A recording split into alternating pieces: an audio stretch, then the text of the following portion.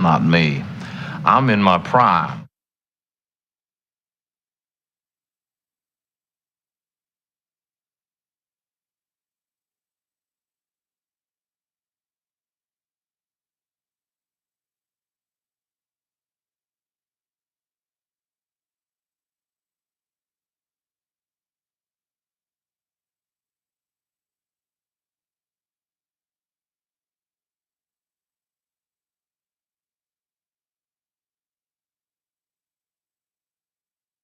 Not me. I'm in my prime.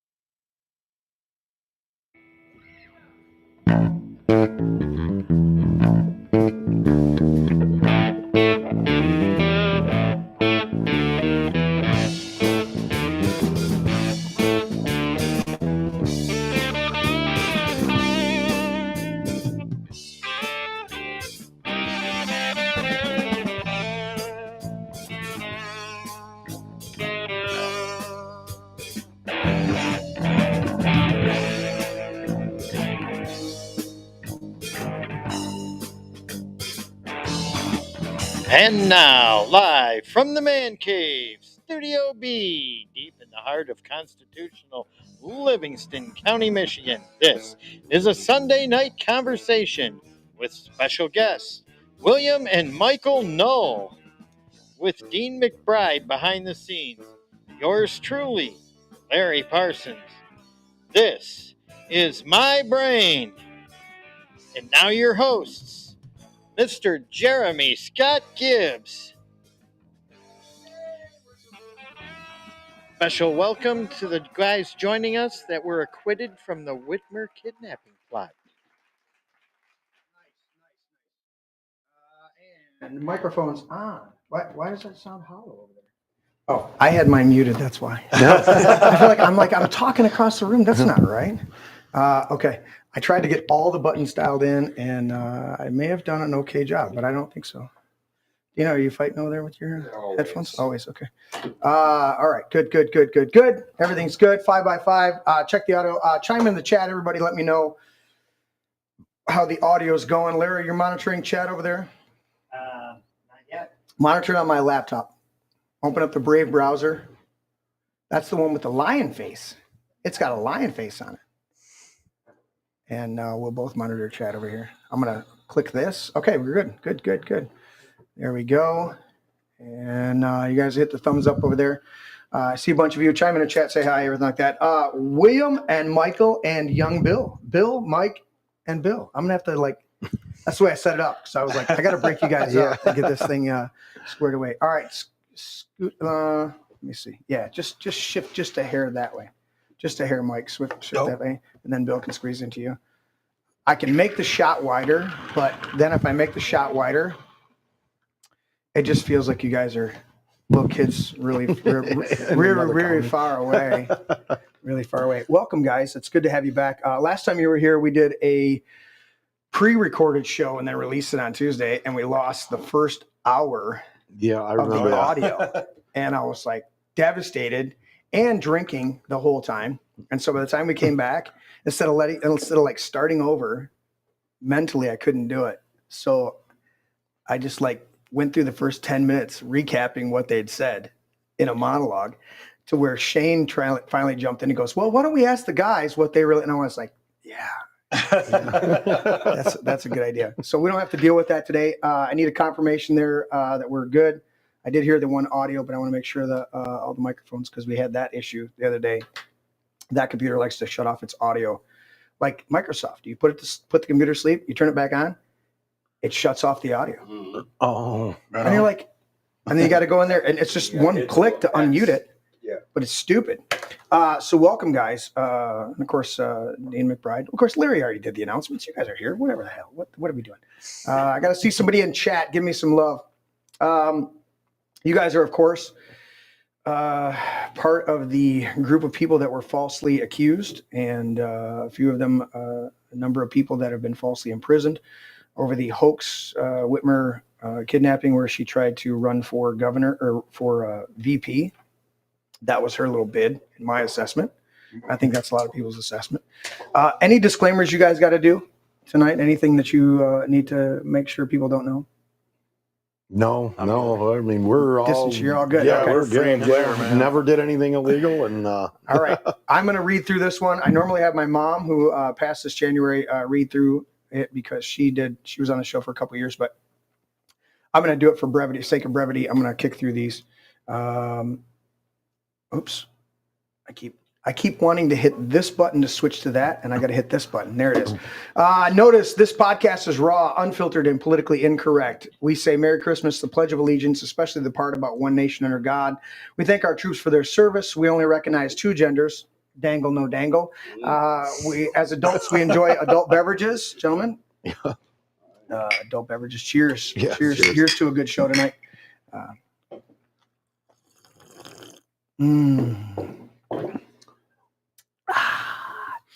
We cuss. We do not curse or swear. Look up the definitions of those. We love Jesus, but hate religion and religious hypocrites or assholes. If there's any of this offends you, you can leave now. So there you go. And we're back at it. Let me check this. How's the table shot? Oh, the table shot's good. I was afraid. No, table shot. Why did you do that to me? There. I was going to go to the fish tank. That's what it was, Larry, and I hit the wrong button. Are you awake over there, Larry? I want to see that you're awake, buddy. Oh, no. Are you awake? No. Okay. I couldn't hear you on your microphone. Maybe you had a button over there. Oh, you know what? Yeah. Maybe if I unmute Tower myself. Mike. Tower Mike. There he is. How about that? Do you have your little camera there, Larry? My little camera. That should be you right there. Did I push it at the same time as you? I'm not going to push it. You go ahead. No, that's not the right button. That's not the right button. No, that's not the right button. You know what, Larry? Oh. It's not that. You know what? You know what it is, Larry? Did you take the button off? Table. Turn the camera on. Oh, I forget. You got to turn this. That camera shuts itself off. That's awesome later. It's one of those stupid cameras. And I need you to do one more thing, Larry. For some reason, we lost the background. Again? It's easy. I'll do it here in a minute. Let's go. Let's do this, guys. So no disclaimers. Okay. We're all good to go. I want to recap everything, but let's talk about this. We had a good dinner. Yeah, it was good. Yeah, good conversation. Yeah. I made my it's at least family famous. The beef tips, they always go over well. Yeah, the beef tips and noodles. Beef tips and noodles. So that was good. But you guys walked in on the band. The band was all excited. They're like, "Are we practicing Sunday?" I'm like, "Dude, as long as you're here, we can practice before 5, but I got a very important interview to do." They're like, "Okay." And so the guys were rushing. That's why we're rushing Brady, and he's like, "Dude, you guys are rushing me." We're like, "Well, you're running late. We got time. You're a few beers in, buddy." Oh, you guys were jamming when we pulled up. I could hear it as we pulled in. I was like, "Yeah, there was a shit ton of cars." Yeah, here. you guys opened the door. I'm like, "Yeah, come on." Yeah. I'm just singing along. So that was, but it was a great conversation during dinner, and I really want to revisit a couple of things we talked about, some other stuff, and even in talking when we got up here to the table, you said there's about 5 guys that are still in prison from this fake kidnapping. Yeah, there's 5 guys that didn't plead guilty that had a sham trial that are still sitting in prison. Okay, because 4 guys pled guilty. Right. One of them was an informant. I'm positive of it because he had pled guilty within like 3 weeks of and we being didn't even have our arrested. discovery yet. Mm-hmm. And if you look us up, you can actually see where we were housed during the 2 months we were there. You know where all the other people were housed. Right. Ty Garbin never shows up, so Okay. I'm assuming he was a federal informant too that pled guilty just to. Didn't they? What's the official? Do we have an official account of how many of the people involved? It was 14 or 15. 14 were arrested and charged. 14 arrested, But there was about a lot 7 or of 8 of them people- were F. For No, feds. there was No. at least 12 to 14 informants, plus there was a few FBI agents that They were undercover. that were That undercover. never got charged. They just infiltrated the group. So the Okay. 14 people that got charged, we think one of them was an informant You just think to get one the of ball them? rolling. Okay, Yeah. one of them. But then you're saying there was an additional potential 20. 12, yeah, there's 12 to 14 that they know of that we've got from court records Okay. that were informants But involved. each of those guys actually have a handling agent too. So there's people behind the scene as well. Okay. So what was the overall count of the amount of people in this snare operation, this sham trial? We're getting close to 25, 30? Oh yeah, at least Well, because if they you count raided the other handling people, too. agents, but there was like 60 people that they were trying to wrap up into Oh, wow. to charge. Yeah, Right. But they had, so I don't know how many. I mean, this could be endless on how many FBI agents and that. I mean, Whitmer helped plan her own kidnapping. Of course. She actually orchestrated, like when the FBI would take people for rides, she orchestrated and let them know when the good time is to do a drive-by by her vacation. Did And this come out in trial? She's Why is there nothing that's come out on this? because you got to understand when they were in trial, like they had, if you used a recording, like Mhm. you're the agent and you're recording our conversations. Yeah. That's allowed to be played to the jury at the discretion of the FBI. But when I, as a defense attorney, want to play what you said to instigate that, Mhm. that's hearsay. You can't play it. So That's it's good Even for though the it's, feds. even and though it's it was the hearsay, same yeah. recording, Yeah. even though it's the same guy doing the same recording, it's hearsay when the defense wants to bring up, but it's not when It's prosecution- co-conspirator statements So- if the prosecution wants to It's go after you. basically in the sense that, when you got a rigged guy out there with a striped vest on that's throwing a flag on the field, Mm-hmm. yeah, he's Yes. paid. Yeah. He's paid. The zebra? Yeah, the Yeah. zebra. So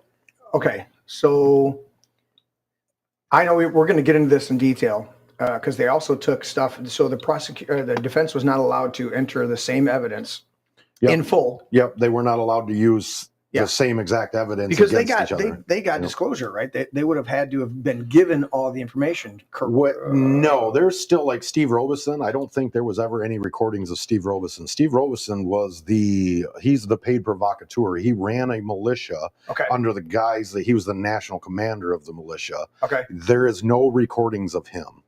He may be on recordings, but his recordings were never given to people. Right, but you guys were. I'm just trying to figure out what was actually lawful and what wasn't. Was your defense attorneys given all of the information? They just weren't allowed to use it. Yes, well, Yeah. to a point. Like I said, there was some stuff that we didn't have, Okay.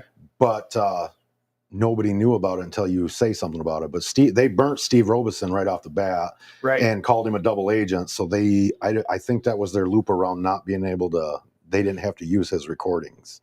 And he had a lot of recordings that He would was have Yes. exonerated everybody. He was the mastermind he's of the most of it. Yeah, Okay. because Now this isn't the guy that got promoted to DC, right? no, that was Dan Tuono, D2Ono. He was Yeah, the guy. D'Antuono. He was the Detroit field office, the head of the Detroit field office. Okay. After we got arrested, he was then promoted to the DC field office where he handled J6. Wow. All right, let's back up, guys. Let's go through this. You guys are not what they said in the news. You are the Wolverine. No, No, we're not the Wolverine. we're Michigan Liberty Militia. Michigan is what Liberty we were. Militia. For 4 years, they called us the Watchman Twin. I've got The a picture Watchman on my Twin. phone where they were like the Watchman Watchman Twin. Twins are going to trial. And Right, and you were never that. No, and we No. never actually met them before. They Okay. were like, we would work security for certain events. See, I love it when you guys immediately, I threw out the word and you were like, no. No, we were I'm like, never okay, Watchmen. all right. Like I said, you can go to the Attorney General's website, even though it's been proven time and time again, when you go to her shit, we're still Watchmen. Even though it's been proven in court, Was there no defamation opportunity there? Oh, I or think is it- there is, but that's you got to have a lawyer Yeah, gotta have to a actually lawyer. do something. So we need to put the word out to some of our lawyers out there because they may have to take it pro bono at the beginning, but if you guys get a settlement, they would get paid. We've had a couple people that were gung ho, they were going to do it, and then in Canton, I keep screwing it up. I signed a retainer with a guy, and then the building across the street exploded after I signed a retainer. And then that's suddenly I convenient. haven't talked to that guy again. So I don't know. It's just a coincidence, I'm sure. Totally just a coincidence. Nothing to see here. Nothing to see here. Okay, so let's start back at the beginning. You guys are part of Michigan Liberty Militia. And that's something both of you started. Yes, there was 3 of us to started it. Okay. What was the purpose of that militia? What were you guys, what was your focus on that? What was your plan? When we started, it was actually, I wasn't even a Trumper to say, but there was people that wanted to vote for Trump in like 2015. Okay. And these people were getting violently assaulted at these protests. When, these guys, they would be going to see Donald Trump and shit.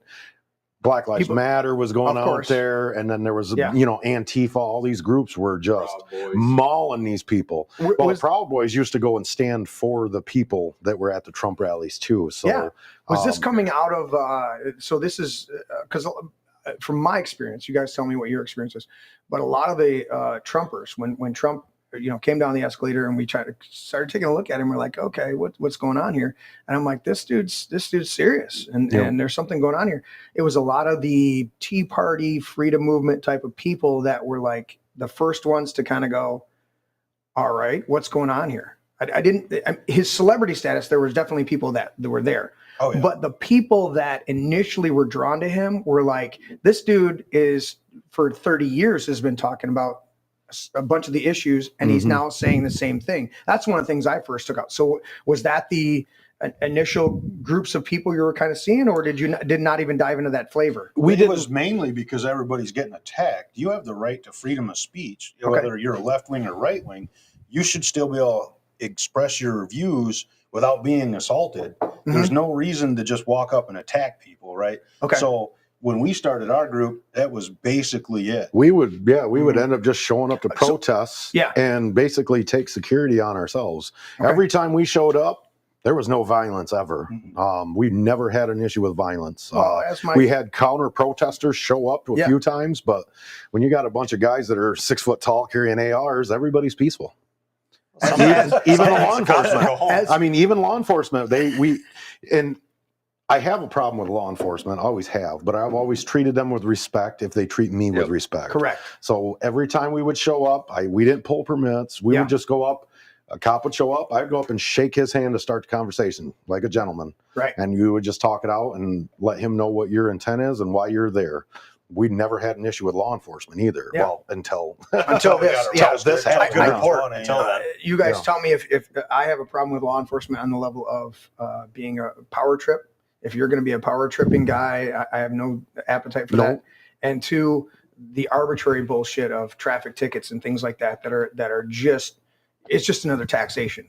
You're not helping society. And it's a conflict of interest, right? You know where the tickets go, right? The money goes into the retirement funds for judges and judges and the retiring deputies. It goes into their pensions. Yep. I did not know. Yeah. That. So isn't it a conflict of interest 100%. That the judge and the cop that give you the ticket go to court together to say, you're guilty, I want you to pay this fine, and then it goes back into their pocket in the end. So it's a conflict of interest. How about the judges that they either own or partially own the drug testing facilities that they sentence you to? Yeah, and then they force you to take them. Force you to take them. And then as you're on probation, you have to pay dues, and you got to pay for the drug test. I mean, that's still a conflict of interest. Our justice system is nothing more than it's a money-making scheme. It is. From the private prisons. The minute they privatize prisons, there should be no private prisons, and we are still, I believe, the highest per capita incarceration country. Yes, and we're supposed to be free. We're supposed to be free. Yeah. Where's our how can liberty? you have the highest per capita of incarceration and be the freest country and be the freest country? Yeah. It's because we're jailing people for bullshit. We're jailing people for. Yeah, you got 10 million laws. We're breaking a law right now somehow.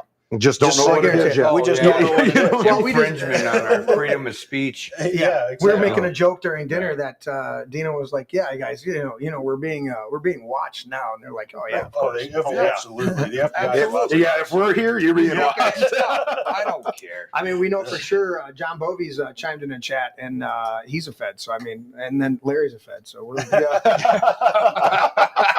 Larry, you're Fed over there? Wait a minute. Wait a minute. From our experience, most feds are bald with a beard. Normally a nice beard too.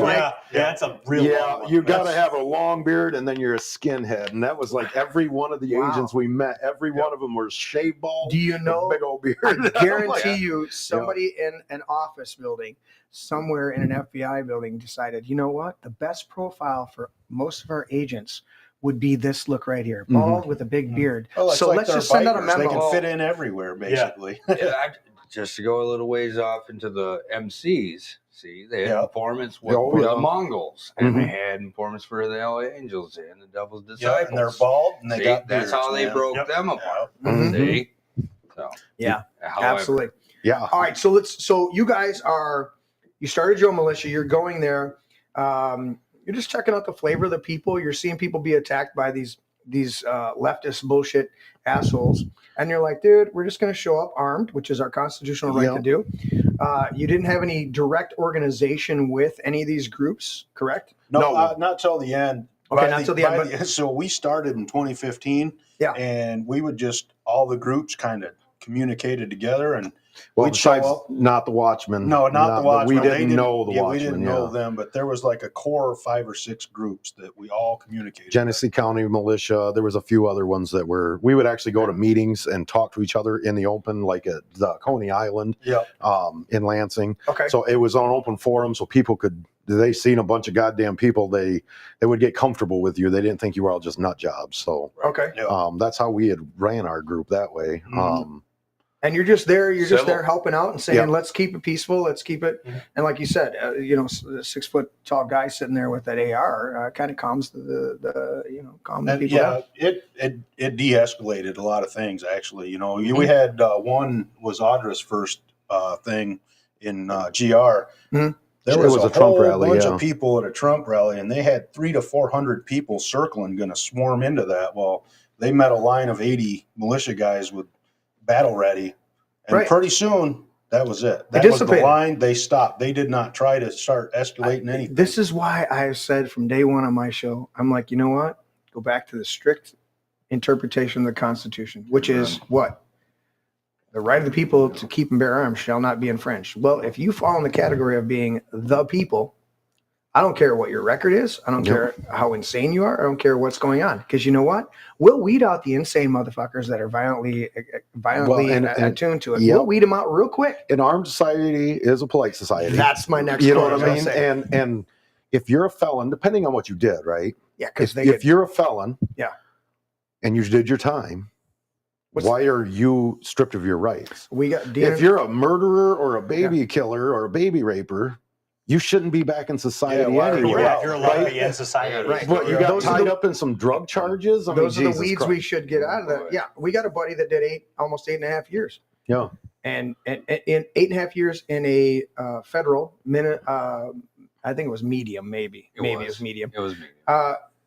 For nonviolent white collar. Nonviolent white collar. Can't own a gun. Yeah. Can you imagine being a guy that committed fraud and now you're in with murderers and rapists and shit? I mean, there should be levels to this stuff. Not only that, back in the day, you got arrested for marijuana. Now it's legal. You still got that marijuana charge. You still got the charge. Oh, yeah. Never got off my record. Well, and the bitch is in the federal system, it's still a tier 1 drug. It's above methamphetamine. Yeah, it's total bullshit. That's what weed is in the thing. But that's a whole different rabbit hole when you get into the hemp and why it was actually illegalized. Right. Yes. It was into the hemp because the paper companies were like, no, we had to kill that market. Dude, I love it. Well, not only that, let's not get into the medicinal. Yeah. Right. But long before the medicinal, the Constitution is printed on canvas or cannabis paper. Yep. Hemp and shit. Yep. And people don't even. This is how ignorant people are of historical context. They had a literal campaign during World War II, during 1943, Hemp for Victory. Yep. Yeah. And they enlisted all the farmers to grow as much hemp as they could because they made the canvas. Yep. They made the rope. They made clothing. They made so many things because hemp is a superior product to anything Well, out not there. only that is, you know how fast it grows? Oh. You're cutting down trees to make paper when hemp has got like a 3 to 4 month life cycle before you harvest it And to it's- actually get in there and make more paper out of You it. can You know get what I mean? 6 times the amount of paper out of the same acreage in 1 year Yep. that you get in 10 years of tree growth. Yeah. Right. So why not legalize it? Well, because pharmaceuticals get involved. Right. Well, and that brings into DuPont and Dow and stuff like that because they brought the synthetics in when they were, dealing. Well, look at Arizona. They illegalized weed, but yet pharmaceutical companies make a synthetic THC to Mhm. give to their patients. That's because they can patent it. Well, exactly. And then the pharmaceutical money, they just get to control it. 100%. Well, I looked into it years ago, and they could do years ago before they made it legal. We could have bought from 20 different countries, Canada in particular, industrial hemp in bales, shipped it here legally. Yeah. Make clothing, make paper, make a whole bunch of different products. You can make. Yeah, it's endless. It's almost like plastic. You know what I mean? You can make plastic. Yeah, that's what I'm saying. You can make plastic that when you're done with the plastic, you can throw it in a blender, grind it up, and throw it on your yard. And if they haven't added any other synthetic chemicals to it, it'll dissolve into your property. Yeah, so no more waste. It's done. Yeah. Not only that, so we could have done that. Hemp is the only thing other than actual silk that you can refine as fine as silk. Yeah. And they have outlawed this material, and it's lifeblood. Henry Ford had a whole car built out of hemp that ran on hemp seed oil. Yeah. And well, that's a whole different conversation. That's why Prohibition happened too, is because of Henry Ford. I mean, basically, he said right in his thing that even the farmer can do it. And shit, some of the old flyers, there was the stills pumping fucking moonshine into his car. 100%. Yeah, you know what I mean? Like, but then the oil companies got again. It comes down to you don't got to go. Movies is Lawless. Yeah. Oh yeah. You ain't got to go to Rockefeller to get to go to the gas pump. Just refine this stuff here. Yeah. I think it's amazing nowadays that we have this that diesel still is the highest at the pump, and it's the least refined. It's the least refined. There is some crude throughout the world, particularly we have it in here in America, where it literally can come up out of the ground and run through a paper filter, like a coffee filter, right, and put it directly into the gas tank, and they run a diesel engine. And I think about, and then you look at this, my cousins on the Gibbs side, they had this, they started picking up oil, used oil from fryer oil, engine oil, Yep. transmission fluid. And they bought the simple machine that would filter out the impurities and deposit them. And so they get this and they're putting it in there. They had to switch fuel filters on their diesel. They do water. Some of them do milk, but they do water, filling up swim pools, stuff like that. They had to switch the filters that they were using on the trucks because the oil was so clean, it was eating the paper. Yeah. If they had paper filters for the fuel, for the fuel filters, it was eating the paper. So they had to switch to some other filters that had like a mesh out of some other, like a steel mesh with a holder on it versus just those, the paper. I know exactly what and I'm like, so there's so much technology out there, and they want to suppress it, and they want to this, and I will come back to you guys. It's the same dynamic. They want to suppress freedom. They want to suppress creativity. They want to suppress individual expression, and that's what you guys encountered. So going back to this, you guys were just helping out, doing stuff. Are you good, Bill? Yeah, I gotta go take a leak. Oh, all right. Yeah. So you guys are going, and you're helping out the different rallies, right? Are you just hearing about the rallies and just showing up? A lot of these rallies that would get put on, we had a Facebook page. It was Michigan Liberty Militia. Okay. And a lot of these people would ask us to come and work security for their event. Okay, so it got to a certain point where you're being asked. I mean, they were asking. They wanted us there. Whoops. We had a friend of ours. She put on. It was a Trump rally. Okay. Patrick Kobeck was running for governor. Okay, we like that. He showed up there to the event. We were working security there. That was 2018. Yep, 2018. I had to write a security plan to the GRPD because she was running Lamar Park. Well, they were like, you're not going to have guns there, blah, blah, blah. And I'm like, we rented the facility. We're bringing our guns. Right. Right. So after I run down this whole. It's basically yours. When you rent it out, it's yours for that. 100%. It's like the churches when they try to tell a church that you can't have armed individuals at the church, and you realize you're like, wait a minute.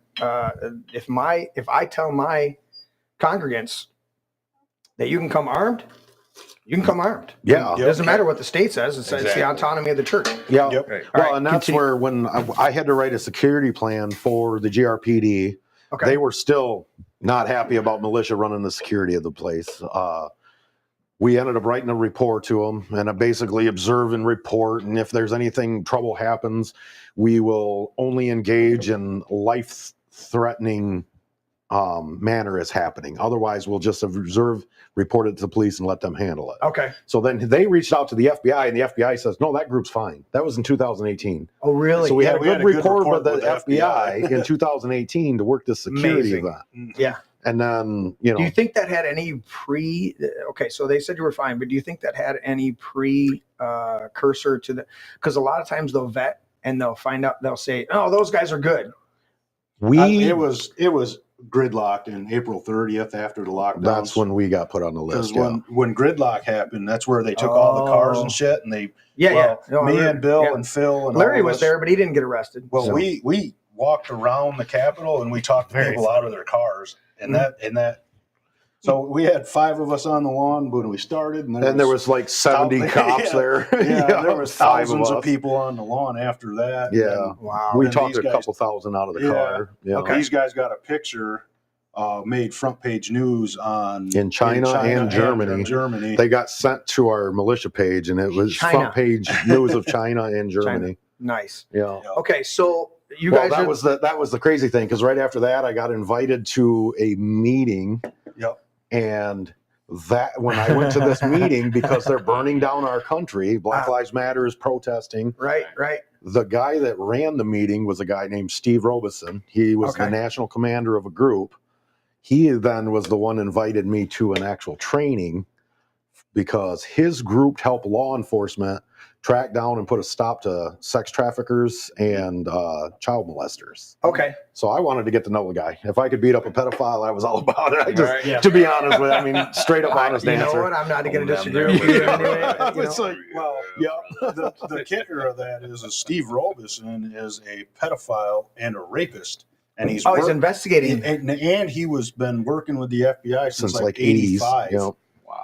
So that makes been informant that long. Well, he impregnated a minor woman or a minor girl. That's how he got his statutory rape charge too. So okay, how minor? What was the age difference? I don't know when that one was. I know Christina Ursaw from the lady doing the documentary. She actually has the police reports on this guy, which they did not give to our defense attorneys. Okay, so she went in and FOIA'd a bunch of shit and found this stuff. So isn't it amazing the amount of things that they have on any one of us? They literally will charge any one of us and make us all look guilty. And yet when it's one of their guys, they go, you know what, we're going to hide this. We just need you to check this thing out for us. Yeah. We just need you to go in there and talk to these people for us. For honorable duty. And honorable duty, just to be there and be a protective agent. Yeah. And you go, really?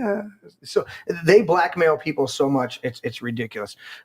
Okay. So you guys are doing this, patriotic duty, just going in and protecting people. It's not even patriotic duty. It's a human duty. It's something that you go, you know what? There's people here. We want to make sure it's peaceful. Were just, to be honest, we were just being men. What men you're supposed to be. You're supposed to be a protector. That sounds about right. You know what I mean? You're supposed to be a protector. Yeah. And it doesn't matter who the fucking person is. You're there to protect people's rights, and you're there to make sure that nobody's harmed. You know, we protected the protesters as much as you protect. Yeah. I mean, if we seen some people at the rallies trying to get out of control, and they were going after protesters who were just standing on the other side of the road, we put the stop to that too. I didn't care who they were. 100%. Well, because that's a moral dynamic, and as they a protector have, as much as I hate it, they have just as much right to counter protest than Right. you do them, as long as The it's main thing is peaceful. peacefully protest. Peacefully Yes. protest. Well, Yeah. and that's the kicker on it is the leftists are the ones that tell you can't do it You know, and will attack. I mean, Oh, look what they're doing to the Tesla vehicles. It's so fucking stupid. The problem with the right Mhm. is they don't dish out what the left gives them. If someone's going to walk up and throw water in your face, like they just did Topher at one of the, I don't know if you guys seen that. Okay, some tranny threw water in Topher's face as he's trying to get an interview. Okay, that dude should have got his ass kicked. Period. It was assault. At least should have got a punch right to the hand face. right then. But the problem is we're almost complicit to it. If you're not willing to fight back, that's how because I mean, who drives Teslas? Democrats are the right, and they're the ones driving the Teslas, and then the Democrats are attacking them. I'm seeing it. I'm seeing these people do this, dude, where I'm seeing the left come out and they're like, I bought this car to be environmentally friendly. I bought this car to do this or do that. And you guys just keyed my car. Mm-hmm. I'm one of you. And you're like, yeah, that's your fucking people that are doing that. How dare they shit. find government corruption? We got to shut this down. Yeah. What are you protesting? Well, it shows you how much they actually truly believe in climate change. Oh, they don't. Yeah, you go and burn all them carcinogens back in the air from that car on fire. Yeah, exactly. Yeah, that's not going to pollute. No. If a Republican did it, then that would be pollute. Then it would be pollution. But That would be pollution. That would be polluting. But The next question is how much did the FBI pay him to start the fire? So, well, them or George Soros. I think they're one and the same. I don't really see much of a difference there. I got a cousin out in California that's been jumping them fires this whole last, and it's not much detail that he can give me, but he knows something's up. We get into the California fires or the Lahaina. But they tried to buy out everybody in Lahaina. I got a cousin on the ground that understands it. No, you're exactly right. The guys and the people in Lahaina, they tried to buy them out. They tried to get them to move. They wouldn't do it. And lo and behold, now there's an electrical fire. They don't shut off the grid like they are supposed to. So the fires are burning. And all of the places with blue roofs survive. Or the engine block is melting, but the tree beside it's perfect. Right. Yes. Yeah.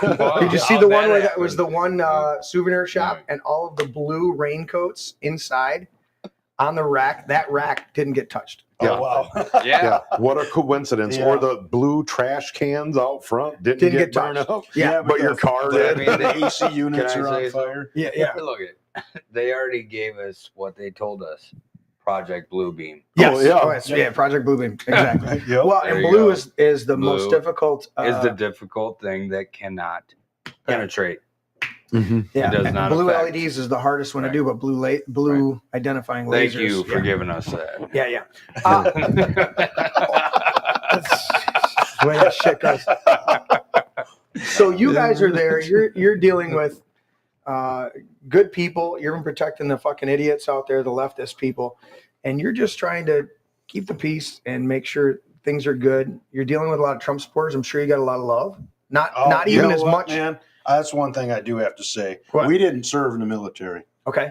We're not veterans. We never did any of that. But when you're sitting there and you got combat veterans thanking you for your service, you're on the right side of things.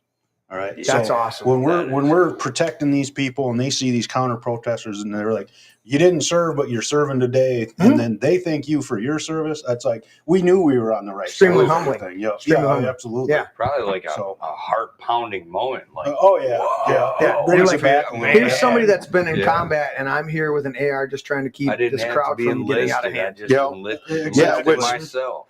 Yeah, I never wanted to serve the military. I support our troops, but I think my government's a lying cunt, and I don't believe we were overseas for the reasons they specifically told us. You'll get no argument here, brother. You know what I mean? So, and I support, I think it's the ultimate act of patriotism. Yeah. I I'm not going to give my life for a lie. It's like I almost want to put an addendum on the disclaimer at the beginning of the show and go, you know what? We thank our troops for their service, and simultaneously tell our government to go fuck themselves because they're the ones sending them into harm's way and then trashing them afterwards.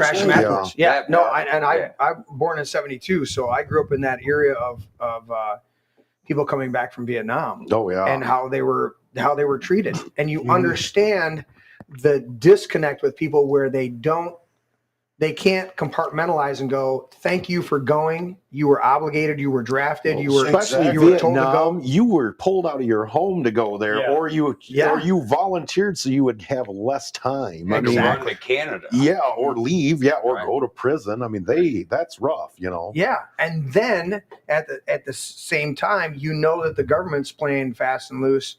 And I mean, it's all come out. The Gulf of Tonkin was such a fucking lie. It never happened. Yeah. I mean, the U.S. Liberty happened to them. Yeah. Right. The USS Liberty happened. And they used real human lives. Who took out the USS Liberty? The Israelis.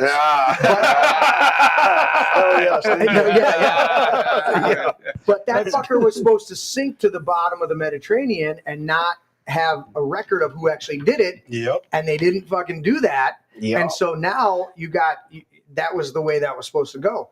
Or what not supposed to go. Whereas the Gulf of Tonkin, there was actually never anything that happened. They just went, hey, we had an attack. You did? Oh, yeah, we're going to have to retaliate. Oh, okay. Yeah, okay. I don't know about you guys. I think you're spreading rumors. Our government would never lie. Oh, yeah. I know. That's been the biggest thing about this whole thing is why would the government do that? Yeah, why would the government lie? Well, because now they're getting a building the size of the Pentagon for the FBI after our whole escapade. Yeah, because they put out the fire. I don't know why they would do that. Yeah. Morally. No, they never lied about Area 51. Thanks for chiming in, Larry the Fed. You guys get a royalty out of this? I hope so, man. Jeez. Previous to the show, I was watching a couple of clips, and one was Rogan debating this guy. Rogan's like, you know, it was fake. The moon landings were fake. And he's like, and the other guy's like, no, man, there can't be that many people in the conspiracy. I'm like, dude, they developed the atomic bomb and nobody fucking knew it except the guys on the inside. Are you telling me that they can't do a sound stage and somebody's sitting at a computer going, trajectory looks good, telemetry looks good. We've got good things like this. Okay, you're watching a computer screen. Well, but I made a washer that goes into the booster rocket. Okay, great. The thing about the whole moon landing thing is like Joe Rogan, his one podcast, the guy blew his mind before that about the moon landing was fake and blah, blah, blah. And then this another guy comes on there debating him about the moon landing's real. So now Joe's already seen, he was like, the one that blew Joe's mind was like, who took the video of him getting off the fucking Well, not only that, but the video of him leaving. I'm taking off. It's 1969. The computer's as big as your barn. And now we got a computer the size of our hands, and we can't go back. Exactly. Yeah. Something ain't right. Something ain't right. How about this one? We're going to call Nixon from the surface of the moon, but we can't develop a cell phone that can call from an airplane until right after the first second Trade Center bombing. Yeah, right. Because we still have those calls. 82. Hey, Mom, it's your son. Whatever his name was, he gives his full name. You know it's me, Mom, right? Yeah, like that's not fake. On 9/11, he's like, it's your son, James David Peterson. And you go, what? You're going to say, you go, Mom, hey, it's me. Yeah. If she don't recognize your voice. Well, not only that. Ain't your mom. In a panic, Mom, something's going on. You're not going to be like, hey, by the way. I'm going to give you my full name, Mom. Yeah, and shit's going down. How about 3 towers come down, 1, 2, and 7, but we're not going to talk about 7 at free fall speed. No, you can't do that. Well, not only that, when it was still up, when they were like in the video, I think it was CNN broadcasting, Tower 7's behind the woman. BBC. It was BBC. 10 minutes before 7 came down. Tower 7 went down, and it's in the picture, and then it goes down. Yeah, it was like exactly. No plane hit it. Right. But the interesting thing is, after Tower 1, 2, and 7 came down, then they miraculously found 2 passports fully intact. You know, where's the body attached to the fucking passport? Well, how the fuck do you lose 100 floors, disappear, and you found that and no plane debris or anything, but you found the plastic IDs? Yeah, there's no resistance to multiple floors pancaking together. You know? Yeah. I just wanted to say, but just to look at the depths of exactly what we saw there. We had human beings jumping out of that building. Yeah, they had no. Plummeting Yeah, to they their would death. They either had burn to nowhere death go. or fall. Yeah, you'd rather that's jump to crazy. your death You or know burn. what I'm Yeah, saying? that's, yeah. So the depth of it, we could laugh all day, Right. but you're that right there, I'm No, so sorry, you're my American friends, Yeah. no more. Yeah. I just saw a bunch of new videos coming out, right? Of course, they're releasing all sorts of JFK and everything like that. Yeah. But I saw one of the new ones I hadn't seen before, and I've gone in depth into 9/11, of course, in JFK. Two of my big subjects, 9/11, JFK. Of course, you touch on Ruby Ridge, and actually the band wrote a song that we got to start playing again. It's incredible. But Ruby Ridge is the sickest shit ever, right. too. And then the Branch Davidians. Yeah, and then Waco, and then you've got the bombing in Oklahoma City. You've got all these dynamics, but the two that I focus on the biggest is 9/11 and JFK. And I just saw a new one that I've never seen before. This guy's out the window, like you're talking about, and he's in between the because they were exterior columns on the Trade Center buildings, and he's outside the window and he's between the two columns and he's trying to slide down. Oh, no shit. On the outside of the columns. I'd never seen that before. And he makes it like, I don't know, 7 or 8 floors before he finally loses his grip and falls to his death. Yeah, it's like, dude, and I was survive. You know, I could go anyway. Yeah. What I have to say real quick is, you know, something brought me back here just about a year ago. I went to an encounterment with Men's Encounter and stuff like that. And the Lord came to me at a moment where I started to focus on some things, and something brought me back to Timothy McVeigh.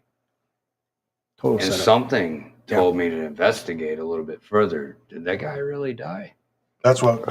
Well, come to find out, I found a familiar face that happens to be a general. Oh, that no looks shit. just like Timothy McVeigh in an older version. I won't give the name because I don't want to, you know. You don't want to have a sudden heart attack. What about the guy that was in the U-Haul truck with him? Timmy McVeigh during the fucking bombing. And then how come the FBI had a bunch of U-Haul trucks before a U-Haul truck showed up there? And how do you direct a blast? I get the gist of a bomb in a 55-gallon drum of fertilizer and fuel oil. How do you direct that blast to the face of it? How do you direct it? Inappropriate. Yeah, it's how do you inappropriate from where it's at? Yeah, you don't because you can't. Yeah, Well, we've got exactly. Yeah, unless he went and like did Herman or Hagler there, and he half-inch steel, and he like absorbed this side to blow it. Bullshit. You've got an aluminum paneled van. Yeah, I used to work on semi-trailers. There ain't nothing there. There's nothing there. The same way. And the windows, like the buildings were untouched, but the windows were blown out across the street. But the whole Oklahoma City building is cratered. What? And there's no hole where the actual truck is. There's a crater in it. It's such bullshit. Well, not only that, that one that just happened in Florida, was that 2 years ago, 3 years ago? It looked just like the Oklahoma City bombing. It was over McVeigh, or not McVeigh, McAfee. McAfee. They blew up McAfee's building. The goddamn pictures look identical to the Was that before or after they killed him in the French prison? Well, I think it was just after, but they kept saying he's got a dead man switch and blah, blah, blah, and he's going to release all this information. Okay. And then suddenly his apartment blows up, and it looks just like Oklahoma City. Yeah. I mean, it's well, and some of the new videos coming out on 9/11 where they're talking about even more discoveries. We knew this; those guys, all of us that were aware of this shit and studied this stuff, we're like, this was Silverstein took out a double fucking insurance policy 6 weeks before or something like that. So he got paid out, several $1 billion on that. But when you find out how bad the buildings were, Trade Center buildings were, that how fucked up they were with asbestos, with all this other stuff, and you find out that Bush's little brother, not Jeb, but the other, there's there's 3 or 4 of them there. Yeah. He was running the crews that were repainting the columns. And what were they painting them with? Thermite plasma, so that they could pop them when they needed to pop them. And you see the fucking ejections out of this, and the buildings. There's not a single fucking engineer that looks at the tape that's honest that won't go, That's a what the fuck? demolition Dude, job. this is a demolition job. Mhm. It's falling at almost free fall speed with no resistance. Yeah. 110 floors. Not That even doesn't a thing slow goes down. clink, It clink, clink, speeds clink. up. Well, All right, not only does it exactly. slow down, it's Right. not going to constantly go straight down. Correct. Well, It's going to fall over. Why didn't they Eventually, just it's gonna chip fall one off? And they fell on their own footprint. That's just You know what I ridiculous, mean? dude. There's It's ridiculous. no fucking way. There's no way. You think of fictional movie, The Transformers, right? Yes. And they're in, I believe it's Chicago is the city they're setting in, and these, the Decepticons are attacking the city and tearing it all up. And there's this whole sequence of shots where the people are in the building and the building's falling and leaning and doing this and all, and they're sliding across the floor and they got to drop out the window. And as the building's leaning and falling this way, they got to do this. And I go, oh, why doesn't that just fall into its own footprint? The building's compromised. Yeah, Right. Exactly. I mean, we could set a few. Didn't a plane just hit that? And wasn't it supposed to? Can we just set a few file cabinets on fire and it would have dropped safely into its own footprint with a little bit of dust? Well, You know, and Yeah, the fact that work tomorrow. But yeah. Well, and the fact that CGI. diesel fuel for the jet fuel, because all it is diesel, Right. gets hot enough to melt steel No. that's No. encased in concrete. Even in a full blown explosion, it's what 1250. Yeah, it was like Yeah. 12 or 1400 degrees, but it's Correct. still 16 to 18. Steel doesn't Yeah, weaken right. until 2400 Yeah. or 2100. Yeah, like that's when it melts. Yeah, that's But what it yeah, the melts. beams are still cut on cool. 45s that they found. It's ridiculous. And they took all of the steel, shipped it to fucking Japan, that part. melted it all down. How do you destroy evidence? This is one of the greatest crimes in modern. Well, it goes back to them school shootings. How come every time the FBI is the first one on the scene for a school shooting, they fucking Sandy tear the Hook. goddamn building down? Mhm. Coincidence again? No, I mean, it's exactly that's yeah. exactly the cover-ups. So you guys you're caught up in this type of dynamic. This is the world we live in. This is the what was the documents that they did this? Well, it's, at this point, boss, I think it's dystopian for them. No, absolutely. But Like, I'm saying straight up, it's like, wow, we Yeah. just got hit with all of this shit. This is the world we live in. so. You guys were already. They can't look at society the same. You guys No. are already suspicious of 9/11, suspicious of World Trade or the Oklahoma City bombing, Ruby Ridge, Waco, all this shit. Yeah, David all of Koresh was a fucking cult leader all day long. Yeah. But they could have arrested him in town at any given point. He was friends with the fucking sheriff. He sat on the porch with the sheriff all the time, drinking tea with him. He played in a band that played in multiple In the bars bars, in the town. Waco Yeah. that he played. And he was in town on a daily basis. They could have arrested this motherfucker at any moment. And Janet Reno wanted a fucking reason to push more, get more legislation pushed in to have more power and exercise more authority over the people by creating this shit. The FBI is irrelevant without terrorism. Correct. If They're they the don't biggest have, terrorist well, organization. they are, but Yeah. to get their funding, there has to be terrorism. Oh, 100%. Well, it's like the drug bus in Florida that Cash Patel, he's all over Twitter. It's a bad day to be a bad guy, whatever Dan Bongino keeps putting on there, right? And they keep showing these drug busts that they got from the cartels. Right. So I asked him over Twitter, so did you seize the CIA's drugs? Because it's the CIA that runs It's these the CIA, cartels. dude. Everybody knows that, right? Fuck. So Cash is all of a sudden, you're doing all this shit, but yet there's J6ers being killed by police after their pardon. There's other ones that Pam Bondi's got rearrested on different charges. Right, I'm right. starting to question this, what's Everything. going on. Yeah. Everything. Yeah. Yeah. I mean, fucking, go watch Air America. Yeah. It's fictional, but it's a fictional thing of Bitches is before 2020, the movie came out, Contagion. Yeah. Right? Yeah. yeah. Have you ever guys ever seen that Oh, one? yeah. I watched it during 2020 and it was Yep. already 4 or 5 years old. And then all of a sudden I'm sitting there watching it and I've come to the realization everything that the news is playing, everything that all this is It's playing, all fucking it goes programmed. right back to Matt Damon and this thing Yep. and their lockdown. Yep. And this Yep. thing was created by bats. Yeah. Shitting The only pigs' difference is in food. contagion. People were dying. Yeah, and now this Yeah. thing kills you. But when they were playing it, shit, Italy got hit. Don't even know if that's real or not, but that's what they were playing. And then they blamed it on New York. They were like, this is what New York looks like. It's from Italy. which is an old society for one. For two, did it happen? I wasn't over in Italy. I don't know if that was real or not. Right. You know, our hospitals were lining up their own people in plain clothes and saying there's a line to get into the hospitals, and they're getting they're all getting COVID tested. And then once they got inside, they did TikTok videos dancing around, choreographed. Showing that the hospitals are empty, but yet you've got a freezer full of dead bodies outside. Oh, we're overrun. There's no beds. That's because they reduced the size or how many beds. They emptied floors. Yeah. I said it Tuesday on the show. How do you go bankrupt during a pandemic? How does a hospital, a healthcare facility, go bankrupt during? His wife works in the medical field. Why is it that the hospital gets a bonus even if you call in and say that you're not going to show up to your doctor's appointment? If they write COVID on the fucking excuse on why you didn't show up for your doctor's appointment, you get money. Yeah. Well, and the government's paying you to say that it was COVID. Or if I step outside and get hit by a falling tree out here and they test me and they were like, no, he died of COVID. I wanted to bring just a. This came, you know, my guy that I like to listen to his podcast. Yeah, go ahead. However, he put this thing on there from the Olympics that was back in 1989, 90. And it showed a ball of people that were all dressed in black. And they were just doing this whole thing of what we see today about the COVID.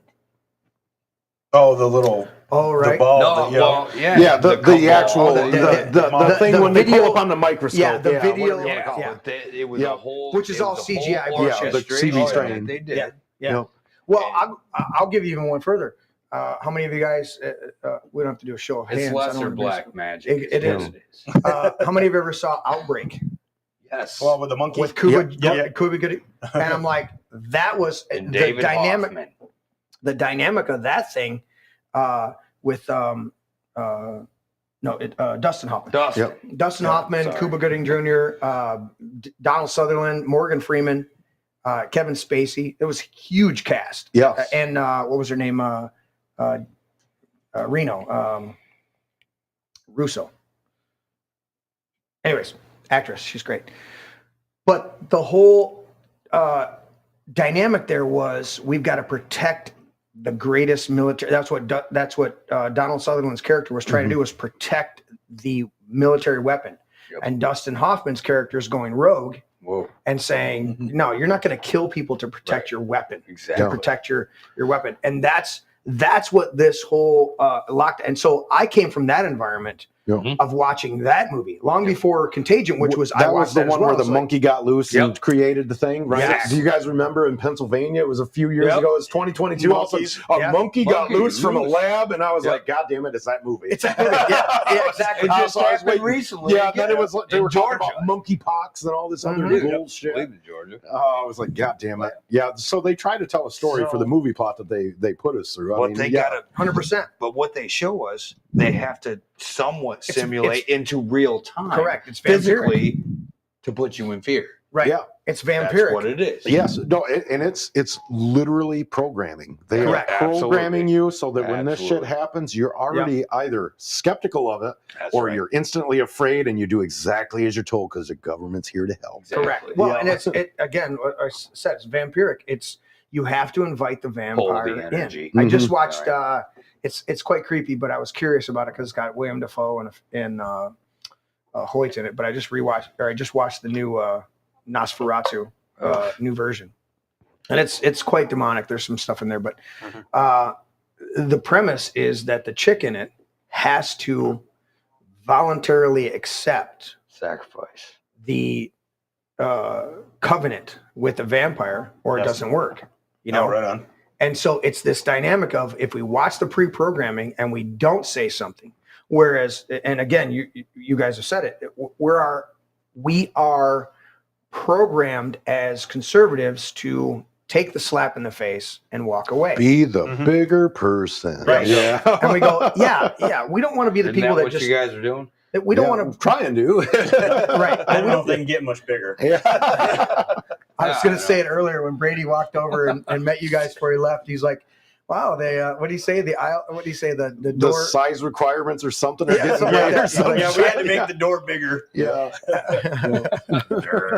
I'll tell you what. He's got another son, and I look tiny. Oh, my to that little kid. brother is fucking huge. You say little younger? Younger. He's 3.5 years younger than I am, and he's 4 inches taller than me, and he outweighs me by almost 300 Yeah, pounds. he's 6'6", 450 pounds now. He used to be. Is He he might wrestling? be taller than 6'6" now. We Yeah, haven't actually. he stopped growing about 4 years ago. Yeah. Luckily, Is he wrestling? no. We tried to talk him into wrestling, football, anything like that, because back in the day when he was in 5th grade, you wrestled the next biggest 5th grader. Right. But when he was still 6 feet tall in 5th grade, this guy was fucked. Yeah. Well, yeah, and Isaac was 350, and he was 6'2" in 5th grade. Yeah.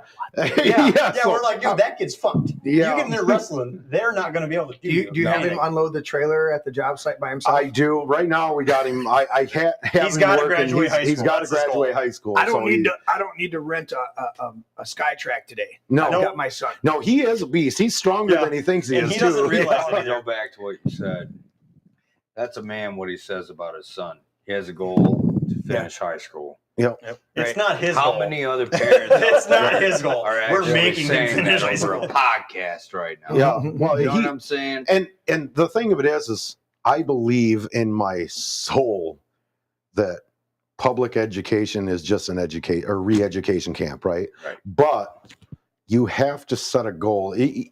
If you can't even finish high school, he's online schooling now because of the whole pandemic, and he's just stayed with that. Thank God. You have to have a goal to do something in life. Right. So hopefully he can finish this and we can, get on to life. He loves cars. He loves a lot of things, but you got to, as a father, you have to still push them in a direction. Soon enough, there'll be this kid's age and they're not going to listen anyway. You got to kick them out of the nest. Yeah. I think the greatest joy later in my life, what do you guys, 40? 43. 43. Year, I'm going to assume that both of you are 43. Yeah. Well, we're only 10 minutes apart. So. Oh, fuck. I'm closer to you. I was always told 6 minutes. I'm 42. shit. I'm closer to you. Yeah. So 43. So being a 52, it's one of the greatest joys. Greatest joys. There's so many joys, but one of the satisfactions is when your kids come back and go, Dad, You were right. and you don't want to. It's a gloating moment. Yeah. You're like, okay, you realize because I had to do the same fucking thing when I was a kid to go, to either grandpa or whoever it was, and go, yep, I get it. Well, and it's crazy because him being 21 and Isaac being 17. Yeah. He knew he was easy because he was mine. I mean, grandma was a big influence on him, but okay, fuck you, man. Yeah, but grandma, women, she was. Women are, they're the ones that the nurturers. They fuck up your children. Yes. I mean, let's be honest. They do. Without a father's input. You're like, listen, I told you to take out the trash. It's okay, I'll help you. Well, women, and that's exactly it. Grandma hears me yelling at him. Grandma's over there chewing my ass. Well, and then you have, at the time when we were young, I got married to my wife when I was like 21. Okay. So, yeah, we've been together for 22 years now, 23 years. Congratulations. And we've been married for 20 of it. So, still going strong. Yeah. She's definitely my rock. Stuck. She's through. I'm sure I'm her pain in the ass, but it's funny because the dynamic for the kids, even in school, when he knew he had to work for everything, blah, blah, blah. He was always a hard worker in that. He hated school too, which I didn't blame him. But then you get to that 4-year age gap, all of a sudden, that's when they were implementing kids had to get trophies for showing up. It's a totally different. If you get him on, like the youngest one, you get him on something that he wants to do, he'll do it. Oh, if you tell him we're going to go work on the square body in the yard, that's all his day favorite long. fucking day. Yeah, for the whole year. And the boy, I'm like, dude, we got to do this. Okay. Isaac's like, fuck, I don't want to. You know what I mean? So it's that. You got to find their aptitudes. Yeah, but the schooling is a big. A little different experience with me. My mom was quite the badass. What was your mom? My mom was. Your mom was like, Dean, if you would be a hell of a lot better if you would stop drinking. That's what she told me. Right. And when mom didn't like something, she would say, and it creeps me the fuck out That's my mom. That's fantastic. Yeah. Oh, yes. Yeah. That's the only one I have loaded. There's another one where she was talking about the transgenders and the stuff like that. And she's like, I think you want to go? Okay, you need to cut your fucking dick off. I was like, Well, that's where I have that clip, Mom. Yeah, that's a whole different programming there too. I still think that whole movement is to demasculate men so that they won't fight back for whatever the government is planning on us. Oh, look at 100%. that stupid commercial just for the Army. Yeah. Oh my God. You see Russia made fun of us? These are our soldiers, these are theirs. You got helicopters. And I'm like, oh, wow. Yeah, it's We're in drastically changed. trouble. Yeah.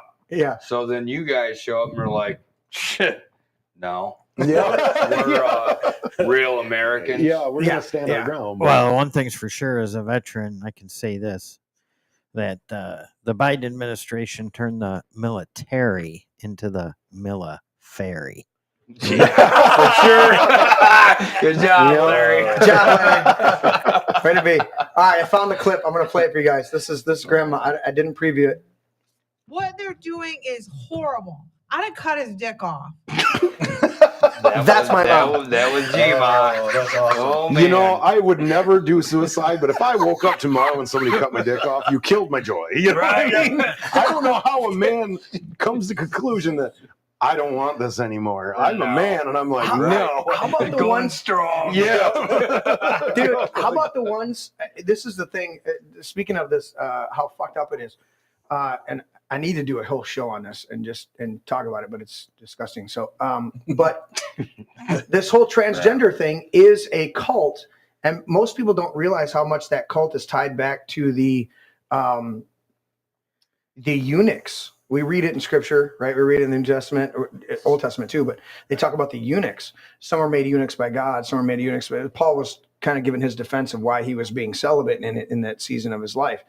Anyways, the idea of eunuchs, they don't realize that, one, if you were a eunuch voluntarily, you literally got to the place where you're like, yeah, go ahead. Yeah. You're like, no. Yeah. There were, and you study some of the Chinese culture, well, really Asian culture over there. There were a lot of people that were voluntarily made eunuchs because that gave them power in the palace because they were no longer a threat to the emperor. And then some of the dirty little secrets is a lot of the eunuchs were not eunuchs with their dick cut off. They may have just had their balls cut off, may have been castrated. Right. And that could still qualify as a eunuch. So you could pleasure all of the women in the harems, in the stables, right? But you couldn't impregnate them. But then you also didn't have a sex drive, so you're like, what's, you lost your testosterone producers. No, it so still just sounds bad to me. It does not sound fun. No. Producers. No. But you realize these, and then this cult moves forward, and you got kids being castrated. They're having, or little girls are having addictomies, and the little boys are having subtractedectomies, and the chicks are having breast removal, and they're trying to fake this happiness, and they're not fucking happy. No, that's why, and I feel bad for them. I really do, because you see them, and most transgender people try to commit suicide and shit. Absolutely. The problem in this country that we have is we're recognizing these mental illnesses, and we're trying to prop them up, and then instead of getting to the root of the issue, we're saying, no, now you have to pretend with me. And I don't agree with that. Yeah, you know what I mean? No, I'm not going to, I'm not going to go out of my way to be an asshole to somebody, but I'm not going to play your game either. 100%. And I don't call them victims. No, because they made a choice. Yeah. They made a decision. You're right. But for the ones that actually got out of it and survived the scarring by removing and or doing whatever. Right. Thing is, I've seen a couple of them found God. Yeah. And they said, you know what? I'm glad that he brought me back. Oh. We need to promote that. Well, we really do. And we don't. This is a great conversation because we've deviated all the way around the place. Oh, yeah. But we don't realize that there's 1 to 2 million people that are born with both organs. Hermaphrodites, or born with underdeveloped organs. There's Vaccines. also huge throughout the Muslim communities, which there's 1.5 billion Muslims throughout the world. They performed female circumcision where they will remove the ability for a woman to have a natural orgasm. Yep, the pleasure. Yep. Yeah. And I go, all of you are fucking twisted, man. You know what I'm saying? It's like I have complete and total empathy for somebody who was, poisoned with atrazine or whatever the fuck it was, and you came out and you got a little teeny stub penis and a vagina, and you don't know what you are, and they made a decision when you were 2 days old to castrate you or whatever they're doing, and then you grow up and you go, I always felt more like a boy, and you go, that's somebody I want to have sympathy with. Correct. Yes. But some militant fucker, or more importantly, some little kid who's in school wrong household at 12 years old, and they take them to these people are being sued now. These fucking doctors, where they get an hour and a half of fucking counseling, and they're recommended to have life-altering fucking surgery to their body.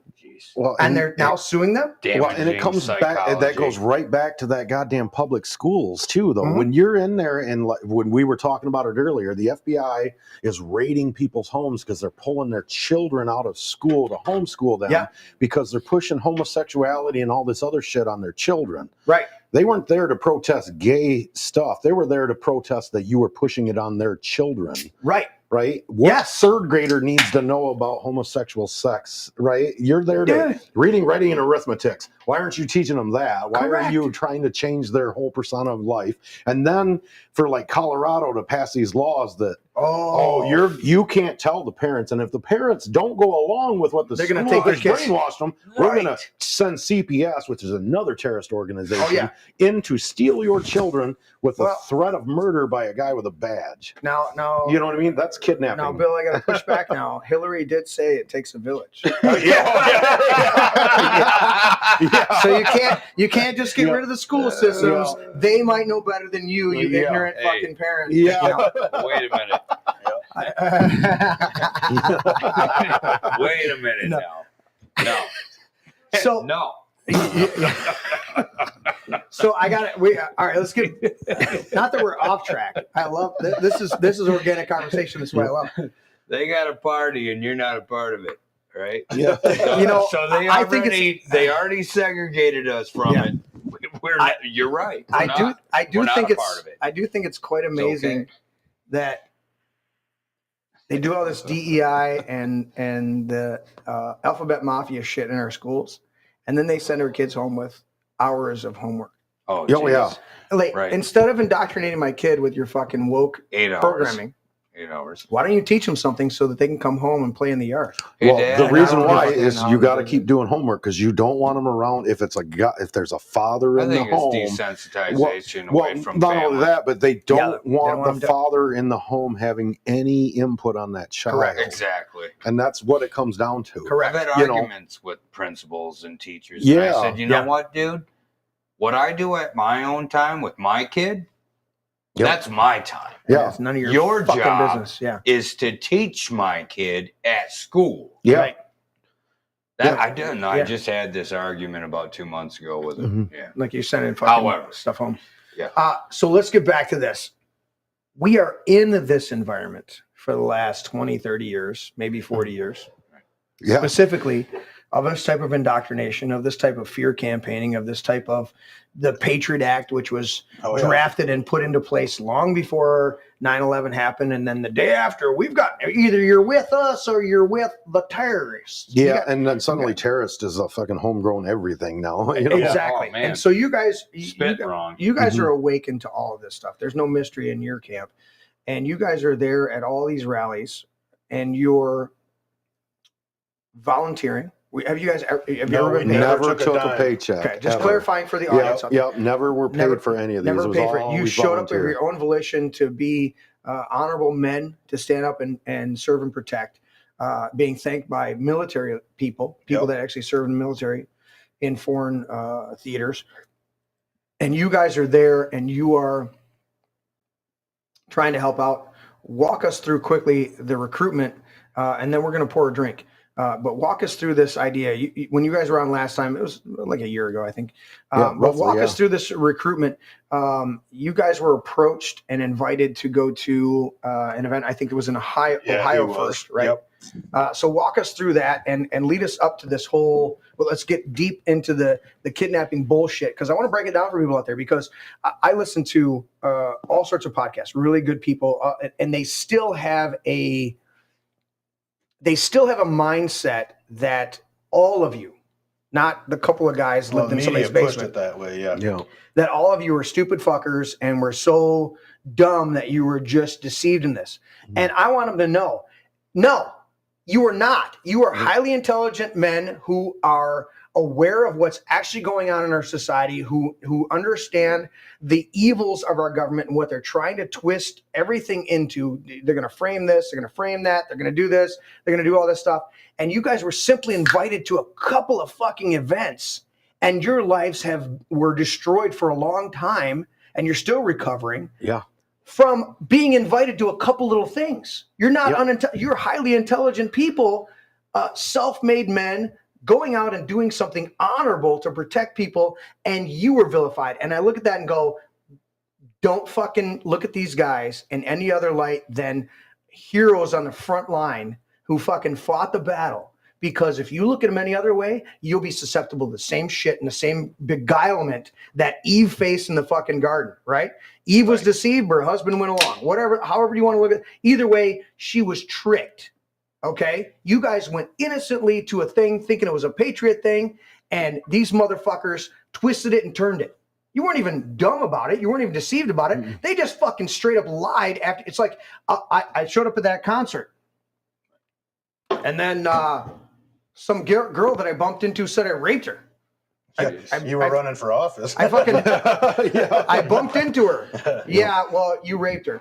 No, I didn't. Yeah. Well, we have evidence here from her, and you go, what? Yeah, her word versus her word. Yeah, this whole fucking thing. So walk us through this. You guys are doing these events. You guys get invited. Go ahead. Well, it was weird because it was April 30th was gridlock.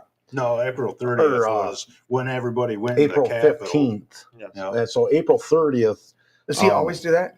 He has to correct me. I love it. I'll tell you right now, the internet will come after you if you're a little bit wrong. Well, they've already come after us. No, April 30th was when I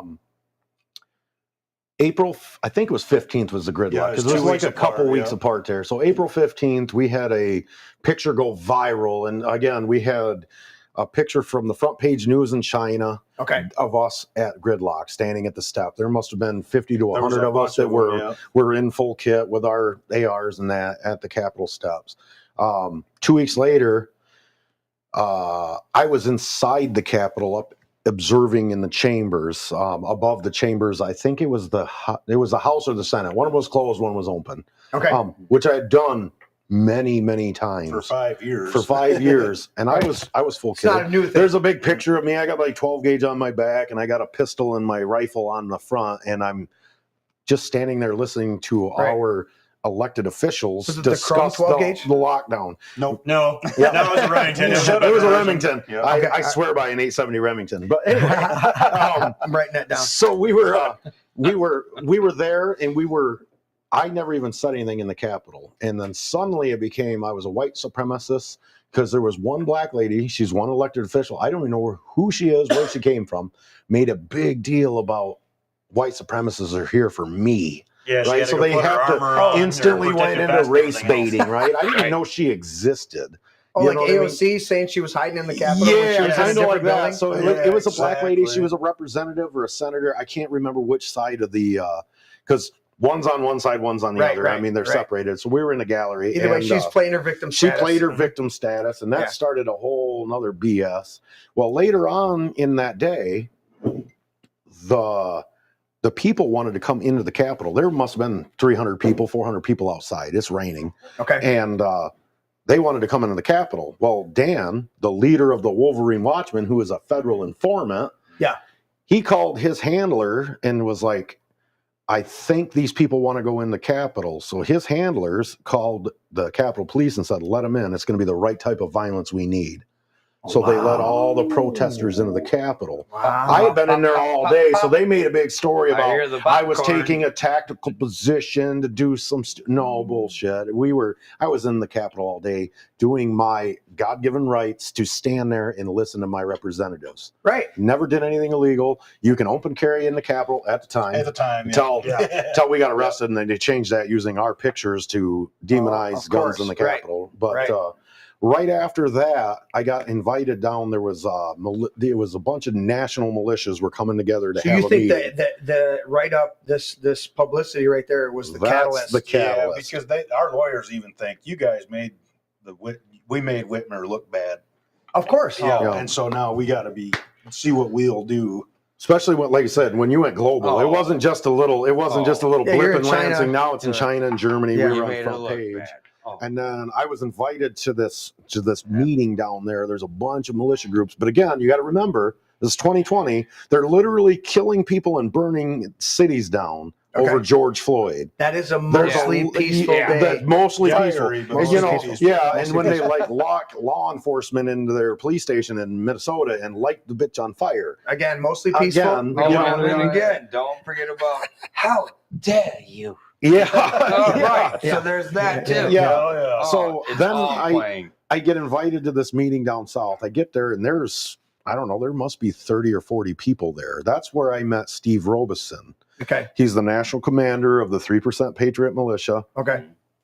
He told us in that, he gave me a big shtick about he helps law enforcement track down sex offenders and sex traffickers and all sorts of shit. Kind of wanted to get to know the guy. Well, he's got a 501c3 nonprofit that he uses. So do I. Well, but the thing of it is I'm not diddling kids. But here's the thing. It was literally for, I forget the name of it, but his stick was, my militia helps law enforcement do that. So I didn't think anything of it, right? Right. But you take people at face value because you're an honorable person. Yeah. We project on other people our own morality or our own honorability. Mm-hmm. So we think if I'm honorable, so I'm going to project onto you my honorability, and then until you prove me wrong. Yeah. And these fuckers use that shit. That's Take the thing a man that pisses at his me word. off. You Exactly. And they use that shit to then exploit. Yeah. And continue. Then after that, though, I was only there at this meeting for like 3 or 4 hours. After that, I left and I went home. Steve ended up, he invited me to a training in Wisconsin.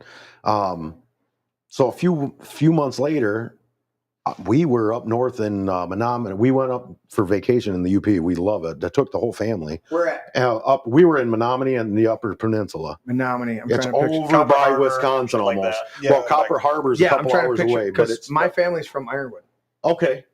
And when we go fishing, we go to Bruce's between Bruce's Crossing and Waters Meet, right in between. So Waters Meet and Bruce's Crossing is Paulding with Bond Falls.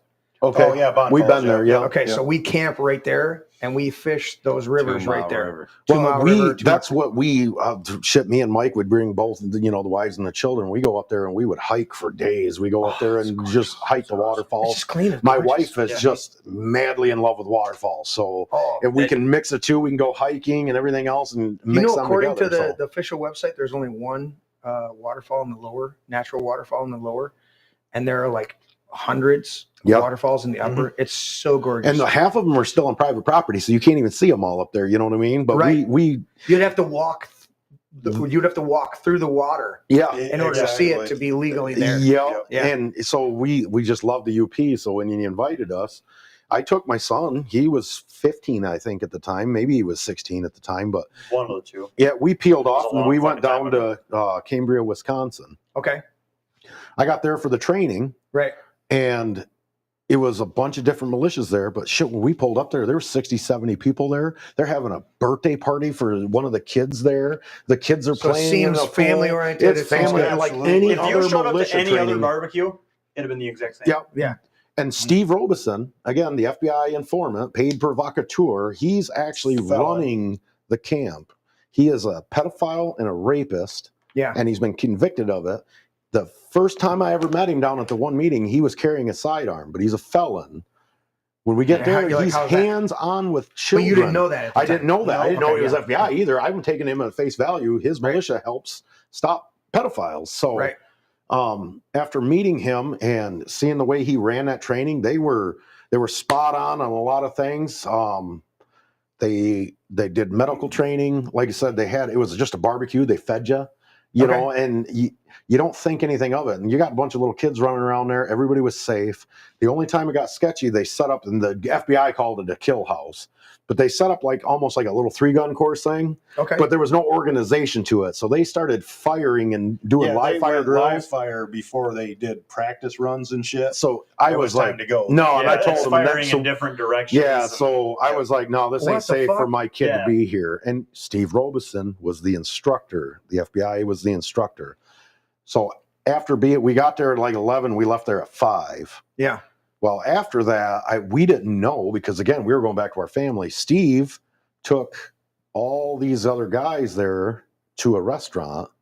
Oh, Bought them all a bunch of booze, got them drunk and high, and started having hypothetical conversations. And then you're not allowed to use his questions first, to you to get that answer. They only play your answer in court. So now you just sound like a raving lunatic. Yeah. They don't realize that Steve fed you a bunch of pot and got you drunk off your ass on top of that. And now you're just in some high drunk rant. And that's not allowed to be Those were the exposed. guys that got convicted. And they got convicted. Right. You know, right. And you don't realize that Steve paid for that first meeting when I went down to. He brought the Wolverine Watchmen there. They weren't going to go, and the other FBI informant got a van and drove them there. Yeah, the FBI rented a van and had their informant drive it, and the informant paid for room and board and the fuel to get there and bought them dinners because none of these guys had the money to make that trip. All paper receipts. So the Wolverine Watchmen would have never even been to one of them trainings if it wasn't for their leader, who was an FBI agent or informant as well.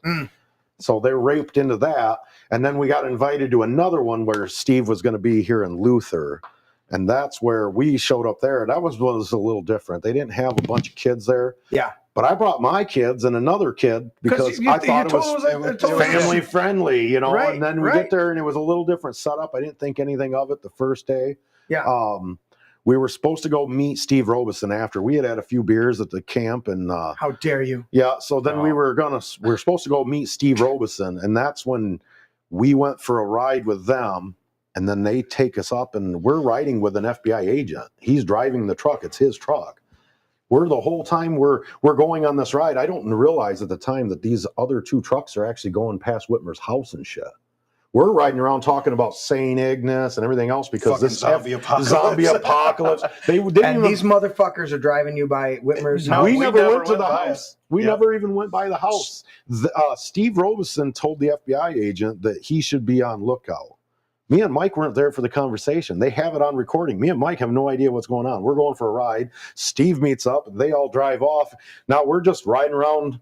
Don't even know where we're at. It was manufactured from day one. Well, they set up pole cams on Whitmer's house. Yeah. They knew when everybody was going to be at the position. Yeah, so they actually set up a timeline so that they could drive by, and Whitmer knew all of this shit.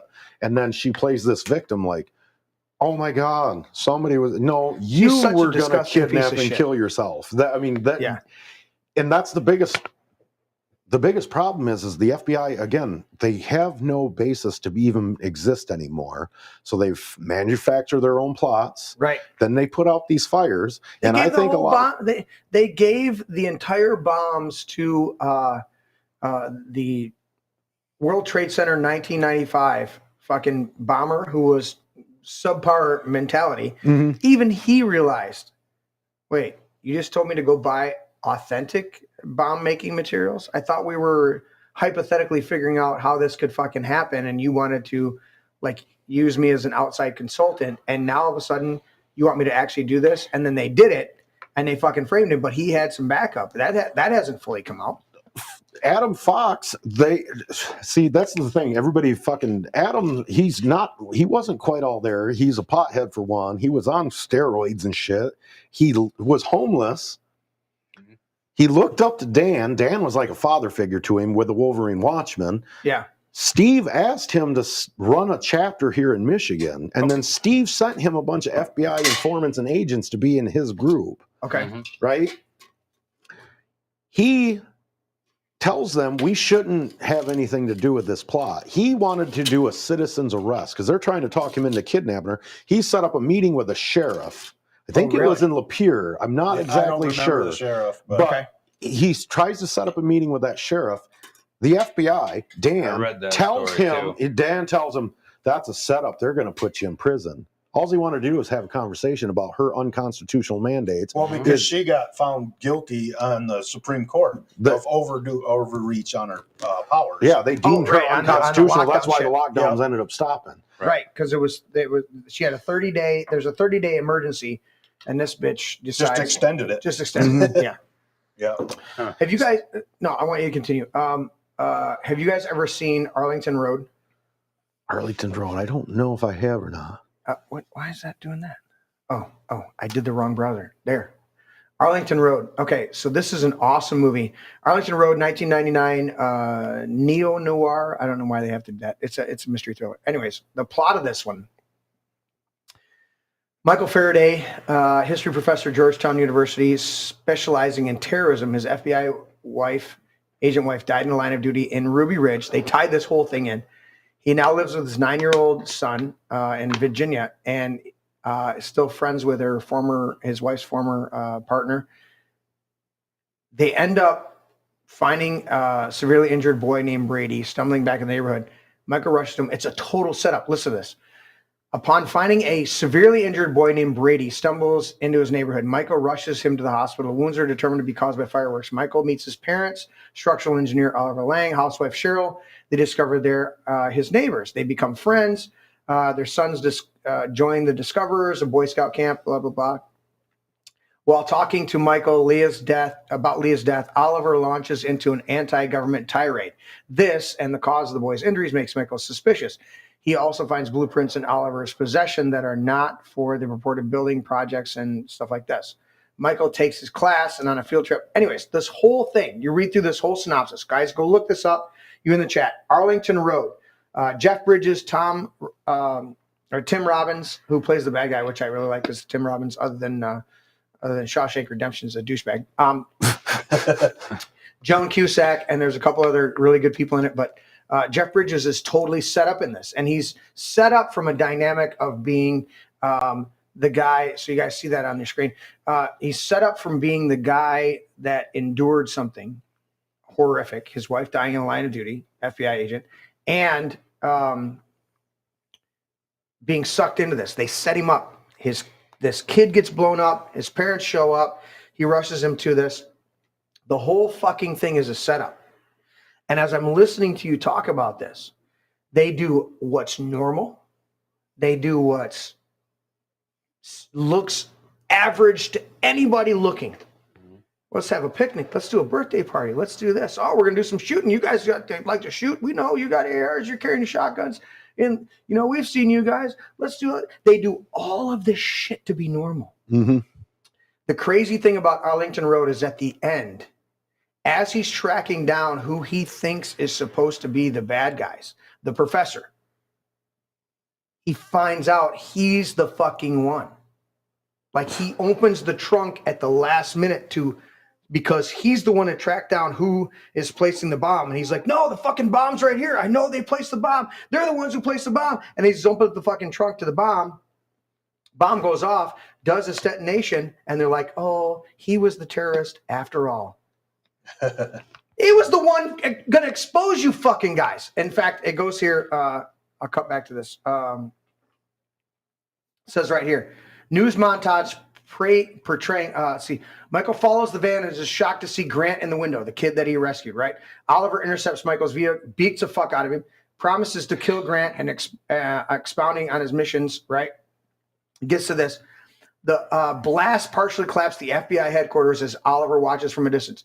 News montage portraying Michael as the lone wolf terrorist seeking revenge for his wife's death shows that the Langs have successfully framed him.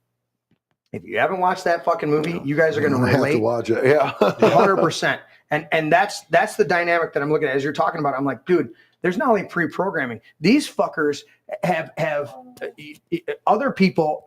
There's a dynamic of pre-programming, and then there's also a dynamic of people like us that go, they're going to do some shit like this and pull some shit like this, and I'm concerned about it. So I'm going to put the word out there.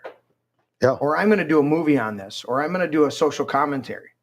And I as I'm listening to this and how you guys, you go to a fucking birthday party that you're invited to, and then you're driving around and you're talking about St. Ignace, you're talking about fucking just normal things. Yep.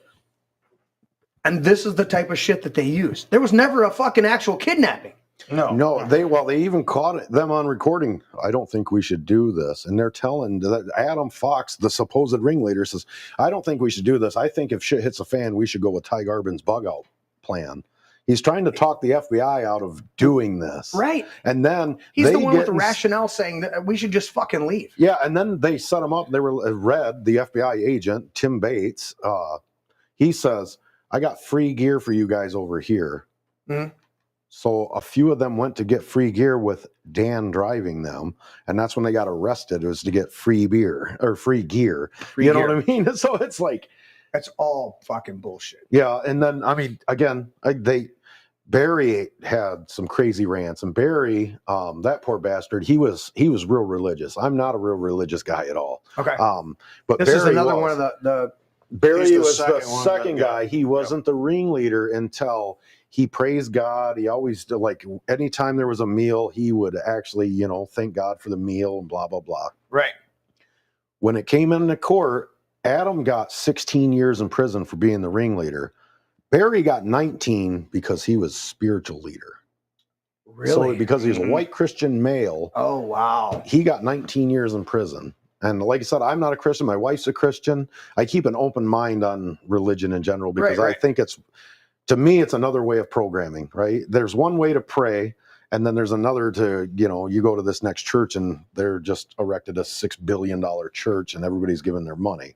Right. If you're going to pray to God, pray to God, right? I don't fault people for that. No, yeah, absolutely. There's a difference of separation between. Thanks, sir. There's a big difference in separation between religion. That's why we say on the show, we love Jesus, but we hate religion, and religious hypocrites are assholes. It's like, there's so much manipulation. There's so much bullshit. What you got that tiny bladder, Bill? Yes, I do. Young Bill. He's not seasoned yet. You know what, no. Larry? I want you to get on one of the websites, and I want you to order some catheters for our guests. That sounds like a party. Dude, are you guys good for the minute? You guys, you're good. All right, let's. We're seasoned. I had to jump to that Arlington Road because it was so. When you start talking about it, listen. I encourage everybody to go out there, find it. Where I don't even know where you find it. I think I may own it over there, but find a way. And I'm gonna throw this fucking chair into the weeds when I get done with the show because every time I listen to that fucking, you hear it? You hear it? I keep thinking that there's a fucking microphone that's picking up and I'm like looking at the levels of the microphone, and it's this fucking chair. And somehow it got into the mix of the chairs. Well, and we got break media if you want to just go to. Is it break media or is it the original? Is break it Larry's media? break? I don't know. It's whatever you put on there. I didn't put anything on there. Don't do it.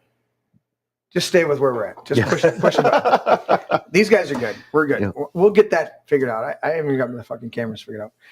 But I think of this Arlington Road and I look at this dynamic and I go, what you guys are swept up in bothers me. Of course, 100%. I have complete sympathy, empathy, all that dynamic.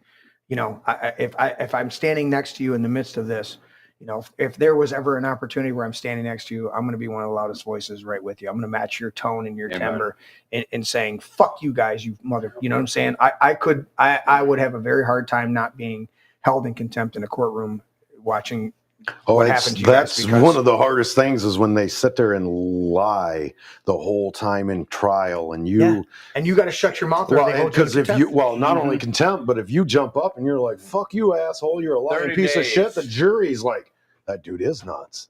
Yeah, right? You know what I mean? You got to be trained. Because the lawyers are like, terrorists are mean and scary.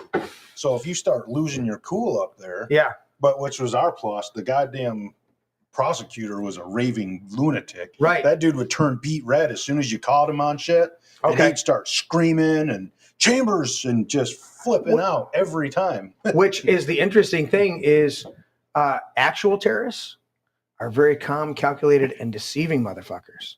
Well, They're they're not the con ones men, who yeah. they're not the ones who lose their cool. They're not the ones who jump, because if you are a successful terrorist, you maintain until you execute Yeah, your you program. maintain your composure. Yep. Right? It's the guys who go, "Fuck you, you're a fucking liar," that the guys who go, "Yeah, that guy's actually fucking angry with a righteous indignation, and maybe you should pay attention to him." Yeah, But except but for people the are jury, which is The a jury's group program. of people that they're tossed in the same situation you are. I mean, they've never done this, and now they're deciding your life. Correct. So when you sit there and look like a complete asshole, I'm sure it doesn't set well with them. Like, no, that dude's a nutcase. And that's part of our problem with our judiciary system is that juries are not empowered the way that our constitutional designed to be. Is a jury of your peers. They're supposed to be. They're literally the ones that have. Well, you guys have probably read it. It's in one of my constitutional books here. Jury nullification. The jury is supposed to be the one that has absolute authority in the court. Yes. And actually they do, but the judge doesn't explain that to Correct. them. Yep. And the Because judge is only supposed to be there. I was recently at a court hearing. Yeah, over he's a referee basically at that point. Yeah, I was at a hearing recently over a PPO for one of my daughters, somebody she knew. My daughter asked me to go, and I'm like, okay. And we get there. It was for moral support, praying for them, everything like that. And we're there, and I watched this judge just berate this little girl who filed a PPO. And she's like, well, why did you do that? And the girl's fucking, you could see she's extremely emotional. The guy she's filing a report against is sitting there, and she's fucking can barely sit there. Yeah. Next to a guy that choked her out at one point. And this is 4 years later, and she gets word that he says, yeah, I'm going to come visit her daughter. Now that she's turning 18, I'm going to come visit her. And she's like, I would like to have a new PPO. Yeah. And he challenges the PPO, and the judge is like, I can't hear you if you don't speak up. This is right here, fucking Livingston County. I could call it the judge because I fucking hate her. Because she's a clueless, narcissistic bitch. What's her name? I'm not going to do it. I like that. That's good, dude. But that's the dynamic that we're dealing with is instead of a judge being this judge should have been the number one fucking advocate for both parties. Yes. As much as I hate the fucking asshole, neutral. you're supposed to go. Correct. Well, you may not know this, but in the court system, we have to do it this way and this way and this way and explain the shit. That's the judge. In fact, the military courts, which we're actually under, but in the military courts, if they're operated correctly, they say the judge advocate general. Yeah. The judge is supposed to be your greatest advocate to inform plaintiff, defendant, and jury of the proceedings. Yep. And keep it all going. Charge. And keep the proceedings going to judge not the case, but the operation or the mechanisms within the case. Yeah, he's supposed to keep it smooth. Yes, he's supposed to keep it smooth and organized. And again, which it sounds crazy, but that's the way it should be. Just because you're charged with something or accused of something doesn't mean you're guilty of it. So therefore, you're supposed to be innocent until proven guilty. Right. The judge shouldn't be looking down on you. Correct. You know what I mean? Correct. And, these charges are severe. I guess we're just going to have to move to guilty. Yeah. Yep. Well, then they punish you with that fucking bond that's out. They tried to get us. We're playing footsie. They first started off with like $1 million bond. And it's fucking ridiculous.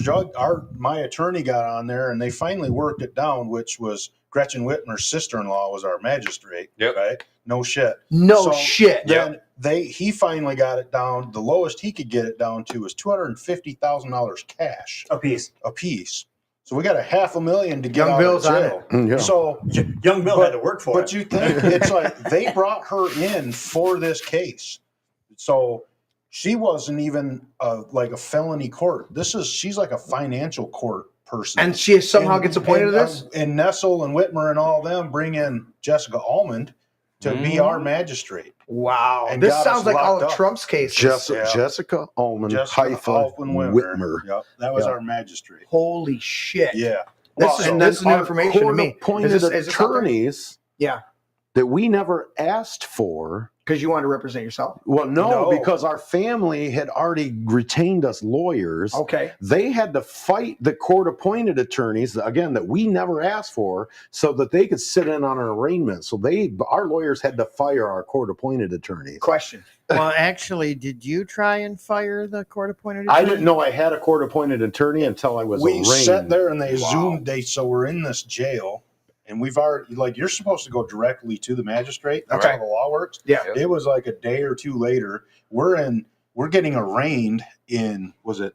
It was Antrim County. It was County. actually, we got transferred to Grand Traverse before we got arraigned. And then we were arraigned in Antrim over Zoom. And it's how long from the time that you're arrested until you're before? Well, when they arrested us, they took us to the casino, which is federal land. We got charged with state charges. So they kidnapped us and took us to foreign soil. Federal's territories. It's not a state. They took us out of Michigan into federal territory. Yep. And then to they interrogate us. They considered Indian territory as federal? It is federal. Federal land. It's under federal guidelines. Yes. So Indian soil is a territory. It's not. It's so they kidnap us and they take us out of the country basically to interrogate us. That's unlawful imprisonment, dude. That's fucking.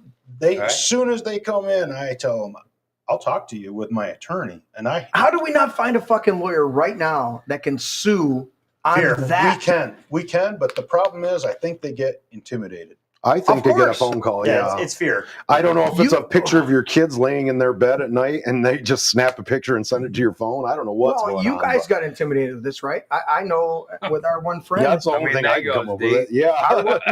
Our one friend that went to federal prison, they walked in and they said, listen, plead guilty to these 2 counts of attempted wire fraud, or we're going to charge you with $54 million of embezzlement.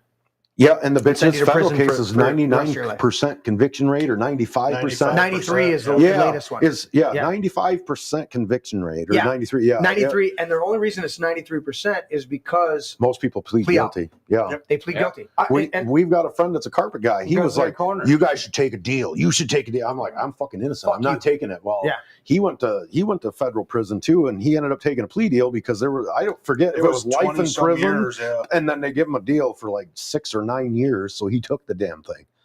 But everybody else in their case pled guilty. He's the last man standing. You got 24 fuckers that are going to say he did it. All right. Yeah. So that they get a lesser sentence. I mean, that's how these plea bargains work. Oh yeah, it's a fucking scam, dude. Yeah. And then the sentencing dynamics. Our friend was charged with 2 identical accounts, which should have been concurrent, 4.5 years.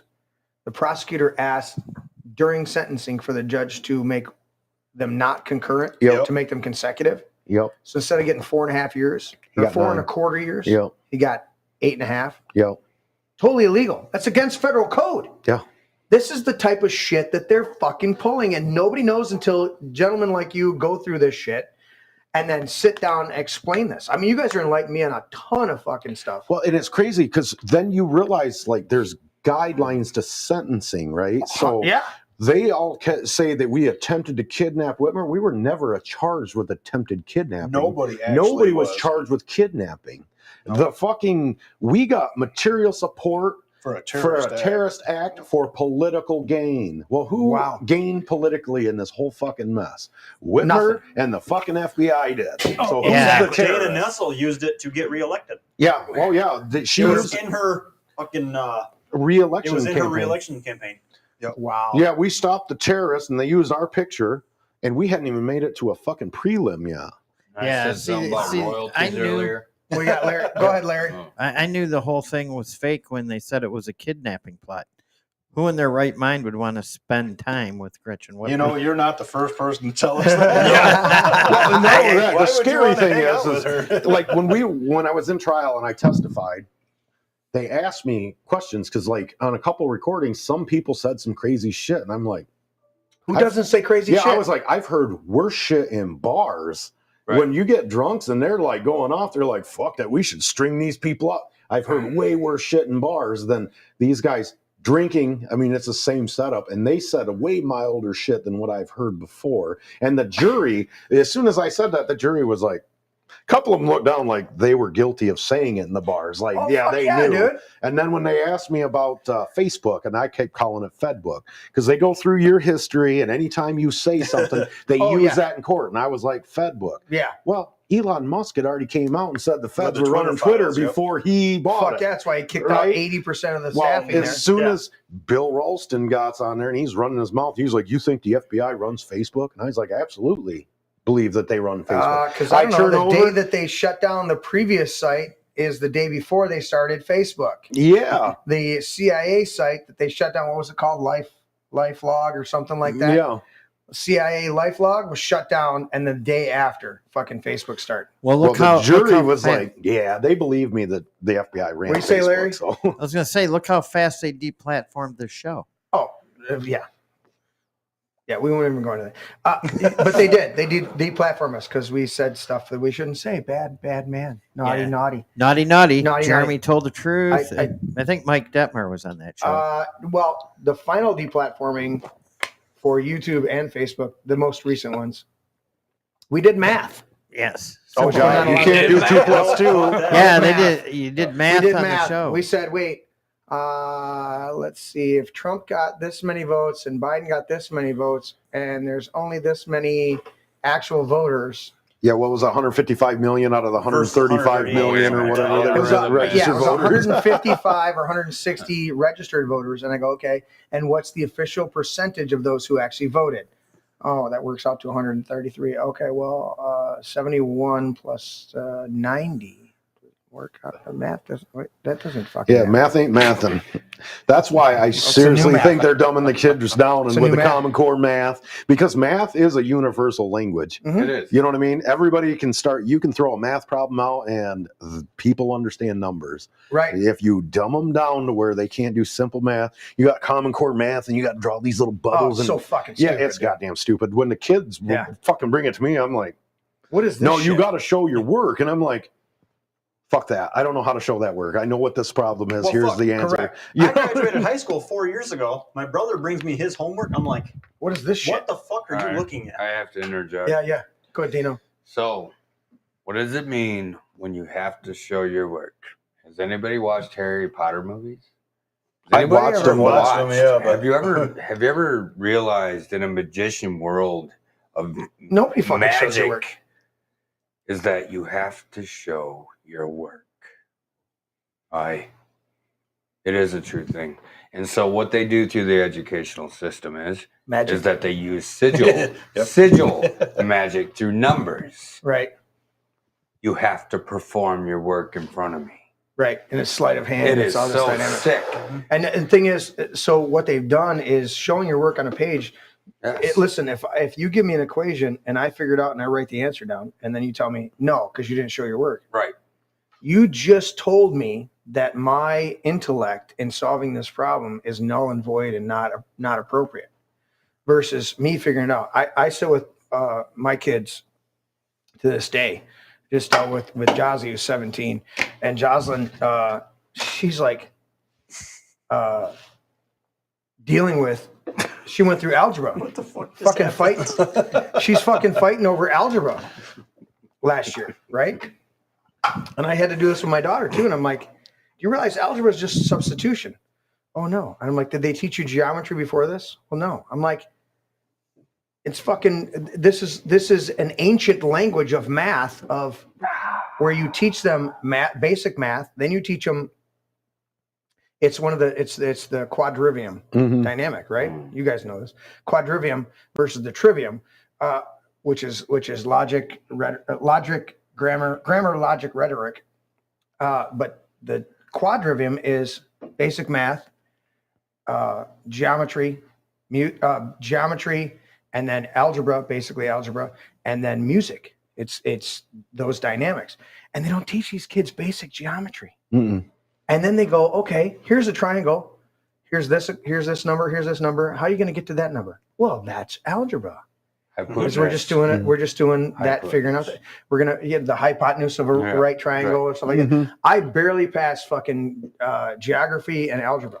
and then went to work as a carpenter and could fucking cut you guys know this being carpenters. Yep. You can cut a fucking rafter on the ground based on, the floor length, the wall, your fucking shit's level and plumb, and you can fucking cut a rafter and hand it up to the guy and look at him and he goes, perfect, boss.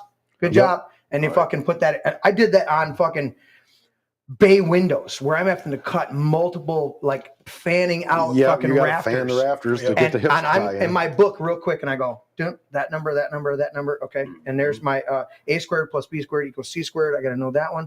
All right, here we go. Hypotenuse of right triangle. Okay. That's my length. Here's my bird's mouth. Here's what I got to cut out. Boom, boom, boom. Cut it. How's that fit? Perfect. Yeah. Fucking done. But I wanted to go back and beat the fuck out of my teacher back then because they didn't teach me that shit. No, right. And I'm struggling with my kids going, whether it's Common Core and you got to show all your stuff. No. Or the equivalent, is it equality or is it something or other of this angle? Yeah. What the fuck is equality of a triangle? Dude. That's literally in the fucking shit that my youngest is doing. I was like, equality? This sounds like DEI bullshit. It is. For it's my to get math problems. Get them familiar with the language so that when they come back with the diversity, equity, and inclusion, they go, oh, remember like when you were doing math? Equality. Yeah, and it's, the equality, like or is it in different? The substitution equality of a triangular theorem. Yeah, and I'm Sounds like, like what the shapes. fuck is that? What? Shapes And to and use it's illusion literally in his test for program. the agenda. What's the shit that I'm going to actually use in real life? Yeah, You and didn't teach me how to balance my checkbook. You didn't teach me how to keep track of my debit card account. You didn't teach me any of that fucking shit. No, but which was crazy. When we were in school, we had economics, and we had shit like Even that. I did too, but they still didn't didn't do that. But these guys didn't do that. How about you should have at hopefully Trump gets rid of this, but we'll see. How about at 7th, 8th grade, you have a whole semester on how to do your own fucking taxes. So you don't trust H&R Block or Liberty. Get rid of the direct tax on the people, and let's go back to the Constitution. Correct. That's what I'm saying. That's what I'm saying. Yeah. But in the current system, I'm like, you don't teach us how to do our own fucking taxes? No. You should be able to fill out your own fucking loan form and deduct every fucking. You guys know as carpenters, you're going to deduct your mileage, you're going to deduct your tools, you're going to deduct the wear and tear in your vehicles, you're going to deduct whatever the fuck. Listen, my wife does my fucking laundry. Okay, well, then you write that off. How much does she do? I went through it with great tax preparers where they're like, do you do your books sitting in the house? I'm like, well, sometimes it's in the car. Sometimes she's like, okay, what do you expect? Half the time in the car, half the time in the house. I go, yeah, okay. She's like, okay, well, we're going to deduct your car and what's your depreciation, what's this other stuff like this, and then we're going to deduct. Where do you sit? You sit in the kitchen? You sit, at the dining room table? I go, So home depreciation and too. And they do a good fucking. You should zero the fuck out or even get money back if you paid in. You know what I'm saying? But my wife Tanya didn't know. No. When I started back up my construction company like 8 years ago, and she's like, I'm like, we owe $5,000. How the fuck do we owe $5,000? We made 4,500 or 45,000 net. Yeah. Yeah. Your whole gross income. Yeah. And I'm like, how do we owe $5,000? Well, that's what I'm like. No, that fucking person just filled out a simple form and fucked us over. There's all these fucking deductions. Yeah. But they don't teach that shit, let alone in grade school. And then you got a fucking tax preparer who fuck you over. Well, they're just in it for the money too. I mean, correct. H&R Block and most of them, if you don't know and ask them, they won't fill out the extra forms for you. And if you do fill out the extra forms, they'll want to charge you per form. They cost you. And even the tax accountant we have now, he does a hell of a job on the taxes and shit, but it's still every time you pull up the form, that's another $50 or $100. Right. For me to go bloop, bloop, bloop. Yep. My gal that I had years ago, she was fucking incredible. She would go, I don't care if it's your receipt or somebody else's receipt. If you see a receipt at the gas station hanging off the pump, because back then they would automatically print, you didn't have to push a button. Yeah. She goes, you just grab them and throw them in the box. And I goes, what if it's not my receipt? She goes, the chances of you getting audited and the chances of them trying to identify it, she goes, I'll have 100 other receipts that are legitimate and they can throw that one away. And we'll go, oh, my bad. We threw that one in there by mistake. Keep going through the 150,000 fucking receipts that we have in there and we'll see where we end up. Yeah. She's like, just throw them in there. And what it is, that's a form of lawfare where you just throw as much fucking paperwork at people as you can and let them get fucking overwhelmed. Yeah, when you get like 3 terabytes of information. We're going to keep them confused. That's all he said. That's exactly what he said. The agent? Verbatim. Yeah, that's what the agent He's said. like, we're going to throw much. So sometimes when you get like 7 terabytes of information, half of it's duplicated. So you're going through the same bullshit. But they don't label. Well, they don't label or file it either. So you have to go through the whole thing. Hey, Jeremy. Yes, sir. So my accountant once told me, he said, Larry, if you're ever audited, you get all your records ready and all your receipts ready. You get a big 40-gallon garbage can and you take everything out of the files where it's all nice and organized. You dump it into the garbage bag and you shake it and then you take it in and hand it to the IRS agent. 100%. Yeah, no, you're exactly right. It's no different than you owe the county $5,000 in your property tax. They fucked you over, and you got to owe them. And you go up to the bank and you get $5,000 in pennies, and you fucking walk in there with 5-gallon buckets. Yep, because it's legal tender. It's legal tender, and you go, here you go, fucking count it, motherfucker. Yep. No, that's the same shit. So we're are you guys good still? Oh yeah. Here's what I want to do. Grab that. Do you know that 1792? Let's do it. I'll take a half. I don't know where you guys are at, but let's do a half shot. Whoever wants to support. Do you know who you're going for? This was Michael's, right? Michael, this one was yours. Yep. I'm gonna stick with my beer, brother. You gonna stick with your beer? Yep. Okay. I'm good. Young Bill, you good? All right, it's just the three of us. Then. Yeah, I'll take a shot. Fuck it. I'm not driving. You're not. I'm gonna stick with my beer. I'll do half. So this is from Jonah's, our local. They got double shot glasses. There's a number of places around here, Livingston County, and a little bit beyond. But Jonah's Market, right around the corner from us, and they take care of us sometimes. But this is a foolproof 1792. What's the exact? Let me read it. It's a foolproof Kentucky straight bourbon. So this is 125 proof. Oh, it's a foolproof. Smell that, buddy. Yeah, this is a barrel select. So you know they get the barrel select. Good. But they hooked us up with this about a month and a half ago. And you guys, especially Michael, you're in on this. So that's got some flavor. Oh, I smell it. You guys want just a nip? Yeah, you can just give me a just nip? a little tiny. Yeah, just give me a nip. Well, Young Bill? Yeah, we're gonna hang sure? out for a while. Young Bill, you sure? I'm good. Just a little nip? Okay. I'll be pissing again in about 5 minutes. Yeah. Tiny bladders. Larry? Tiny bladders. Larry, did you want a little nip here? What is it? It's the 1792 barrel select. Yeah, shot glass. I'll take it. Yeah, we got 6. Larry, would I keep you left out? No, you wouldn't. I would. By the way, you should totally.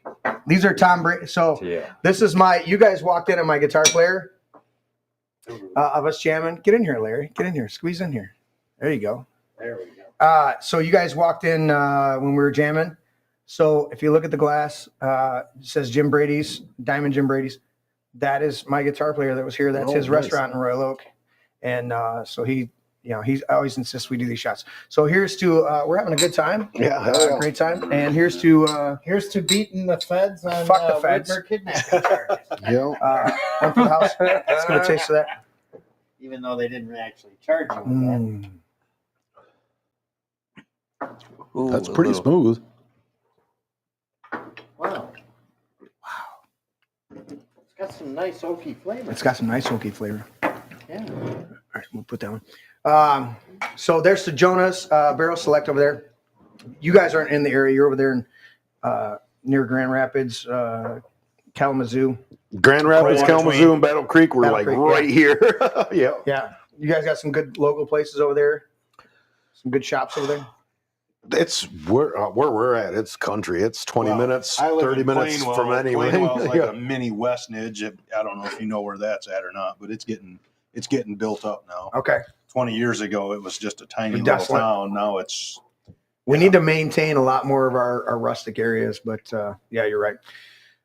So, anyways, that's one of our local places out. I wanted to have a shot with you guys, but because it comes from Jonah's, call them out, give them a shout out, and. Hey, they make good shit, man. That's pretty good. Yeah, the 1792 barrel select, full proof, 125. Even Larry gave his approval over there, Larry. They're asking in the chat, where are you, Larry? I don't know if you can push that button. Let me see. This should be Larry Center. Nope, it's not working. And I think it took away. I got to figure out why that button's not working. Wait, did you turn your camera on?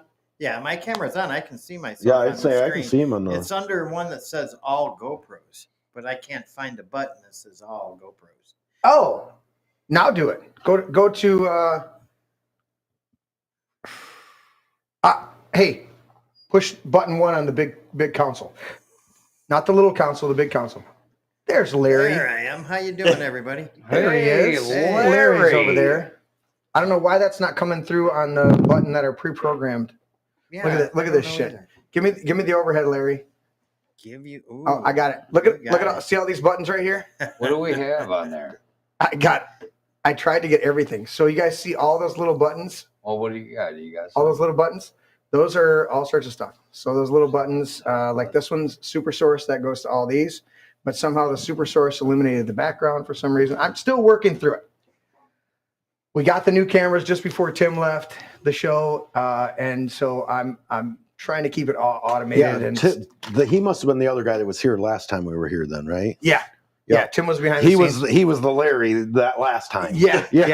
And now, and the thing is, Larry, if you guys weren't here on a regular Tuesday night show, Larry might be sitting there with the laptop, having the same basic layout that I have, and nobody would be sitting over there, like doing the fine tuning and correcting shit. So it's fun. Anyways. Yeah, we work well as a team. Yeah, and it's fun.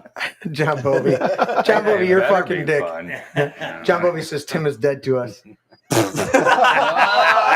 Oh man, that's just John. Get the juggler on that one. Your opinion. John Bovey and Tim had a bit of an issue. He was before he was John Bovey. He might have been somebody else in the chat, and got permanently banned because kept calling Tim out for shit. Oops. And Tim was like, "You're fucking God." It's like, yeah, fuck that Tim guy. So now we've just got a Fed over there running everything. Appreciate you, Larry the Fed. So you guys we've had some great conversation. You guys live through this shit of our current propaganda. I mean, they made the statement that the I think it's the CIA said it, that we will know that we've accomplished our goals when everything that people believe is a lie. Which we're fucking close, fellas. I mean, we're this fucking right close. there. Yeah, They got 50%. Yeah. But us sitting at the table, and we're not the minority out there. We may be the silent majority, but we're not the vocal minority fucking retards out there. Well, I wish the silent majority would just fucking use their words. Yeah, There's open so your many fucking people mouth. out there that just don't speak up, and I get it. They're afraid, and they see what happened to us and the people. I mean, them goddamn just pulling your kids out of school. What the FBI will do to you, you know. So I get the fear, but you have to look past that as a nation. They can arrest us all. Correct. And you don't, it doesn't, there's never has to be violence. That's the thing that we got people just showing up, having a backbone. People will start to follow you. Right. You know, you didn't even you're not trying to be a leader. You're just trying to be the voice. You And just stood up and lived the way you're supposed to live. Yes, and that will actually give people more backbone. And well, I guess that scares the shit out of the government too. Well, I want a question. I'll push back just slightly. And I agree with you, but I'll push back slightly. Do you think it's fear? Or do you think it is leave me the fuck alone and I'll leave you alone? Until I do think, and a lot of people, unfortunately, is if it's not being a discomfort to you, or if it doesn't affect you, then it's not your fight. But when you think about it, it can happen to you. You're next. You're next. And correct. And I agree with you 100%. It can happen to you, but until it does. Yeah, then it's not your fight. I think the vast majority. So I'm just pushing back on the fear. I agree with you. Devil's Advocate is a badass guy. Yeah. I think, Devil's Advocate is a badass guy. Well, I'm thinking the fear dynamic of this is I don't encounter fear. The vast majority of people don't encounter fear, even though I know that's there. I think I know that people have been intimidated to take a step back. I've seen that. But the vast majority of people, I don't encounter fear. I encounter them. It hasn't touched me yet. It hasn't affected me yet. So I just don't want to be involved. You know, when you watch your neighbor get loaded on a train car, and then you're like, well, he's 300 yards down. Right. And then the next neighbor gets it, and it's still not affecting me. Right. Then suddenly they're at the door like, somebody help me. Right. There's nobody to help There's nobody to help you. Even if you're the last one, they're still going to get you. Shouldn't mean? Shouldn't the archipelago gulag be mandatory reading in our schools? Yeah, well, not only that, when it started in the 30s with Stalin, when they had the Bolshevik revolution, when they killed like 10 million Christians. Mm-hmm. You know what I mean? Why don't we learn about this stuff in the history? And when your neighbors, and again, I'm not Christian, but again, love thy neighbor, blah, blah, blah. We don't do that anymore. Even in our small community, I know a few of my neighbors, but everybody keeps to themselves. Yeah. They especially don't approach me now when we had 70 FBI agents kicked in our door. Now they're a little. Hi. You're friendly from a distance now, but before, Yeah, and let me throw it out on that note. So love your neighbor as you love yourself, right? And and you say not a Christian, but I have, in our limited experience with it, I've yet to hear you espouse anything other than Christian ethos or Christian values. Well, because it's at a core. Well, I think the idea for Christianity, right, is my taking is basically a moral compass, right? So I could believe in Let's talk about Paul. Well, I could believe in a whole different religion, and we get into that, and like Norse or pagans, every religion has done horrible shit, even Christianity. So I always keep an open mind on it. But my wife's a Christian, and I don't demonize her by any means. And we've had some weird shit happen, and we've been like, they always said the Lord works in mysterious ways. Yeah. Like we had to pay $140,000 to our lawyers. We took all of our savings, just in the court costs and everything. When we went to court, I literally didn't have a dime to my name. Me and him are coming down the road, a cop, I'm fighting law enforcement, and a cop stops on 131 right in the middle of the fucking road to get a tire out in rush hour. It's 5 o'clock in the afternoon.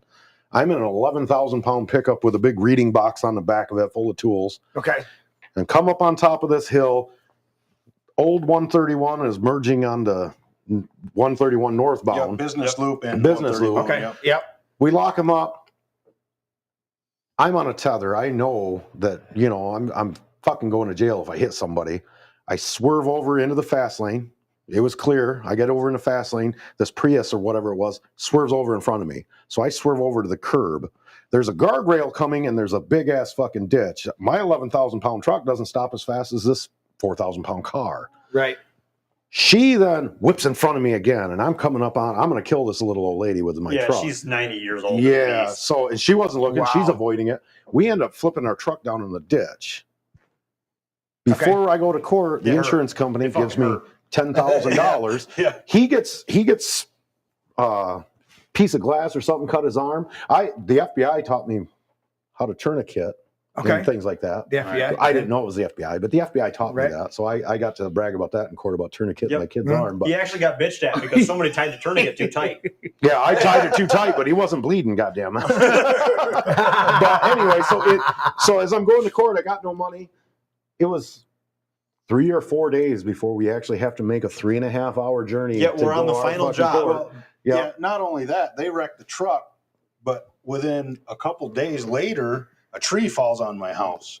So insurance. So now I need a new roof, and I can't afford to buy a new roof. And we're planning. It's like you could be. Like, you might not be coming home. Cancer thing. Like you're planning your funeral. You're planning your death. So you have to leave your family better than what you left. So it's like I have to get a new roof. I can't afford a fucking roof. Now, tree falls on my house. Insurance pays for my roof. Yep. These guys flip the car over. And they get enough money to pay for our work truck to actually get us through court, because we're literally have to go to court and rent houses. So it's like, and yeah, we were going to be living. I don't know if I was going to just like throw a plastic bag and jump in the dumpster to live at the courthouse, because we had no money. By that, our lawyers, they needed another $30,000 before we went to court. Or they weren't gonna. Well, they were going to do it regardless, and I give them. But I had. We they put such pressure by the time on you, like, everything was said and done, we were living literally job to job. We get the one job done. We got like $25,000. Wow. Profit. I got to give 10 of it to each lawyer. So now I'm down to 5,000. We pay the bills. Now we got no money, and I'm like, how the fuck am I going to rent a house for a month? Right. Yeah. And then we roll a truck, a 96 Chevy truck. They give me $10,000 for, because of the reading box on the back of it that I spent $500 for.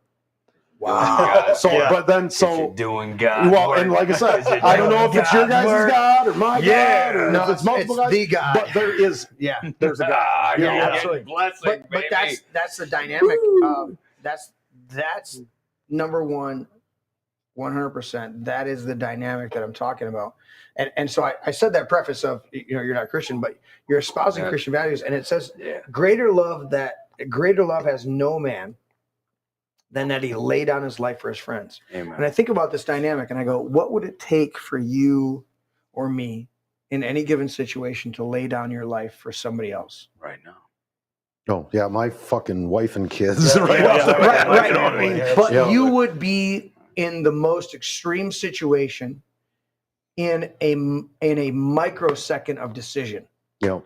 This is not something where you have days to plan it out and think about it and do this. In almost every scenario of laying your life down for your friends, you are in a extreme pressure situation that you have to make a split decision. And Christ said, greater love has no one than they lay down their life in that specific time. Yep. And I look at conservatives across our demographics, right? The Trump movements, the Tea Party's going way back, all this stuff and I look at these people and I go, until they're faced with extreme situations, until they're put in a position of intensity like that, tumult, the tumult subsides, until they're put in that situation, they don't rise to the challenge. It's not that they're cowards. And that's why I push back a little bit on the fear. It's not that it's always fear. The fear is always there. Right? But what's the phrase? A coward dies 1,000 deaths, but a hero dies but once. They both endure and face fear. Yeah. Oh, yeah. Mm-hmm. But the hero steps up and faces fear. Faces the fear. And the coward shrinks away. That's what bravery is. That's what bravery is. And I look at that dynamic and I go, the problem, the Achilles heel, the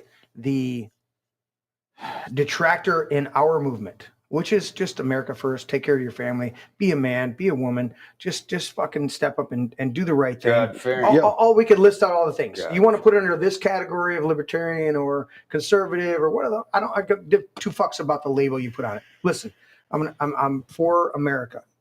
Right. You want to come here? I don't give a fuck what your ethnicity is. Before America assimilate, my family, my ancestry's Polish, Czechoslovakian, and then my mom, my biological father was French Canadian, maybe some Indian, maybe something like that. Right? Mm-hmm. Yeah, we're mutts. Yeah, exactly. We're the same thing. You go. You know what? We're both Polish. Right. You go assimilate. Embrace the values that are here, and be ready in the extreme circumstances to defend them. But I think the vast majority of people who embrace freedom until freedom is literally in your face, taken away, you don't become the voice that you can be on any given day. But it takes that. I think it's the very rare person that speaks up when shit's not hitting the fan. Yeah. But every one of us can speak up when shit hits the fan. When you're getting sprayed with the manure and it's fucking flying in your face and you're wiping it off your lips and out of your mouth, you go, fuck this. This is bullshit, right? So I'm looking at that dynamic with you guys, and that's the only reason I push back. No, I don't understand. I like I like to debate though. That's the problem. I'm just debating is the sometimes I get into deep waters and I get yelled at. But. No. So correct you, dude. Yeah, that's his job. Yeah, no, it is. But that's what I'm saying is I'm looking at this. I'm gonna need him as lieutenant governor when I run. Fuck it, dude. That would be the fucking Null brothers. Yeah. Is young Bill going to be attorney general?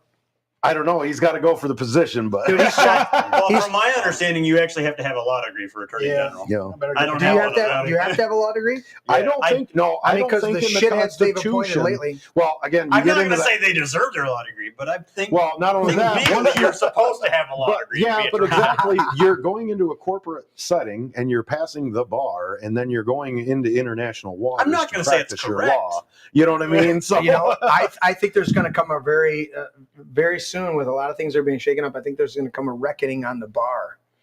Because I think the bar is bullshit. British. Well, the British Association of Rule. Yeah, it's British. Yeah, I don't know if it's that or not. British Association of Registry. Yeah, that's what it is. Registry. Yeah, I'm the one that got him stuck on the rule, but no, it's registry. Yeah.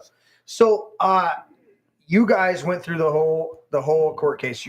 The key to this, and I want to sum it up, and I want to go to young Bill and get his perspective because he's growing up as a kid now, a young man dealing with this. But you guys went through this whole process of being fucked over just for being patriots, just for being people who want to defend. Do you feel that there's anything in your lives that you can that comes up in the back of your mind that you think? So let me preface this. I believe in karma, or however you want to phrase it. Karma is a fucking Eastern mysticism word, and people get freaked out. Oh yeah. Sowing and reaping. Yeah. Galatians 6:6, as long as God cannot be mocked, whatsoever a man sows, he's going to reap. God can't be mocked. And it goes back to Genesis where it says, as long as the earth remains, seed, time, and harvest. There's always going to be sowing and reaping, right? We drive by a fucking field in the springtime, somebody's out there planting. We come by in the fall, it's being harvested. It's automatic. You can't fucking do it. You can't escape it, right? Right. You plant stuff, you're going to grow stuff. Yep. I always think about this in my life. If I see something that happens to me, and I go, Lord, where did I sow into that? Whether it's negative or positive. If something positive or negative happens to me, I think of myself and I go, where did I sow into that positively? Mm-hmm. So that I can now reap this harvest. Amen. Where did I sow into that negatively where I have to endure this negative harvest? Those dynamics. I want to ask you this question. I'm going to go to young Bill. You guys have endured this. And I'm not trying to cast any aspersions or denigrate you guys in any single way. But you've endured this bullshit for the last... Oh, it's been 4 years now. 4 years. Yeah. Almost five. 4.5. Five in October. Would be 5. In the times where you're sitting by yourself or at home, drinking a beer, and going, what the fuck? Is there anything you think of in your mind that goes, well, maybe there was this one situation. Maybe there was this time. We always joke about a previous life because I'll tell you, we are simple, like poor country kids that when we growing up, our family was poor as shit. We started working every summer with our old man, and we would help pay the bills, and and then older we got, with the family and everything, we worked. If anything, we worked too much and that's something for everybody to think about. Even young guys, get off your ass and fucking earn. Well, earn it, but don't work your life away. Don't miss your out kids on grow family. up way too quick. Man. Correct. You know what I mean? Next thing you know, you're working 7 days a week, and you got a 4-year-old at home. And that doesn't know you. And now she's like, our kids are all graduating now. You work too much. But, I would always come in I had odd job opportunities. I could have worked my ass off. Mm-hmm. And I chose to work the job that afforded us an income, but didn't overtax me. And I'd walk in every night. And the times that I worked, the job required it, where I worked and didn't get home till late, that's the times I was like, fuck this job. You know what? My kids may not have all the extemporaneous things that they think they need. Right. But I'm going to fucking walk in the door at a decent hour and I'm going to say, how was your day? What were you doing? No, I just take mine to work with me. Yeah. Well, there's that. I got something to add to that as far as being a part of the union. I had to walk away because there wasn't any part of kind of teamship. It was more about how could we get grants from Whitmer to give all the union members what we take. So I was granted about $1,000 and they were granted $1,500 and they wanted me to sign my name on it. And I was like, wasn't all that money supposed to go to me if I am the goddamn co-signer to this grant? No, they were like, shh, don't say anything about it else. Just go buy yourself some boots. Just go buy yourself some tools. There was a time and place. There was a time and place for unions, and then they got greedy. Yeah. When you're working a coal mine and you get black lung and everybody's dying from it, there's time for a union. Working a sweatshop in fucking New York.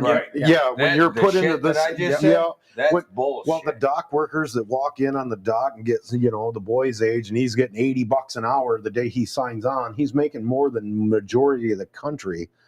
Yeah, I need more money because the guy who took all the risk is getting too much money, and then the union's like, you got to pay more dues, so I can get you more money, and then this guy can't fire you for being a useless fucking piece of shit not doing your job. Exactly. You know what I mean? There's a problem with that in my 100%. opinion. I cut you off, Michael, when you were trying to. I'm good, man. Yeah, we were talking about kids. We were talking about this dynamic of working too hard. Or working too much. You're working your life. And you're not away, coming man. home, and family is the number one thing. Yeah, and that's what it's been for us the whole time, and we worked hard like that because we both were young. We had young kids and shit. So is there anything you guys can think about? I just want to revisit this just real quick before we move on to young William, Bill. Well, either one works, just not Junior. Just not Junior. I didn't want to say it. I was so afraid of saying it. But this dynamic, because such a strong name, though. Well, no, I'm serious. It is Wilhelm. It is. Wilhelm. Yep. It's the defender. You go into the Celtic our last name actually results to you guys Irish are Viking. royalty. You are Does it? Viking No, and Celtic. McNulty, and it all comes back from Ireland. So Larry's like, you how do you are spell that? Powerful. It's you Null, are a Larry. strong It's name. null and void. You've seen it on your computer We're every not time you void, search that's why I porn. don't claim the Junior. Null and void. Larry, every time you search porn, Sorry, you saw the gotta word be no, your you know Vic. how to spell it. No, it's fine. But anyway, so I think about this. I think about these dynamics because I had my first wife. She was pregnant before we got married. My middle son had my oldest grandson before he was married and stuff like that. And I look at this and I go, but my grandfather, my grandma was pregnant before this. And I go, so there's this dynamic in scripture of I will visit the sins of the forefathers to the third and fourth generation. And the word sin, we get this, religious icon, but it literally means to be, literally the Greek word sin means to be without a share, without an inheritance, to err or to miss the mark. And so when you put it in that category, it takes the sting out of it and puts the perspective into it and go, I just look at it and go, you guys have endured a fucking battle. And I'm not saying that God couldn't have just raised you guys up to be this iconic people. I think so. And I don't discount that. But I'm looking at you go, is there anything you can think of, you or your parents, grandparents, great-grandparents, that you can think of that go, yeah, Grandpa did this or that, because they open the door for something. Now, you being righteous men, being honorable, righteous men who've done what you do, you've prevailed. And I'm trying to put it in perspective for people out there and go, we've got to assess these things and we've got to take advantage of it because you know what? You've all got kids. Yes.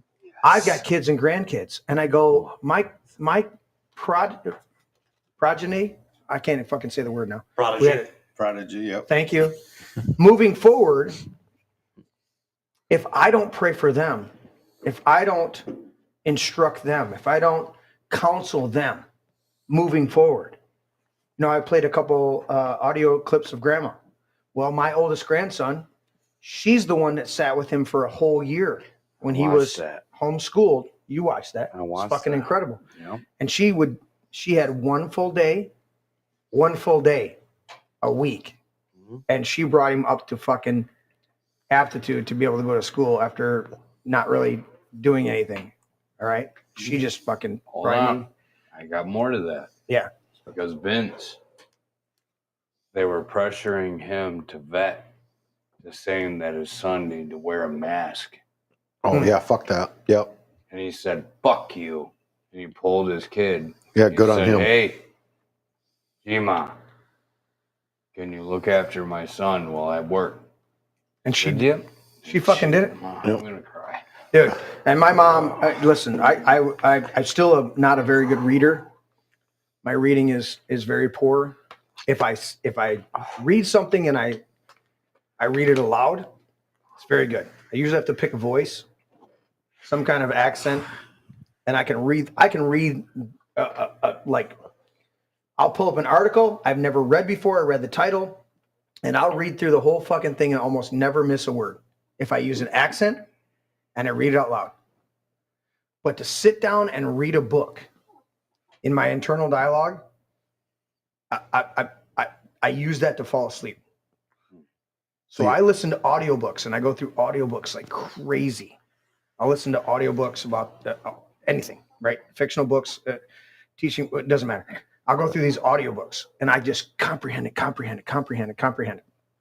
But my mother at 5 years old used to sit with me and cry with me as I tried to read through this book. And then I watched her do it with my grandson. And I look at our succession of life. Grandparents, one day you'll be great grandparents. Lord willing. No, wait. They asked in chat how old you guys were. It was said earlier in the show, you guys are 43. 43, yeah. Minus 10 minutes. Yep. Give or take, yeah. Give or take 10 minutes. Not 6. 10. It could be. It could be. I was always told he was 6 minutes. Yeah, I was told 6. Yeah. So I don't know. Somebody said 10. We're talking 4 minutes. I mean, probably close enough. 4 minutes is a long time, goddammit. Go back and study Genesis and Jacob and Esau, and maybe there's somebody grasping a heel there might. Yeah. Anyway, I like it. but these dynamics of being grandparents and the legacy that we leave. Yes. Your great grandchildren, whether hopefully they physically know you, but you're at least your grandchildren, but you're definitely your great grandchildren, and your great should know the fucking story of my grandparents stood in the face of a fucking tyranny and said no. And that is a legacy. Those are things. I go back and study our founding fathers. I study so many great men throughout history, men and women throughout history. And you go,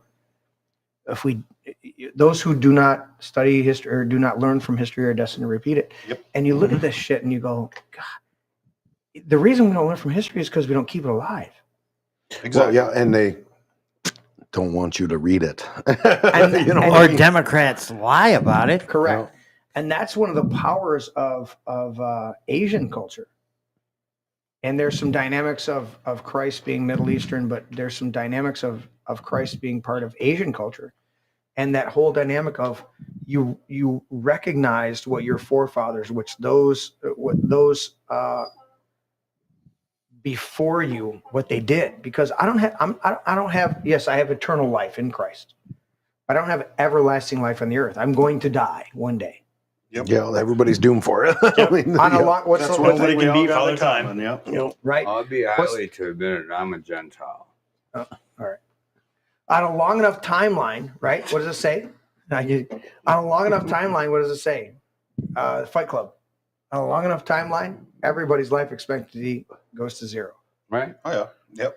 And so I wanted to put that before you guys and go, you wrestled with all of this shit. Well, you ask yourself that question. What the fuck did I do to deserve this? That's the question. And here's the thing. I I'm not religious. I'm probably less religious than my brother, but when you start staring at it, it's like we're moving in a completely different direction than we ever would have been had this never happened. Like it is steering us into politics, and we're gonna shock some shit pretty soon. Make sure we're one of the first ones to announce. Well, no, I mean, I've let everybody know I am running for governor in 2026. Yeah. Okay. So I've got the paperwork, and what's the signature requirement? It's 15 to 30,000. 15 to 30. You have 180 days. I haven't filed the paperwork yet because I have to have everything in order, or that fucking dirty little bitch Nestle will probably kick my door in again. You know what I'm saying? You break campaign finance laws or whatever, they will come after you. So that's why it's 15 to 30,000, because the true number is 15. Yeah, but they're going to throw out. But it's not 15. Fucking hire. Jocelyn Benson gets to count them. Yeah, well, your Secretary of State's the one that deals with. Do not hire. We just had recently we had Ryan Kelly on the show. And we're actually going to an event May 9th, and Ryan's going to be a speaker there, and so are we. It's in where the fuck is it? Is it Berrien County Republican Party. You guys got to meet him yet? This is the crazy conundrum, right? When I was telling you we got a plea bargain, and it was to implement the sheriff of our county and say that he was a part of this, and potentially we could have our charges dropped. Okay. Do we want to mention your awesome fucking Sheriff Darleaf? He's a man's man, and he sticks up for his people. If this country, Michigan has 83 counties, if they had 83 sheriffs like that, we wouldn't even have to have a discussion about accountability. Whitmer would be done. Be nullified. It wouldn't exist, and you wouldn't have state police corruption. You wouldn't have FBI corruption, because the sheriff of your county would keep his people in check, and people would respect him for that. Yeah. 100%. But you wouldn't have so many weird shit too if people just had a backbone like Sheriff Darleaf. But he's a rare commodity again. Oh, he is. And until we have conflict in our face affecting us, most people on our side of the aisle just go, I don't want to get involved. Yep. And that's why I only push back on the fear. Yep. It may be fear. It may be intimidation, sure, one and the same, but different. Fear is what also keeps you from fear of going to jail is what keeps people civil at some point in time too, because when you're going through this shit, I'm telling you, you get these dirty little thoughts in the back of your head. You want me to be a terrorist? I'm going to oblige you, and then you talk yourself out of doing something stupid. You know what I mean? Because you're just they put you under that. But but back to the Ryan Kelly thing. That's where the full circle was. It was American Patriot Council. He used to do stuff like that. He used to put on these events. They would ask us to come and do security, MLM. A friend of ours, Phil, was actually knew Ryan Kelly. Yeah. So we were doing security for Ryan Kelly's thing, right? Only gubernatorial candidate to say fuck the lockdowns and the mask mandates. Yeah. And the shot vaccine. Show me your cards. Give me your papers. Give me your papers. That's where it was one of Ryan Kelly's events. Yeah. We were working security at. Darleaf was a keynote speaker at. Oh, he's good. So when I was on stage, I was asked to be on stage for the security part of it. Darleaf's the speaker. Okay. At a Ryan Kelly event. That's the picture that they keep using of me and Dar standing on stage. Like trying to me and him are best fucking friends, and we drink beer together every Saturday, right? And how close are you to Dar? I know him personally. Right. I have his phone number. I can call him anytime I want. Okay. I've never been to his house. We've broke bread when I helped with his re-election campaign. Yeah. And so I broke bread with him at his. Basically, we were waiting to see if he got reelected. That's the first time I've actually went and had an actual meal. Okay. We did have a meal when the very first time I met him. Right. When we were setting up the militia. So it's like a photograph of Trump with Epstein before Trump told him to get the fuck out and never come back. Well, and turn state's evidence. This is how they labeled us as watchmen and big friends with all these people. At the same event. We're working security at a public protest. These guys showed up and are in the crowd. Yeah. That doesn't mean I know the 10,000 people that are in the crowd. Oh, you guys must know each other because you're there. Oh. No, That's I the must correlation with Guilty the by association. Yes, and they Yep. actually say it in court. They're guilty because they associated with them. Wasn't that what they did to January 6 guys? They're like, the lack of evidence is the evidence. Oh, Yep. What? Dude, they called me, what was that? OPSEC. I That's had OPSEC. such good OPSEC that's why they charged me. Because when the FBI, these are either the smartest people on the planet or the dumbest motherfuckers on the planet. These are the people that protect you from China. I switched phone carriers 2 weeks before we got arrested. Right. So they didn't get any information out of the fucking phone I had. And they're saying that I went through and deleted everything before they arrested me. They had no evidence. So that's why that was more telling, because I was so good. You shredded your paperwork, comrade. Exactly. And MacGyver Mike. I'm sitting over here. I'm the fucking guy that should have been the informant, because I'm literally the fly on the wall. I got invited to the trainings by my brother. Listen, we couldn't even train. And the first time he had a broken toe, he I couldn't even train. So they're all showing. Yeah. They're saying, "Oh, this guy was doing running and gunning." It's like I couldn't walk. Barely. It was me. It was my brother. Yeah. Twins. Well, the bitch is, I'm covered in tattoos. Yeah. And I got he's one. got one on his wedding ring. And they couldn't tell us that counter. Yeah, I didn't even have listen, I got a question, personal question. How do you guys maintain the same relative haircuts? His is more of a mohawk. No, I know you're going to clarify. I knew you would. You Mine's a lot longer than his. And you don't understand. Usually they have the same shorts and shirt on too. Yeah, it just happens. He's got cuts in his pocket. He doesn't, but you're fucking suspect too, because you're all fucking the same. Well, he lives with me. That's what I'm going to blame it on. All right. So you grew up in the house. No, the reason why, because we're all roofers. Back in the day, the only reason my mom could tell us apart is because they're twice the size of I am, and he always had longer hair. Other than that, it was the exact same clothes.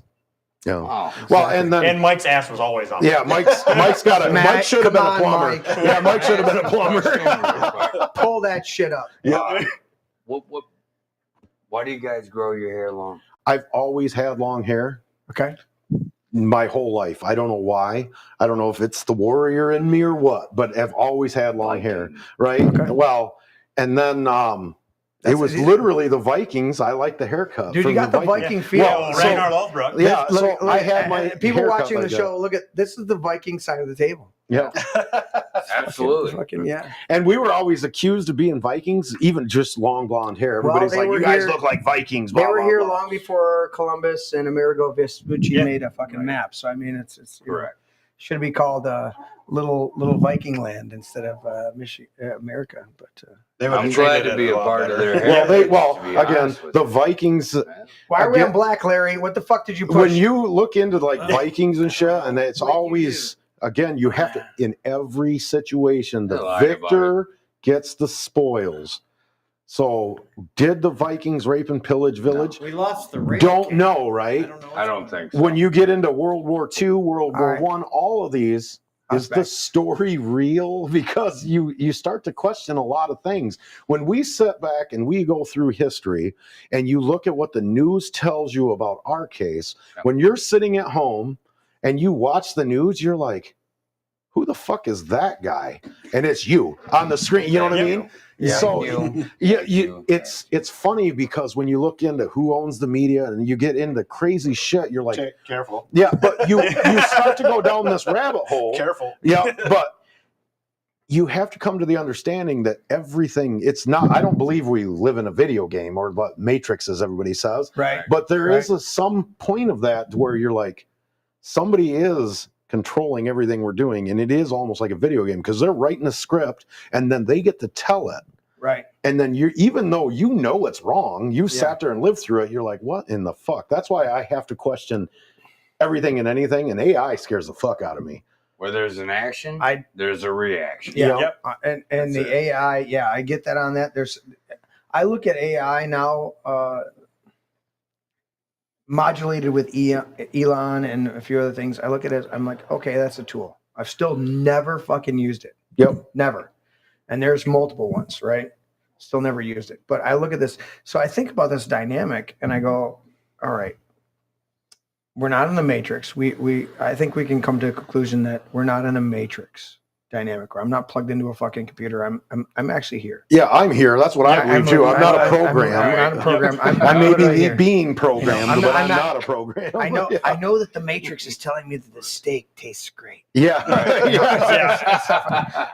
But I also look at it and go, I know that there's a creator, and I also know that if we would tap into the power, I think the problem is that we're not disciplined enough to handle the responsibility of the power that God has given us.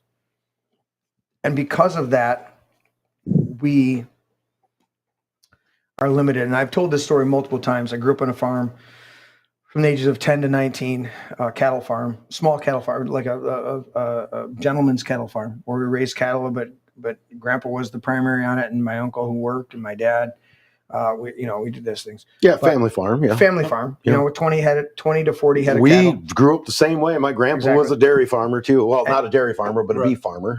Yeah, exactly. So we always had beef in the freezer, stuff like that. But you get this dynamic of looking at it and realizing that we had a Red Bull one time escape the pen, the barn. It's fucking crazy. It jumped the inner wall so picture like 7.5 feet tall in the basement part of the barn, jumps over the fucking wall that's 4 foot tall, and then bolts through. They only stay in there because they want to. Correct. I mean, that's... My uncle opens the door, and this Red Bull fucking comes out. We ended up on snowmobiles, uncles and everybody on snowmobiles, trying to catch this bull throughout the fucking acreage, the other neighbor's acreage. Catch this bull, get him back. Immediately goes in the trailer. You're fucking done. You're getting butchered, right? And I learned this lesson about it is that a bull does not know how big it is and how much power it has. No, yeah, they're oblivious to it. Because if they did, they would never be restrained. Mm-mm. They would never be held back. But they would also lack the discipline to protect themselves and feed themselves. Mm-hmm. And this is the dynamic that I look at with all of us as human beings. And I go, because we don't know how powerful we are. That's one dynamic. We also don't know the discipline of not going beyond our limits, of understanding our limitations. And so when people like in the chat, they're saying the globalists. Yeah. What do you want to call them? The globalists, the elites, whatever the fuck you want to call them. Wait, Joe. This is why they're so depraved and so fucked up, is because they're pushing every boundary of human authority and human experience. And yet they're not disciplined to not diddle kids, not murder millions of people through warfare and other means. Greed. Yep. And I look at that, and I look at us sitting at the table, and I go, we are that, not quite docile. With a voice. But we're that cattle in the field, content with eating. Yes, we're free-range humans. We're free-range humans. Yeah. But then if you fuck with us, I might kick you in the fucking face and take you out if you mess with me long enough. And I just watched the season finale of season 5 of Yellowstone, and the one cowboy gets fucking taken out by that horse that should have been put down. Yeah, should have been taken out, right? Yep. And that fucking horse took him, and is like, and Loy comes in. He's like, shoots it in the face. He's like, well, the kids shoot him in the face, but Loy says, I should have fucking taken that horse out a long time ago, and our one cowboy would be with us. Yep. And I think about that dynamic. I think about, you know what? If it goes back to this, I didn't say this earlier in the show, but we were talking about this, and I go, the Japanese didn't attack the mainland of America because they said to themselves and publicly, if we attack America, there's a fucking gun behind every blade of grass. Yep. And I look at this dynamic and I go, they had to weaken us and demoralize us and put us in our proverbial place mentally so that we would not stand up. Defend. Because we have been weakened. Not fully, but we have been weakened to where somebody slaps you Yep, and you don't do shit about it. And you don't do shit about it. Where if somebody slaps you, that's the first strike. I have been authorized to take you the fuck out right now. Yep, you have your self-defense. And we don't do that. No, we try to take the higher road, and but the higher road is being the man of restraint when somebody's insulting me verbally and not saying something to me. Right, the freedom of speech. But and so it's tit for tat, right? It's like you say something to me verbally, I then respond. You slap me, I then respond. You attack me, I then respond. Right now, a lot of our conservative community has been pushed to the point where you would do all those things: verbal, slap, attack. And we don't respond. Yeah, we do absolutely nothing. Well, and that's the problem with the Republican Party as a whole, is they do nothing. They literally don't. Look at Jim Jordan. I had high hopes for that guy. The weaponization committee, talking about J6ers, talking about the fucking Whitmer plot, talking about FBI corruption. Where is he now? You've got the presidency, the House, and the Senate. Where is Jim Jordan now? Why is it that when we came to this election time, we're talking about the weaponization committee, suddenly Hunter Biden's laptop? I personally could give two shits less about Hunter Biden's laptop when I know people are in prison, rotting in cells, even with the J6ers, you know what I mean? And it was a clear, obvious setup by our own government.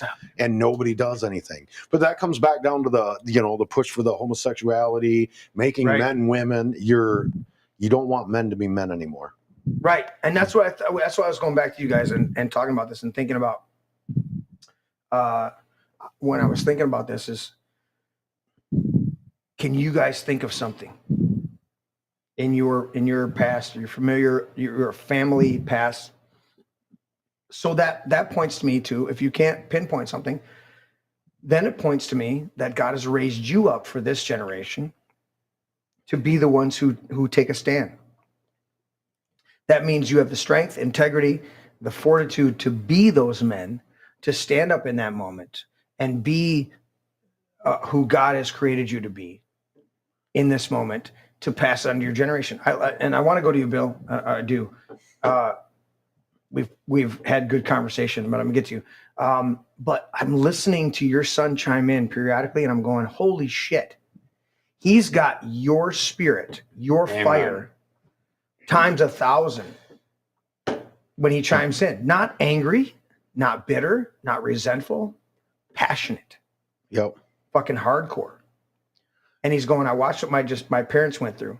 You know this, if it's 4 years, then he started at 17. 16, yeah. 16, 17 years old, 16, 17 years old. Those are formative years. Those are years where in most societies, you have already been a man for a good 3, 4, good 2, 3 years, maybe, depending on your rite of passage at 13 years old. And I guarantee you as men, carpenters, you guys would have held him to a higher level of accountability and responsibility. And so I'm looking at this and I'm listening to him just chiming in just a little bit. And I'm going, I'm picking up your spirit. I'm picking up your tone. You are somebody that's going to be it's like, who was Thomas Jefferson's dad? Who was General Washington's dad? Who was fucking,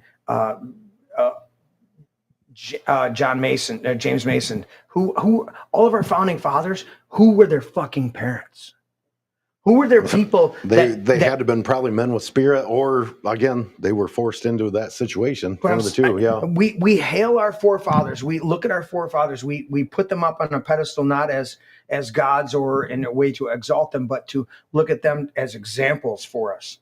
And I go, holy shit, these guys are fucking badasses. Not to mention the mental. Who was their dad? Yeah. Who was their grandpa? I have 2 grandfathers in my life, my grandpa Gibbs and my grandpa Soika. Fucking huge influences on me. Well, and with us, I mean, the bitch is like both our grandfathers fought in the Korean War. I didn't actually know my grandpa Ken, but my grandpa Dale, inadvertently was kind of the guy that fucking set me up to say, don't join the military. You're fighting a war that has nothing to do with you. He didn't know how to articulate globalism, but he knew how to articulate. He knew that once he served his country, that he didn't talk about war. The only thing I ever got out of Grandpa Dale was, I was fighting some goddamn politician's war. We were not over there for fighting for freedom for this country. Yeah. That's what I got from Grandpa Dale. But he would not talk about it. But it's from our fathers and our grandfathers, it was work ethic. That's what we got. But they were always that silent majority. They never spoke out. So me and Mike going and starting a militia and going to these protests, that's something out of our box. I don't know what happened, in previous generations. My ma, I don't know how much Indian she has in her, but that ponytail fucking tells me it was a little bit. It was She's either her Mexican grandpa, and Indian, so. her grandpa, or her great grandpa was for sure. full-blooded Indian. He was adopted by the family that brought him in, and so I don't know how much Indian's in there. And then my dad's like German and Irish and whatever. So I mean, maybe I should do one of them lineage tests to see what's going on. Fucking do it. They put you in a database. I'm already there. So I'm like I'm the least that's got to be concerned about them fabricating my DNA. They've already got it. But, you know what I mean? But when it comes down to it, that was what our families instilled to us. We've always been poor, but we've always went to work. Don't fucking steal. That I can't. A thief and a liar are the two biggest problems I have with people in general. Well, and a liar damn near more than a thief, because a thief, some of them steal for greed. Others steal to survive, right? Correct. So I can get the difference of that. Yeah. But a liar, that fucking lies and manipulates, I think is actually worse than a thief. It is. Yes, a liar, right? If you're stealing a loaf of bread to feed your kids, I can damn near look past that. Yeah. If you're out there stealing the stereo out of my car because you need more money for drugs, I don't. Yeah, go fuck yourself. Yeah, I can't get down with that. But no, this has been awesome. I want to know. Young Bill, how's your bladder? Well, besides I've pissed twice already. It's doing good. Do you need to go? Not yet. Because we're hitting the 9 o'clock. I'm going to go, but I want to ask you this question. I want you to break this down. Start from 16 years old. I'm assuming your relationship. You're here. You're with your dad. All of our parental relationships have their rocky moments where we're like, "Who the fuck do you think you are talking to me?" And you go, "I'm the motherfucker brought you in this world. I'll take you out." Those dynamics. That happened at like 5. Yeah. That started young. Yeah. I've always been known as my dad's twin, even though he actually has one. Okay. But when I was like 5 years old, every kid you were does the that. mini-me? You get you start learning how your hands work when you're a young toddler. Okay. Well, my dad told me, he's like, you punch me in the face, I'm smacking you back. Right. I punched him in his face, I got smacked back. Fuck. Me and ever since then, I don't know if me and him have You're ever old enough actually to fought. we're not calling CPS now. No. Well, he's way older than that. No, ever since then, I don't know if me and him have ever actually fought. Besides, we're Taekwondo, but it's always friendly. Little shadow boxing here and there. Well, we've been Northern shadow boxing. We actually spar all the time. We're both black belts. All three of us are black belts. Yeah. You motherfucking fucking terrorists. Black belt fucking terrorists across the table. But so we always fought back and forth, but there was never any issues. If you have not had a confrontation and a fight with your dad, you're not a real man. No. Oh no. Well, no. And I say that with a grain of salt because I never knew my biological father. I knew my stepdad. I'm speaking from my experience. Both my boys, we had some knockdown dragouts because we have a depth of relationship, and my boys challenged me. And I say that when I say that, if you haven't had a knockdown drag out with your father, then you're not, what I'm saying is when you have a relationship with your dad and you haven't challenged him, you haven't challenged the dominant lion and had that lion put you in place. Right. You don't know who the fuck you are. Yeah, you just started too young, boy. Because they show you your position. They show you your place in the hierarchy. And there's nothing wrong with that. We all need that because you can't take the world by storm if you don't first take your environment by storm. And you take your environment, sometimes your environment's controlled by your father. And your father says, you know what? I appreciate your fucking tenacity and your aggression, but I'm not the fucking one you need to fight with. It's the rest of the fucking world out there. So I'm going to slap you down and I'm going to point you in the right direction. Aye. right? Yep. So I'm saying is if you haven't had a conflict with that, you haven't fought back, then you haven't tested your boundaries to know where you're supposed to be.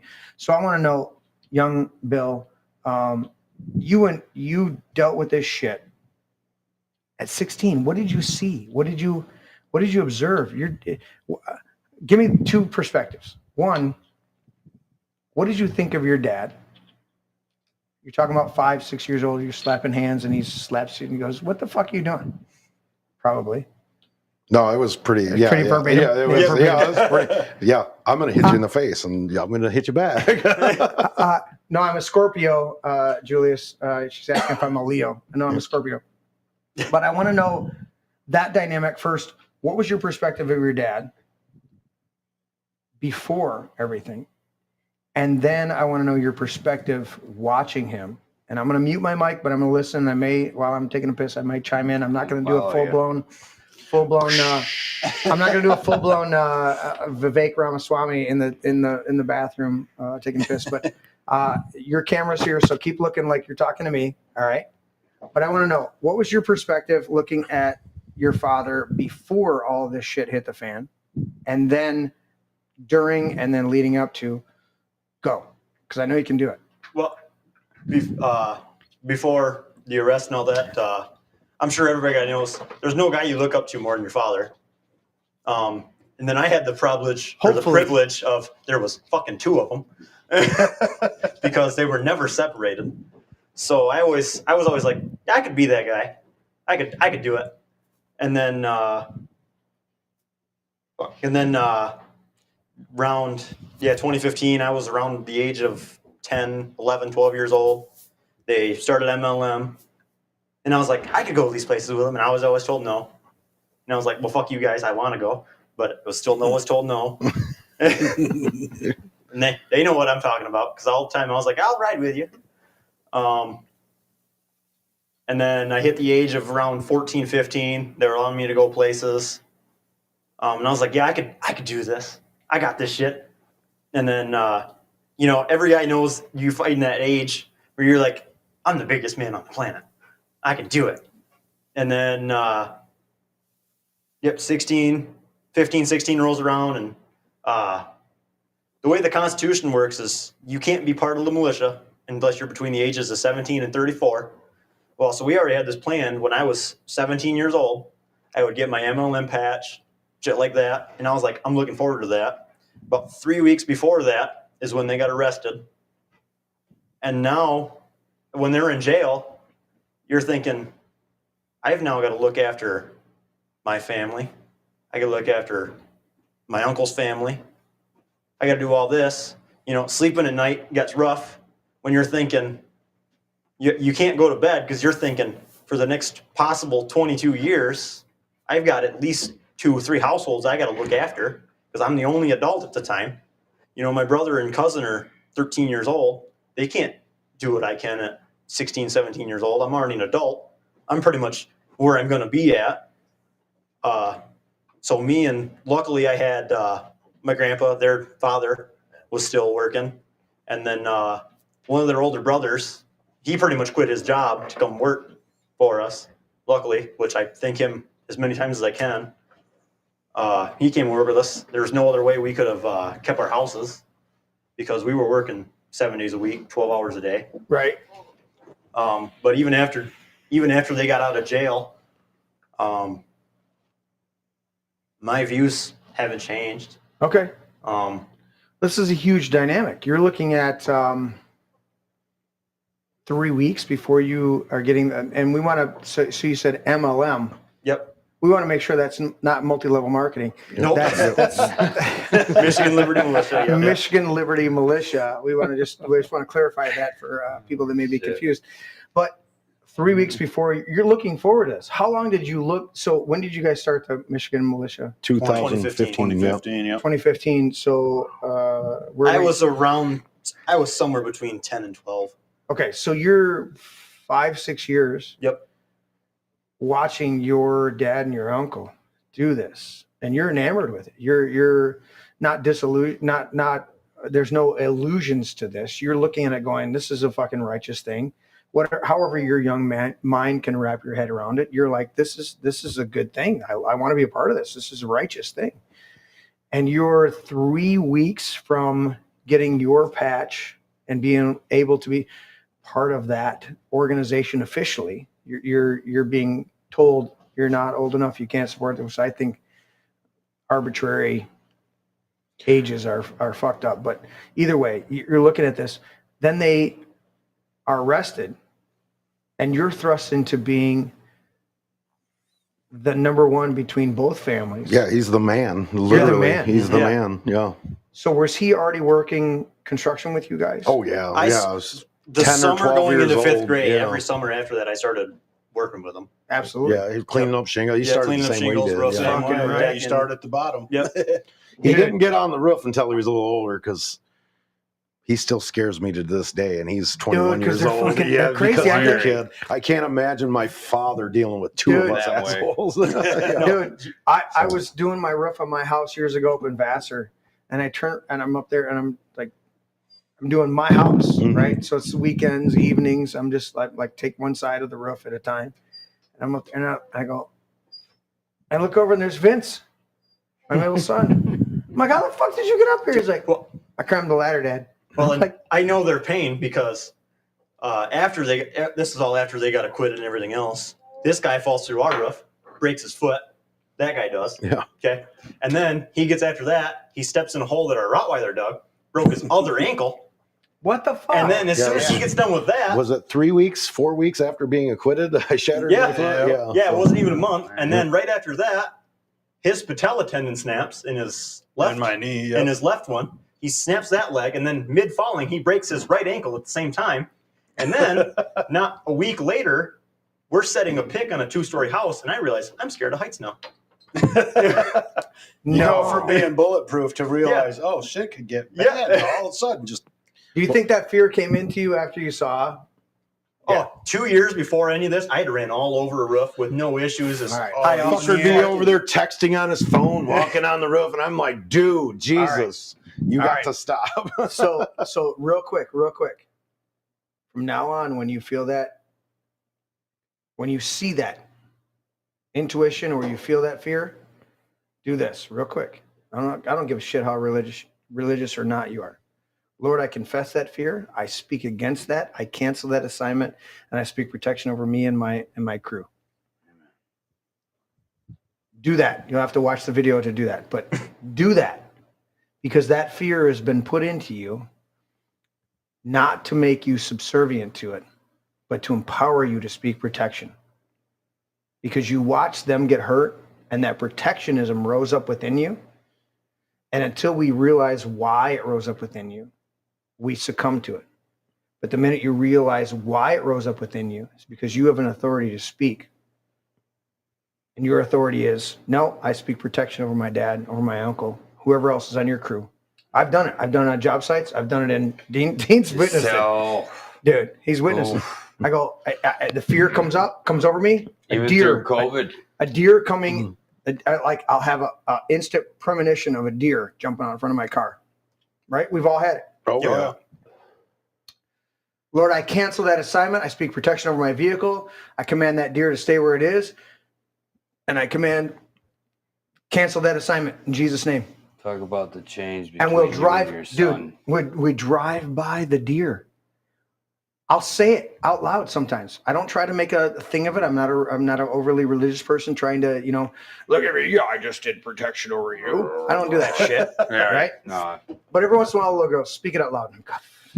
All right. I feel it. He goes, you got to teach the guys. And I go, all right. I cancel that assignment. I speak protection over the truck. Lord, I speak to that deer. Done. You're not coming over here. 10 seconds later, there'd be a fucking deer. And I go, guys, see the deer? Yeah. And they go, what the shit, dude?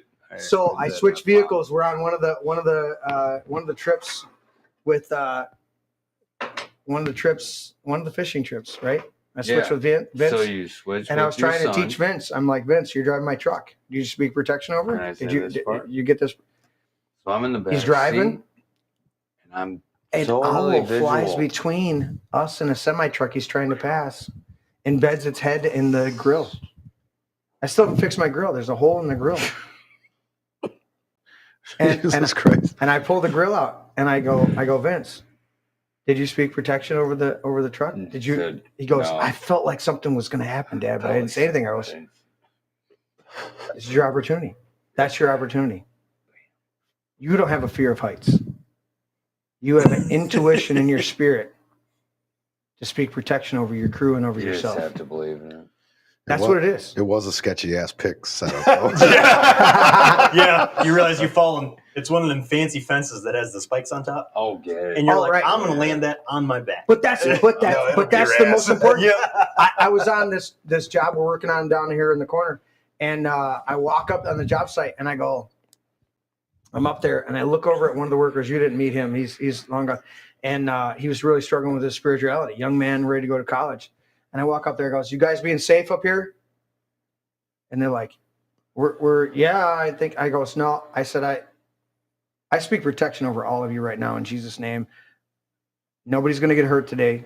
I speak protection. I said, guys, put some boards over here. Put some boards over here. This is how you need to do it. So I gave them physical instructions, but then I verbally spoke it out and spoke instructions. And the one guy comes walking across one of the boards and he walks over and he goes, thanks, man.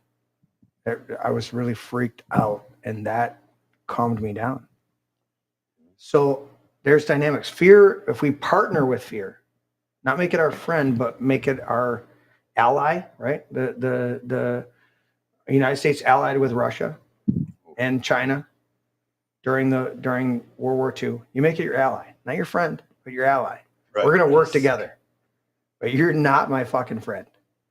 We're going to work together. If fear comes in, you go, okay, why are you here? You're here to warn me, but I have the authority, and I speak authority over this situation. I speak protection over my uncle, over my dad, over the other guys working with me. So that's your responsibility. I'm glad you brought that up because I had to deviate into that. New song, I'm Not Ashamed. All right, I'll check that out. Anyways, I got to check the chat every once in a while. Young Bill.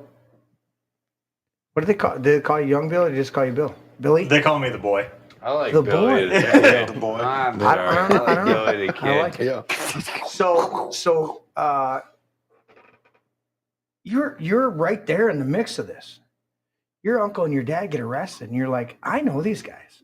You're reading shit. I'm assuming you're reading shit in the paper. Yeah. Not the paper, but the fucking internet and everything like that. You're going through this stuff. Explain to us some of your thoughts, if you can articulate some of your thoughts. You're reading this and you're going, that's not the guy I know. What the fuck is this? No. Well, yeah, when you go through and they're like, oh, this guy did this and this and this and this. And you're like, I was with him that whole time. And I'm like, none of this was ever even a thing. Yeah. Ever. And I'm like, this guy is not going to do what you're saying he's going to do. Right. I'm like, this is complete Did that steal bullshit. you? Did that make you have a deeper resolve to say, fuck these guys, I'm with them even more? I don't know if that's the problem is I don't know if I could have got with them any more than I was. Okay. Because I knew them. That's a good point. Yeah. I knew them. I'm like, there's no way they would have done this. All right. There's no way. So you couldn't have been any more committed, but it didn't make you more passionate. All right, you're 16 years old. You're working with your dad and your uncle every summer. You're doing roofing, you're doing all sorts of shit. You're cleaning up shingles. I've been there. I did roofing for the first 7 years. It sucks. I love it. Just get the fuck out of here. It does suck, dude. It fucking sucks. I've been there. But you got to go to school. Yeah. Your dad and your uncle are in fucking the headline news in fucking China. Mm-hmm. China. Yeah. All right. They're the biggest thing before the fucking COVID bullshit comes through. All right. You got to walk into fucking school the next day and deal with your friends, sit at the lunch table, have a conversation. What the fuck's that look like? Oh. Well, did they even fuck with you? Well, I was always bullied in school, but prior to 2020, they were, you'd always hear them on the news, and I'm like, everybody in school would be like, what is this? And I'm like, yeah, that's my dad. What of it? I always trained in martial arts, so they never took me on one-on-one anyway. So I'm like, your word don't mean shit. Right. If you're just gonna stand over there across the room and yell shit, I don't give a fuck. Okay. But then they would, if they came up to me and they started running shit, I'd punch them in the mouth.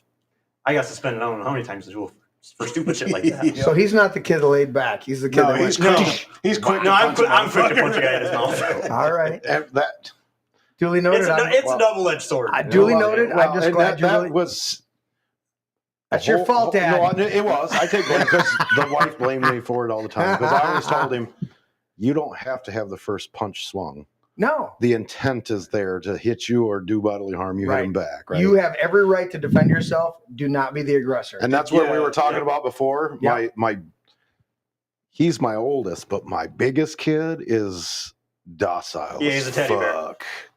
But that was, again, women can fuck up strong men. I'm telling you. And I have this conversation with the wife too, because a child needs a man in his life to teach him how to be a man. Right. If you as a man fail because you're like, I'm not going to fight with my significant other over this kid, because I've already got my oldest and Mama's already mad about that whole situation. Every time he gets suspended for fighting, I'm like, he's defending himself.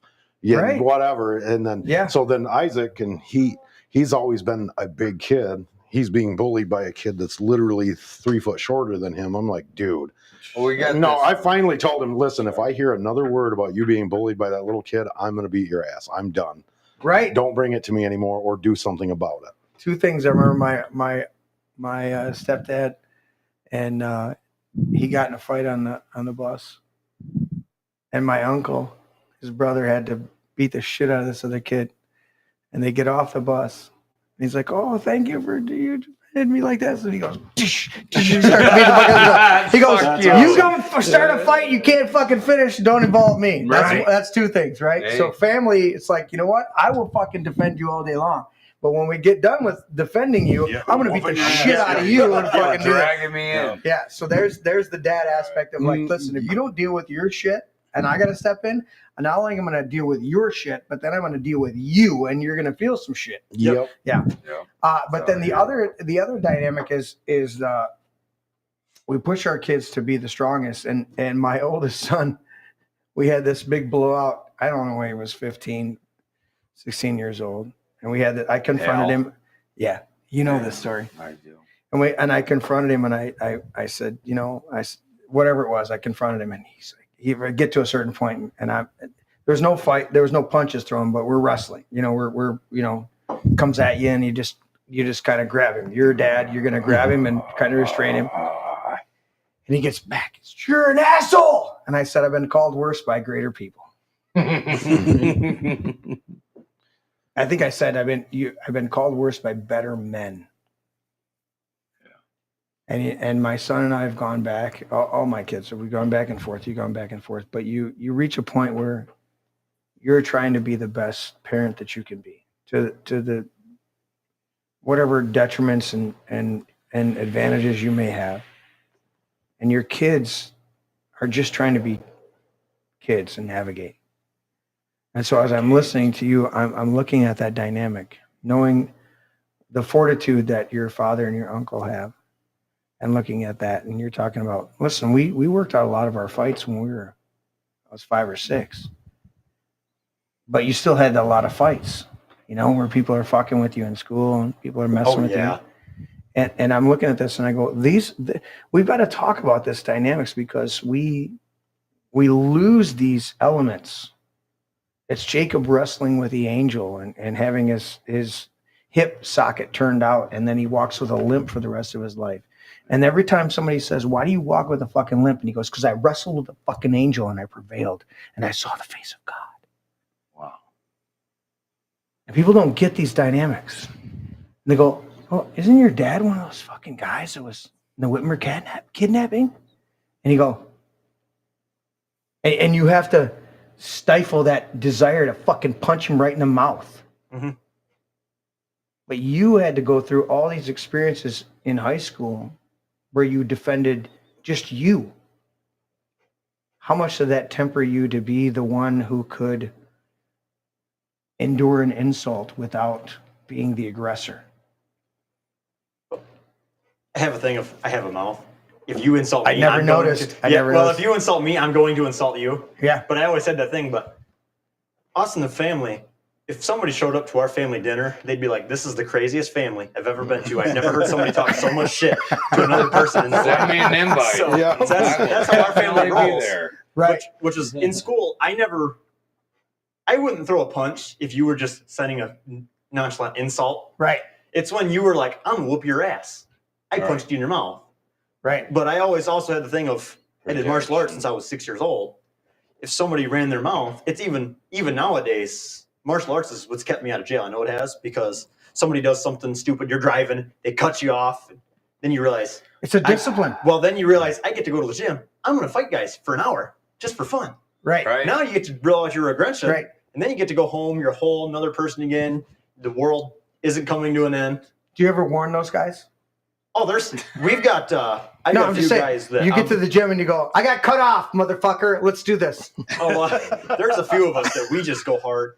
I can't tell you the amount of times. It's fucking Fight Club, right? Yeah. Well, I can't account the amount of times I've come home, broken fingers, broken toes, bloody lip, nose half bent sideways. You know Fight Club, right? You're what I'm talking about? Yep. You're like, unless you have the shit kicked out of you and fucking fought, you don't know what it's, you really haven't experienced. No.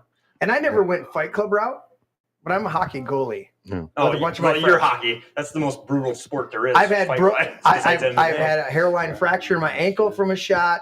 This finger still fucking hurts from a shot that I took 3 weeks ago. Like it hit right here, and it's broken. I know it's broken, but I still keep playing. But yeah, it's this dynamic of until you've battled to your core with potentially somebody, hopefully not with not if until you've battled with somebody that potentially is your friend. Proverb says the wounds of a friend can be trusted. Why? Because when your friend wounds you, you know it's authentic. But even though it hurts, even though it's hardcore, even though it's raw and wounds you to your core, you know that it was authentic. Yep. And it was not out of a George Soros You type got of a huge meth thing that goes across back in like this mid 2010, hits its peak at 2015. I lost like 8 friends. Right. Yeah. All those friends, I fought. Right. In the backyard, whatever, doing and you want to get to that wrestling authentic with place. each other. Yeah. But the authenticity of it was. Yeah. It's that deep. We physically. Right. We came into that. Yep. We came into agreement that we're going to fuck each other up, but we're going to walk out of this drinking a beer. You know what? Well, and men used to do that. Yeah. Well, you know what I mean? We're Celtic. Yeah. And that's why we're Nordic and fucking nomad. I'll tell you what. Yeah. The reason why. Dude, I'm serious. One of the many reasons I love hockey is because hockey players, when you get to a certain point, we're going to fucking fight right here, right now. Right. We're going to fucking throw down. Let's go. Let's go. We're going to fucking do this. And you know what? Just like bullies, just like other people, you know what? I've had 2 bullies in my life, fought back, became friends. Yep. You know? There's that dynamic high school dynamics. Once it's you like, you know what? somebody, and then they're like, your you earn their respect. And they stop being, and I go, stop being a dick to everybody else. And they go, yeah, you're right. Yep. I go, really? It took me standing up to you to go to fuck off for you to do that? So you're 16. You're dealing with this shit. You're battling back, not just because you're karate dynamics, but just life. Describe for people out there what it means to endure. I want to know about the mental, physical. We can all resort to the physical. We can all devolve to that. I'm going to fucking you up. Right. And you already had that long before any of this came about. But you're at your most formative years. High school dynamics, which can be fucking brutal right now. Woke, DEI, let alone peer pressure, fucking you got the right shoes. And COVID lockdowns, all of that shit. describe. I mean, if you could articulate some of that, describe some of that shit to where you're like, you may have people walk out. Did you have any faculty members walk up and say anything to you? Well, I got lucky in the sense of for COVID. Once they got arrested, COVID had already shut down all the schools. Oh, so you're home? Yeah, I was already at home. I graduated in 21. Okay. COVID didn't roll through till mid 20. Okay. So I got, like I said, I got lucky. My later half of my junior year and all my senior year, I was at home. But it's mentally, it's real hard when you're 16, 17 years old. When, like I said, you realize that I might be the man of the house for the next 22 years. How heavy is that? That's How heavy. fucking heavy is that? That's dude? heavy. And then I can't even. I can picture like now I'm fine. My life is pretty much normal. But it lingers. It's in the back of your mind. It still lingers, but my life is no different than it was when I was 15 years old for all the same stuff I'm doing outside of school. Wow. And stuff like that. But during that, I can't even imagine how my 13-year-old brother feels. He's still going through high school. And he was, like I said, he was 13 at the time. When we walked out of the house, you know, you don't realize that he's seen the 30 lasers on my mom's forehead that I seen on his forehead. Yeah, that's like I said, that's when the house is raided. Well, they were already arrested. We were arrested. How much, have you ever sat down with somebody and worked through some of that dynamic? No, you just go beat the heavy bag and deal with it. Yeah, you're just like, fuck you. You're not gonna have authority over me. Physical. Physical damage on inanimate objects makes a lot of difference. It makes a man feel better. I want you to pause. You don't lose your train of thought. Larry, do you want to come sign? Larry's got to go. Larry's got to drive a fucking truck in the morning. I'm sure you guys got work, but you own your own companies. Larry, there's an overhead. Give me your final thoughts, even though you're not on microphone. What do you want? We're good. You good? Yeah, we're good. Love you, Larry. Good seeing you guys. Hey, good seeing you, brother. All right, brother. Back again. Yeah. have a good day and a good week, and I'll see you on Tuesday. Can you let your face grow? Because I'm recognizing. I was going to say. Yeah, he threw me off. I seen him at the convention, and he still had to goatee. Right. He come in the other day, and he had his goatee shaved off and hair sticking out underneath his hat, like it was fucking. It was. I mean, the hair was like barely. I thought his hat was gonna explode because of the amount of hair I was pushing on it. And he fucking Now he's all clean shaven and what the fuck, Larry? Love you, buddy. Good job over there. Yeah. All right. Back to you, young Bill. Boy. Right. Am I supposed to call him boy? I don't like that. It works for I me. don't like that. I don't like that. It's better than Junior. Don't use Junior. Yeah, it's weird You're calling a fucking man. somebody your name, right? So Right. when he was born, Yeah, for people that don't know, he's I have been literally the his boy. exact name. All right. since before he was born. Can he I was call always you the boy? the two? Number dose. Just Yeah. call him. No, just I call don't him have to call it a Listen, number two. Call me Deuce. I don't care. Deuce. What was it? The guy in Italy during World War II, El Duce. It was the number two. The number two, El Duce. I'm not gonna do that. Yeah, everybody calls him Billy for the All right. most part. All right, Yeah. Billy. I like that better. Yeah. It's like Billy. I grew up watching Young Guns, and I know my favorite. Did you see they're coming out with a third? You guys No. Yeah. Is Emilio coming back? Emilio Estevez is But supposed to be good. coming back, and What? so You got is another beer? the Indian guy. Yeah, I'll go get Lou Diamond Phillips. Lou Diamond Phillips. Yeah. He's the one that announced it. I seen it on TikTok, and then there's What? there's another one. They're trying to get more cast, but yeah, they're, Emilio Estevez is directing it and playing it. yeah, that's what I'm saying. But Really? yeah, there is a number Estevez. 3. Well, and who else? Kiefer Sutherland was in the Kiefer original. Sutherland's he's the ones gonna that be was in coming there back too, too. yeah. Yeah, so Okay. that was the 3 that were named as Lou Holy Diamond shit! Phillips, Kiefer Sutherland. Are they gonna and Emilio Estevez. youth? Are they gonna not euthanize? They're just gonna kill him on the show. That's how it's gonna start, and then somebody's gonna put pals on him.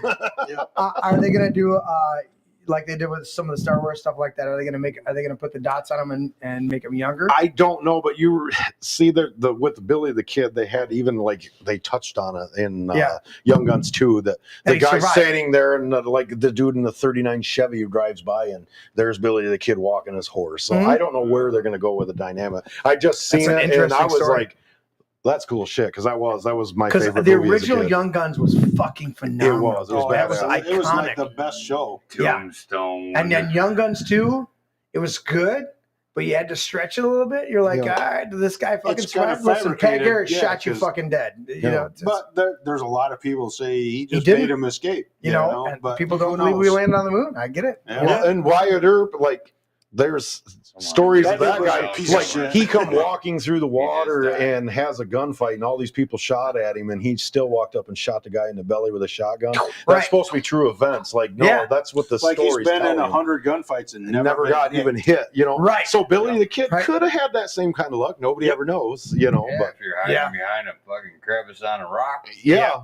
Or when they throw him Your out the window sniper and he jumps up and with a shoots gas. them guys, and then they've got a Gatling gun coming at him. That's right. I'm like, a little far fetched. right. I guess it could happen. You know, Now we can paint a picture, can't we? Yeah. all I remember from the first movie is I can't remember which character it is, which actor it is, but he's like when they're all up doing peyote in the fucking You see and the he's like, songs that Jimmy? he's like, you guys, Yeah. you guys, and he's screaming out across the canyon. And Lou Diamond Don't Phillips even is know. We used to scream, you guys. We'd be getting out there drunk, and one of my buddies would be out there and say something like, you guys. You guys! Because we were all the same age. Yeah. I knew I'm not exactly getting what into it was. whatever everything else was. Oh, yeah. They ain't gonna exploit that shit. Everybody knows what a rooster is, right? right, dude. That I'm telling you what, Dino. We got to watch that original Young Guns this week. We got to watch it on the big screen. Absolutely. You got to fucking do it. Absolutely. Tombstone You came guys out. are invited too. Anytime. Well, they got to drive an hour and 45 minutes to be over here. Well, they walked into a fucking concert. Dude. They did. Fuck yeah. It was still better than the first time. We fucking show up here and you had that kid that went through that shit up there in the Northern University driving the fucking cop car. Oh, yeah. And I called you on the phone. I'm like, hey, dude. I was like, there's a fucking cop car out here. He just opens the door and he's like, yeah, just come on in. I don't know who the fuck that is. And I'm thinking, fuck you guys. Ain't no goddamn way. And then this kid, and then this kid pops out and he's in a suit and he's like 20 and he looks at me and he's like, who the fuck are them guys? And so we had the same thing. And I was like, that's a retired cop But the car. crazy But I was thing like, he's like neighbors to Daniel Harris, who was also acquitted in the Whitmer Fender plot. Yeah. Okay. So I was like, he's like, oh, I'm good friends with Daniel. I'm like, what the fuck? I got to have him back because him and his dad, actually his dad's a military veteran and he was awesome. Those guys were awesome. But Shane, I equate that to Shane's fault. Yep, Shane. Yeah. Well, Shane set it up to where I was like, wait, I thought we were doing just Whitmer kid. And he said, I got this other kid that's coming in. He's going to, like, okay. But he's fucking cool. That he kid. was a cool kid. But you were like, we were sketchy. literally, dude, your radar was fucking up. You're like, it was literally a retired cop car that he pulled in with. And we're it's like, still got a spotlight on it. And I was like, the fuckers are setting this up again. and he walks in and I'm like, dude, you're overdressed. Yeah, he's in a 3-piece suit. But that's the only reason why I seen the suit too. And he gets out. And I'm like, what the fuck? And then I see he's a young kid. And I was like, okay, he's probably too young to be a Fed now. But I was like, what in the fuck is going on? See how that could trigger you. Oh, yeah, because we had pulled down. We did it. The GPS takes you to your neighbor's driveway, to the tarmac. And the only reason why I recognize it today, we pulled in here. We pulled down that tarmac. I spin around, and here's this cop car strolling by in the neighbor's yard. And I was like, what the fuck? And then we come around, and we go the same route. And I was like, dude, I don't know about that. Watch out for them Livingston shit. That's the fucking thing. I fucking GPS. Actually, they're harmless. Yeah. They don't do but shit. that was what the fuck? I'm drawing a blank on his name.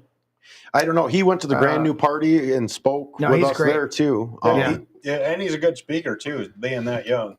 Yeah, he's great. He went through some shit, and it was crazy because he comes in and he's all that straight laced. And then I had another interview with him with just his dad, and he fucking comes in here and he's all straight laced and all this dynamics and they're like that, and he's like. His dad goes, well, son, with something like this. And he goes, no, fuck that, Dad. This fucking people. And I was like, all right. Yeah, attaboy. I was like, okay, all right. We're going to get down with this shit. So, yeah, it's crazy. Billy, you're enduring this shit. And I want to get to a conclusion. We're coming up on 10 o'clock. But you guys aren't rushed What do you got to do tomorrow? Just run your Build own a company? deck on a fucking lake that's just Awesome. Nice. Building a deck on a cliff. Yeah. You got your holes already? We got all the poles in except for the middle one for my header, but I got to get my transit out there. But this thing is literally, it's a fucking 12-12. So we're hill. building a deck basically off your computer here. Oh, so So you got to dig a where your trench. 65, 70 degree angle? Yeah. Where your keyboard ends is Yeah. the lake. So we Okay. got about 20 feet to the lake where it's flat, and then we got this fucking hill. Wow. And I In got a 16 bad leg feet? still. In 16 feet, That's my next our question. posts Are are... you using aerial lift or using ladders? No, you can't get equipment there. So literally, It's 100 we tried yards it. from the driveway. Build down? Wow. Yeah, so Yes. we have to walk over 100 yards to get down the hill, and then you got What to climb the fuck? down this hill. And to dig your holes, you go in there and you shovel a pad so you can stand there to dig your holes. And then we Wow. got down, but in 16 feet, is it 10 or 12 feet? It's 12 feet down and 16 feet. Yeah, so it's literally, Young Billy Oh, just he told knows you. his numbers? He Fucking knows. dude, Yeah, if because you he's don't been know, working. if Yeah, you don't because know, my fucking No legs hurt shit. so goddamn bad working on it. He knows his numbers. so I was yeah. always good at math, goddammit. No, it's all right. We're all carpenters here. yeah, if you don't know your numbers, you're like, shit. If I didn't memorize the print, I'm a prick. Yeah, well, Right? we're just building this off of my memory, but it's like, god damn. All right, so continue with this, and then we're gonna move to wrap up the show. But I don't want to cut you short, young Billy. I say that with all due respect, because you'll probably beat Works my for me. ass. But I want this dynamic to really resonate with people. You've had to endure all this shit going through school and dealing with this. Did you ever have any times? This is a quick question. Did you ever have any times where somebody came up to you at school and said, "What the fuck"? No, because like I said, COVID already happened. I was already at home way before they got arrested. Okay, so there's never a dynamic. No, them getting arrested was way How after I was about in school. Isaiah? Isaac. Yep. Isaac. I don't know. I know his daughter did because Isaac was at that point, he was still going to school. Yeah, but it was like once a week or something like that. But then 'cause he it was went on the mid. online. So he's been out of school for a little while because he went online. But Michaela, he's got a story So for you want to talk Michaela. some corruption? Yeah. So You had the two boys. You got the I've daughter. got a daughter, and Yeah. so you want to talk about how deep this corruption goes? I do. So I do want to talk the about it. superintendent of Plainwell Oh, is education center. friends with Gretchen Whitmer. So these fucking people kept trying to pull my kid out of class to try and find dirt on At 13 us years old. At 13 years old. These sons So of bitches. the teacher was like, "Hey, let's talk about this and talk about that," trying to lure out in the hallway. But I got another nephew that was he's a mouthy little bastard, so he was quick to be like, "Hey, I don't give a fuck what you're saying. I'm not talking to you." So, but Michaela was like, she's She's the trying to be kinda kid- accommodating, trying to well, be. She's females are a lot different, and she's like Females hold emotion. Yeah, and she's Dude, got you guys are just like dialing into total patriarchy, guy. I love oh, it. she's got a conscience, dude. If she does something wrong, Right. she feels she's got guilty about it. But she's like, so the teacher, her teacher, who you're supposed to look up to, Mhm. is pulling her out of class to say, "What'd your dad do?" Right. You know, and that again. Isn't that the patriarchal dynamic of women look to their husbands to be the authority in the house? Listen, our wives are supposed to be the greatest advocate or Rip sounding from us. board. They're supposed to be the ones that tell us, honey, here's what I'm seeing, here's what I think, here's what I do this. And then the husband has to make the final decision. So our wives are supposed to be the greatest sounding board, our greatest advocate, our greatest advisor. But the man has to make the final decision. And I think a lot of times when women are put into circumstances where they are questioned about stuff, they just, bleh. Here it is. I just think, I think this, I think this, I think that, I think this. Not because it's there's no fault there. They are created by God to be information vehicles. If we tap into our wives, Yeah, because information. I couldn't find my keys without my wife. I'm sorry. Yeah, right, exactly. She's my storage She's unit like- for my memory. Yeah. You're like, I'm going to drive to the store. You know? And she goes, do you know where your keys are? No. Yeah. That's why I leave mine in the fucking truck. They're over there, honey. Thank you. I'm leaving now. Right. I've done it. I've done it. Shit. Help me out while I storm I'm out. guilty. I'm getting angry, and I don't know why. It's crazy with women in general too. Like my wife, we've been married forever. I've literally been with her longer than I've been without her. You know what I mean? So she's you turn that corner. Yeah, you know, after 23 years, I'm only 43.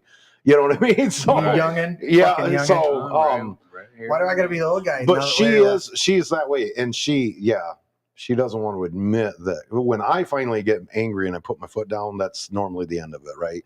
But I'm also that guy that I just don't give a fuck, you know, as long as we're not fighting or hurting anybody else. Yeah. She does what she wants to. Right. But when she starts to do sketchy shit, because my wife in general before this is like, the world is just this little peaceful place. And she always thought I was nuts. And I'm like, it's not peaceful. You need to think about where you're at and what you're fucking doing. And we used to argue about that all the time. Yeah. And I always told her, the cops are not your friends. These people are, you know, there may be good cops, but these people are not out there to be your buddies. And then this happened. She's like, yeah, fuck that. Now she's also scared to death. She doesn't want me running for governor. She's afraid as fuck that the FBI is going to whack me. You know what I mean? But that's why we don't think we're going to see our grandchildren. I support you. Yeah, I think I'm fine unless I win. That's good. Well, you better come on my show right away. Yeah.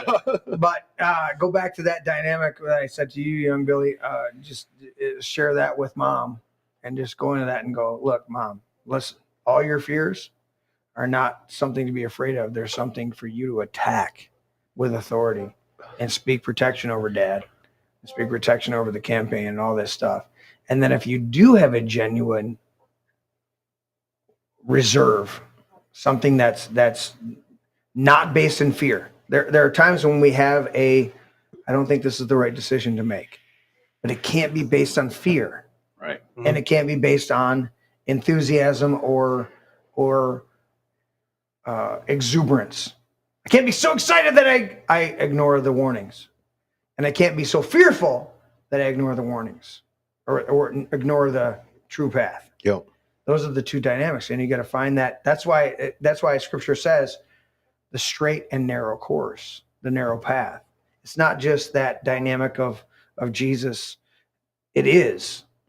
But it's also, if you realize Jesus is the way, the truth, and the life, the way, truth, and the life, then you understand that this is not about just blind adherence to a religious icon. This is a guide to being who I was created to be and walking out my path. And once we step into that, not religiously, but very conscious and very aware, assertive, authoritative, then we go, all right, Lord, I don't have all this all figured out. But right now in this moment, I have the authority and I'm going to exercise it. And it changes that dynamics. This is awesome. I love this shit because listen, guys, I want to, every time I sit down and talk with people, not only do I say this, I say this as much as I try to couch it the right way. I want to humanize you. I fucking hate even saying it that way because I'm trying to humanize you, but I want people to see you as human beings. Oh yeah, not the monster that the media portrays you as. Yeah. But then also I go, this is called a Sunday night conversation because I just want to talk. We were in the fucking moon landings and shit like that. Yeah, right. And I love it. I love it. And so I'm looking at young Billy, and I'm going, we never were there. Yes. Right. But I'm looking at you, and I'm going, I wanted to feel it because you chimed in. Nobody asked you to chime in.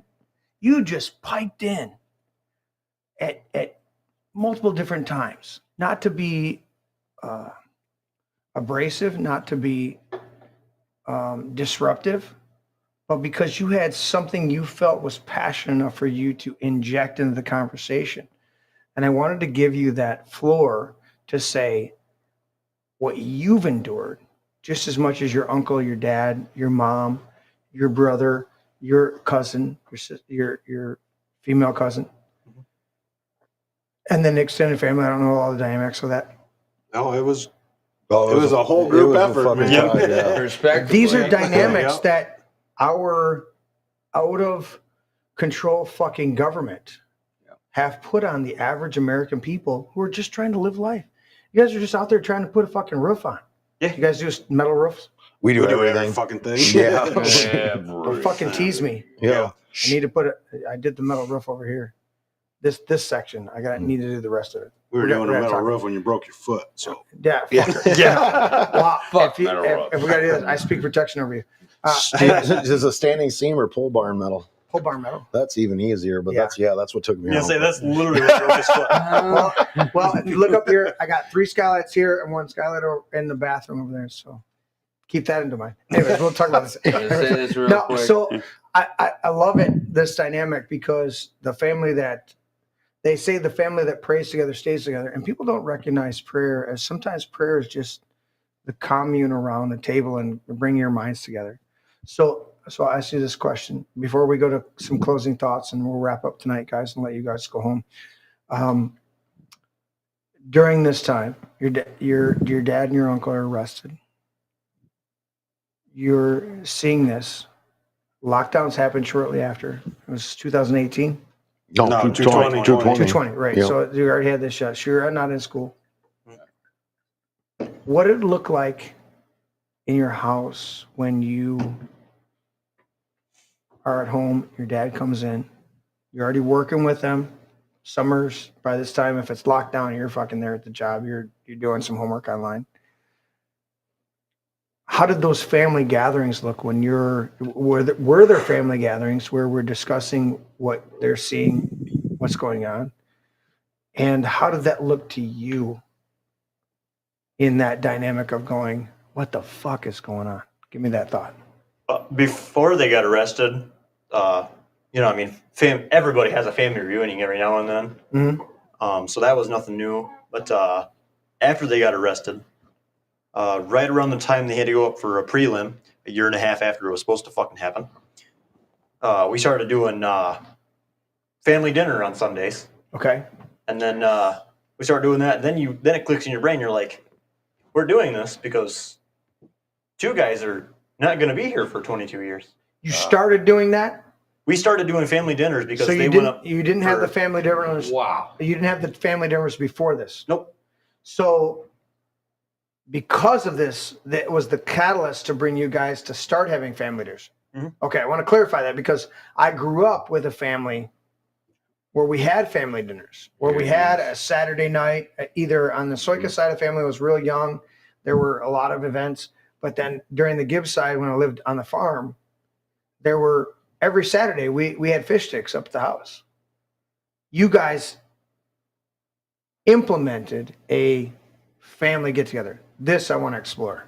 Yeah, because every holidays were an exception. We always got together at Grandma's house on Saturdays and had a holiday dinner or whatever. But once they realized that 2 of them were possibly going away for 22 years, that every week we were doing family dinner. Okay. Saturdays or Sundays, and then it's continued even after they've been acquitted. That's fucking phenomenal. Yeah, man. but I think it's amazing. Like I said, the whole when you realize that the whole purpose of them was to realize that 2 of them are going away for 22 years. At the time, it'd be longer for them being away than right. But there wasn't, because at the time I was 20. So that'd have been over double of my life before they got out of jail. You could have potentially had grandkids by the time that they're out. Yeah. Okay, I'm gonna put this out there. You guys you're not obligated, but I want to come out for one of these family get-togethers.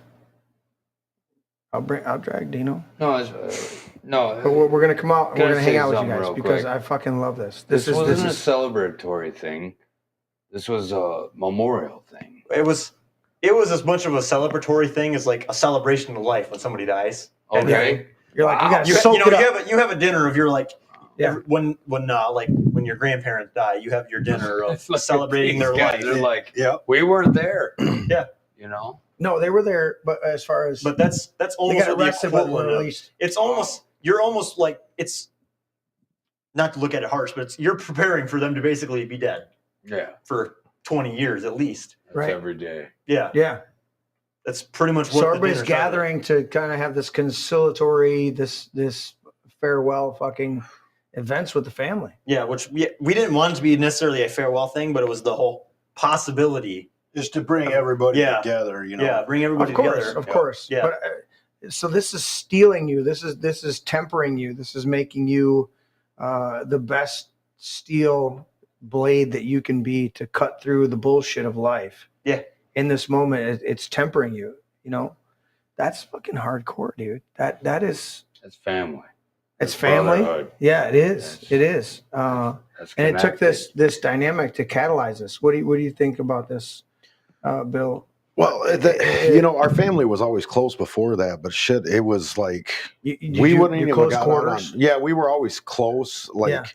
And fuck, Michael only lives 10 minutes from me. I mean, being twins, you can't I mean, come on. Don't give me your bullshit. You know what I mean? So we're 10 minutes apart, but my sister, my oldest sister, she lives a mile down the road from me. Mm-hmm. My father and my mother live 2 miles down the road from me. Okay. Right? And we wouldn't even be out of jail if it wasn't for our family coming together to raise the money. And then my sister, luckily, had already paid her house off. She had to put our house up for collateral to get us out of jail for fucking 3 years. And she wasn't the only one. We got cousins. And but they were willing to do this, and they would have without question. And the FBI would paint this as being this, Well, they tried to make a big deal about it in court because our family was close. We're so close. Maybe they were all in on it. Because your family should disown you if you're falsely accused. Yeah.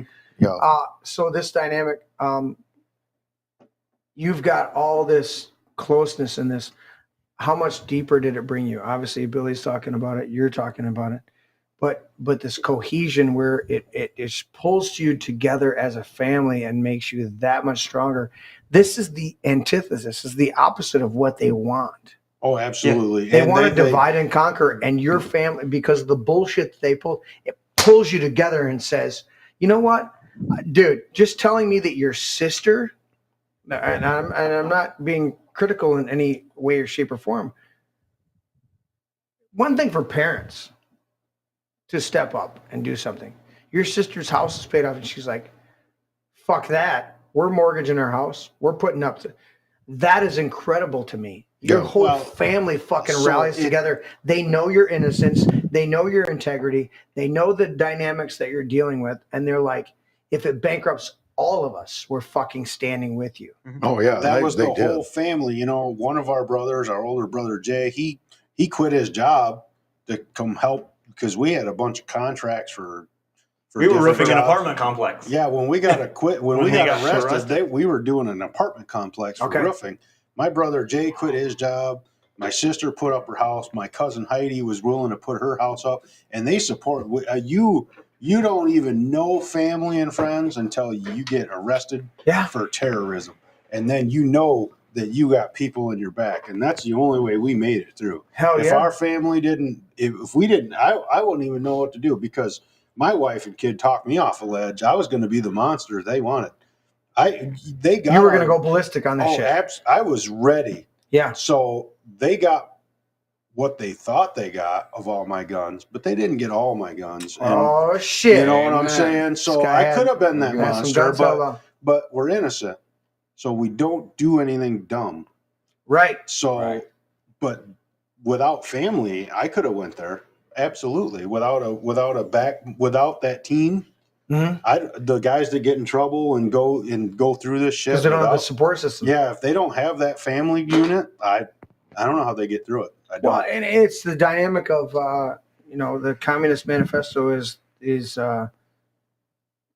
built on this idea of where the children betray their parents to the state. And I'm listening to you guys looking at it and I'm going, your son here is rallying and going, no, my fucking dad taught me, and then your sister stepping up, your parents are stepping up, and I go, how do you fight that? You know what, government? Fuck you. How do you fight that? How do you fight this dynamic? And I look at it, we veered into a lot of subjects tonight, but a number of the subjects touch on this idea. how do you fucking fight this family element, this familial dynamic? And you look at other avenues in our country on how they've already divided the families and see how them communities are faring without the family structure. And that's what they're pushing for, because then you're not dependent on your family, you're dependent on your government. Correct. And this is exactly, what they're doing. I think ultimately you're referring to the black community. They brought in the strongest communities in our nation in the 40s and 50s, even in the 60s, were the black communities. They had the most, the longest marriage, or the highest single marriage rates, meaning that people that married and then stayed together were the highest. They had single family, and they targeted them, and they've destroyed it. Now you've got black women who have multiple baby daddies and are all this stuff, and then they brought CIA in particular brought in crack cocaine into the black communities in the 70s and 80s. Yeah, and they did testing on them. And then you look at the hip hop movements, you look at the sports movements, you look at these other dynamics. Oh, look at the bricklaying and the gun movement in Chicago, where they lay it all out. Yeah, they put a pallet of bricks. They put a pallet of bricks and incite this. And then they deal with this dynamic of they don't want to report the amount of gang violence, and 10 black people were shot in Chicago this weekend. Who supplied them with the guns? Who gave them the guns? Because that's only shot them. Who shot them? Well, and then the other thing is when you look into like where these guns come from, half of them come back from like gun buybacks and all this other shit that the 100%. Government already had. 100%. Right. And then they get them put into these communities. I mean, there's a no-brainer that the government's pushing for a race war. They're pushing for a religious war. Yeah. They're pushing for a gender war now. They're doing everything they can to divide you. And it is. And there's a lot of people that fall for it. And, being in a situation we're in, you just wear it with a badge of honor when you're a racist, you're a bigot, you're a homophobe. No, I'm not. I don't give a fuck. You know what I mean? But if people fall into that trap, then that's what they're trying to do. And then when it comes down to it, they're going to be like, oh, the government's here to help now because that's the new daddy, and I'm here from the government. And I'm here to help.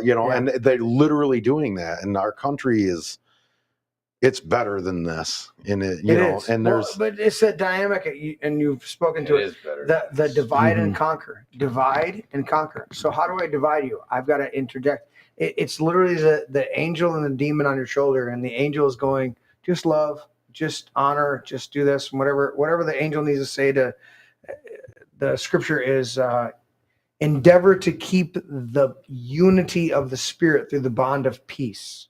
Endeavoring to keep the unity of the spirit through the bond of peace. I need to endeavor to keep. I didn't create the unity. I didn't create the peace. For anyone I just need who to calls fuck it up. themselves a god. I just need to work and not fuck it up. Yep. That's all I need to do. And it says endeavoring to keep. That means I gotta keep it. I gotta hold it sacred. I gotta put it in a special place and go, I'm gonna keep unity. Because I didn't do this. And so many people, they want this to divide and conquer. Well, you did this to me. You did that to me. My family emigrated here in the 1880s, 1890s. When did your family come here? When did your family come here? Don't know. And some of my family was here before anybody else was. Exactly. So.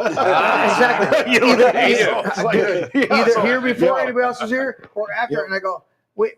The people that immigrated here in the 1500s, 1600s, from Spanish descent that took out the Mayans and the Incas are somehow telling me that I owe them reparations? Or the blacks that were sold by other blacks into slavery on the Ivory Coast to the Spanish, who then sold them into Americas, are somehow telling me that I owe them reparations? Right. I'm going to tell you to fuck off on all that, because my family came here when they did. But either way, we don't have any slavery. And if we did, being Polish, Czechoslovakian, Czechoslovakian. We're going that far. The Slavs. Slavs. No, let's go right to the Irish. Where's slave come from? Yeah, the Irish. Yep. The Irish were the number one slaves. Almost killed the population, though. Almost killed the population. Yeah, what was that, 1600s? Yeah, they brought it down to 1600 They were the people. number one fucking slaves in the new America. That's it. Yeah. And people get off on this they shit. changed it, guys. Oh, it's indentured servitude, so that it can't be used as something. No, you're right. I love black people. Yeah. Look I got a lot of good black friends. But the thing is I have been so ridiculed by that. I'm a queen bee. I'm a king. I'm this. I'm that. And you know what? And I'm like, where is the humbleness in this? Right. Where's the honor? Where's the respect? Where do you get this from? Because where my family comes from, yeah, we know how to fight, but we also know how to just. You know how to fight, Dino? That was rhetorical. Don't fucking get aggressive. Hey, you guys know who Justin Gaethje is? Yeah. Give it to me. Should I? Justin Gaethje. Okay, so he says, you know why he trained wrestling and jiu-jitsu? Why? Because if one man can hold you down, two can rape you. Oh, fuck. Wow. Yeah, and he's a UFC fighter. That is the Holy best shit. quote I've ever heard. Dude, I love it. To fucking train jiu-jitsu and grappling is because I'm not getting raped. I was like, that's the motivation you need. Dude, we got to note that one. Mark that one down. We're If gonna one fucking. man can hold you That gotta down, be. That's going to two be a clip can to rape promote you. this show tonight. I mean, that is awesome. Dude, you guys are awesome. We didn't get every dynamic of everything, but I'm gonna have you guys back. And this is we didn't pre-record this, and we didn't have any issues with the audio and stuff like that. So this is awesome. Yeah, we can take you down a rabbit hole. I know. But it takes a conversation, and you going to run for governor. You got to come back multiple times, and we got to have these conversations. Young dude, when you walked in, I was like, "Who's the kid in the scraggly beard?" I was like, "What's up? What's up?" And What's up, buddy? I think that's the Irish coming out. Dude, that's all 8% of my Irish is in my beard. Yeah. He's all red in the base. I'm like, holy shit! But I love it. I love the conversation. I love the dynamics of this whole thing. This is what I love to do. I like to have this conversation. We went into areas like that because I don't want to just hear the fucking sound bites of what the totality of who you guys are is not in the headlines, and you clarifying the headlines. Yeah, it's not who we are. Explaining the fucking headlines. When I'm sitting here and I go, yeah, the fucking things, and you go, oh yeah, well that 9/11 and the Oklahoma State, and I go, fuck these. How many times have we heard that? Yeah, these are real fucking dynamics of your personalities and who you are, and we do have it set up now to where we can do some Zooms. I figured out how to do it the right way so that we can hear you, you can hear me, and everything like that. So I'm going to invite you guys to come back, even if you can do it on Zoom. But I love you to drive over here because I'm going to feed you and we're going to do stuff. We never mind a free meal. Beer and some drinks, and we'll good. Young Billy, it's been great to you. I'm going to turn it over to you, Billy. You're first. Give me pick a color and give me your final thoughts on this discussion tonight. Just pick a good color. Give me a signature there. It's like, did you see the movie? Go with pink. Fuck it. Yeah, fuck it. That'll work. Get some pink. Go get some pink. So the movie, The Perfect Storm. Wahlberg, Clooney, and that is a good movie. And who else is it? Wahlberg, Clooney, and a couple other guys. Anyways, when they come back with this pitiful fucking catch, they go. Michael Irons is the boat owner of the boat, and he goes, "Here's what you get: sign my ledger." This has always been my thing. It's like sign my ledger. Young Billy, give me your thoughts on this. Your perspective tonight. Give me your final thoughts on tonight's discussion. Give me your final thoughts on tonight's discussion. That we'll leave it at that. Don't give me your final thoughts in life. Your final thoughts on tonight's discussion.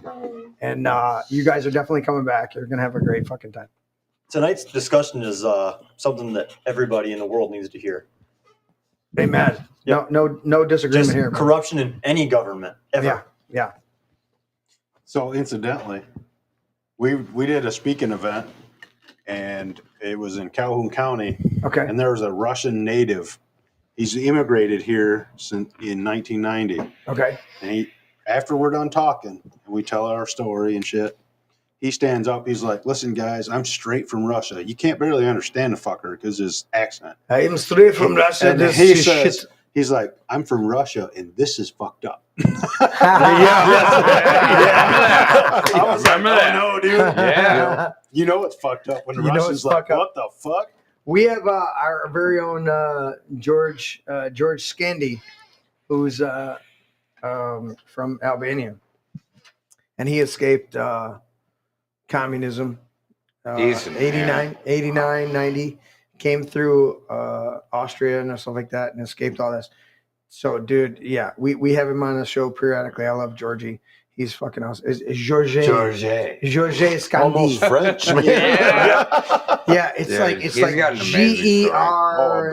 GERGJI. It's fucking and I love Georgie. So yeah, you're exactly right. And he goes, man, everything this fucking shit is happening Like is, that. is exactly It's exactly shit what that I happened saw back then. when I was a kid. Yeah, it's it's fucked up. that's exactly what he told us Yeah. too. He's like, "This is fucking bullshit." Yeah. Yeah, exactly. Well, it's skin shrilling. Exactly. It's hair standing. You know, to realize that throughout generation to generation, we have been taught in little surmounts that there is an enemy that is coming. Yeah. Through our animation, through our Hollywood, and through our music. Yeah. Oh, 100%. It's all propaganda. Straight up. Oh, yeah. But yet, it's not to a place where it's like you said, or maybe you said it. Oh, it's happening here, but it's not affecting me. Somebody said that. Yeah, but it's here, but it's not affecting me. But it's here, but it's not affecting me. They came from my neighbor. Until it's right here and it's at your shit. doorstep. Yeah. And then you're like, well, shit. Where's I somebody guess to I should have protect me? fucking listened. Yeah. I should have helped my neighbor, maybe. Yeah, Right. maybe. Help thy Well, neighbor. that was the best. We had a Japanese news company had come and do an interview with us, and We're gonna compare notes at the show. We had one here to do. yeah, well, I think they were being fair with us, right? But Yeah. the Japanese culture seems to be more liberal because they seem Oh, to just absolutely. follow their government, right? Yeah. Okay. Well, she was talking to us, and my biggest quote was that I think it was on fucking maybe from the trial or something, but I was like, yeah, when she kept asking me, when would you take up arms against your government? I was like, I told her, I was like, probably about the time they start loading my neighbor into a train car. And she says to me, you don't think your government would be that stupid or that would ever do that? And Mike's like, they already did. They And I already look at fucking her did, and I man. was like, yeah, they loaded a bunch of Japanese people into internment camps. You're Japanese. And she stops and she was like, fuck, you're right. And that was suddenly Right. it did. It shifted. Suddenly it's like, how many you're not thousands of people was batshit that? crazy anymore. Yeah, well, it was. Was that like 50,000, it 40, was 50,000? Everybody that was fucking Japanese was in a fucking Right, camp. but what was the Yeah. numbers? Yeah, it was up I there. don't know, It was but up it there. was So Because it. they I lost know about it. every fucking thing. Yeah, and they they run it, lost and our- homes, businesses, and our their government rounded them economies, up. and just Yeah. fucking Well, rounded they up. treated them like cattle. Yeah. And you know what? Propaganda, because the motherfuckers knew that the Japanese attacked us. So now everybody fucking hates them, because even back then, Right? the news was the same thing. So, it's history again, repeating it. So Just because 100%. the one guy does something, you can't Yeah, blame okay, everybody. so, yeah, just it's because- like, God damn, Right. guys. you can't go fucking wiping everybody out. Dude, that's exactly right. And that's, I almost want to write a movie. My battery's dead. You're Talk right, to buddy. the FBI; they'll write you a good no, one. no, I'm saying I almost want to do Talk to the a FBI, movie. My battery's dead. It's like I want to write a treatment after the end of the show of the Japanese internment camps. You know what I'm saying? Has anybody done a real movie of American citizens of Japanese descent doing a biopic of that dynamic and going, What they push. these are people that List. emigrated to this country properly, that came here legally, who were just stripped of their constitutional rights because of their ethnicity. Yeah, well, I mean, and that it's happened so many times throughout just our history alone. I mean, look at the Indians; they fucking disarm you and then they murder you, and and that's still it's past history. But the thing of it is these people in the past did it, and then it wasn't that long ago. World War II was what, the 40s? Yeah. You know what I mean? History that is so it's been 80 years ago, but in the same token, when everybody's talking about lifetime, you know, Hitler rounding up all the Jews, we rounded up a bunch of Japanese folks. Correct. You know what I mean? So every government is not it only does that, atrocities. but you know that we fucking gave smallpox fucking blankets to the 100%. goddamn Indians. 100%. Our government has been corrupt since throughout history. And the dynamic of selling the Manhattan for a few beads and a few things wouldn't have the sting if you honored your fucking treaty. Treaties, yes. Exactly. What was your treaty? Don't, because they, you know, you give up your, it's like taking a plea deal. Then they're going to do everything they can. Oh, you took the plea deal and you're going to serve 2 years. Okay, sentencing. You're going to serve 25 years. They did that with ours. The guys that fucking pled guilty, the one guy was supposed to get a year in jail, and the goddamn prosecutor says it's a typo. He's supposed to serve 3 to 20 years. So the judge says, okay, 3 to 20 years. And you said it correctly, and I want to make sure everybody out there knows this. It is this dynamic. You said the goddamn prosecutor. He's a piece of shit. And what I'm saying is the Israelite community used to come together, and Moses would proclaim an abomination or a sin to the nation. And they would say, God damn that. And people think that God damn is using the Lord's name in vain. Wrong. No, you know what? Wrong. Using the Lord's name in vain is just like a wife marrying a man, taking his name, and then sleeping around in the community. That's right. She took his name in vain. She took his name without commitment. You hoard the name. So when you say God damn something, it doesn't mean that you are taking the Lord's name in vain. You are saying, God, on my behalf, for better or worse, I may be wrong, but God damn that thing. We use it flippantly. Yes, we need to curtail that. But the reality is, if somebody does something to me, I say, God damn that. Okay? And I may be passionate about it. God damn that. And some people cringe and they go, "Oh, you're taking the." Yeah. I go, no, God damn that. I've got a few. Do I want God to bless it? No. What just fucking happened was bad. God damn that. Right? People don't get this dynamic, and they miss out on the nuances of the English language. And then they go, "Well, I don't like that when he said, God damn." That's just like, did you catch the context? Did you catch the context of the way it was said?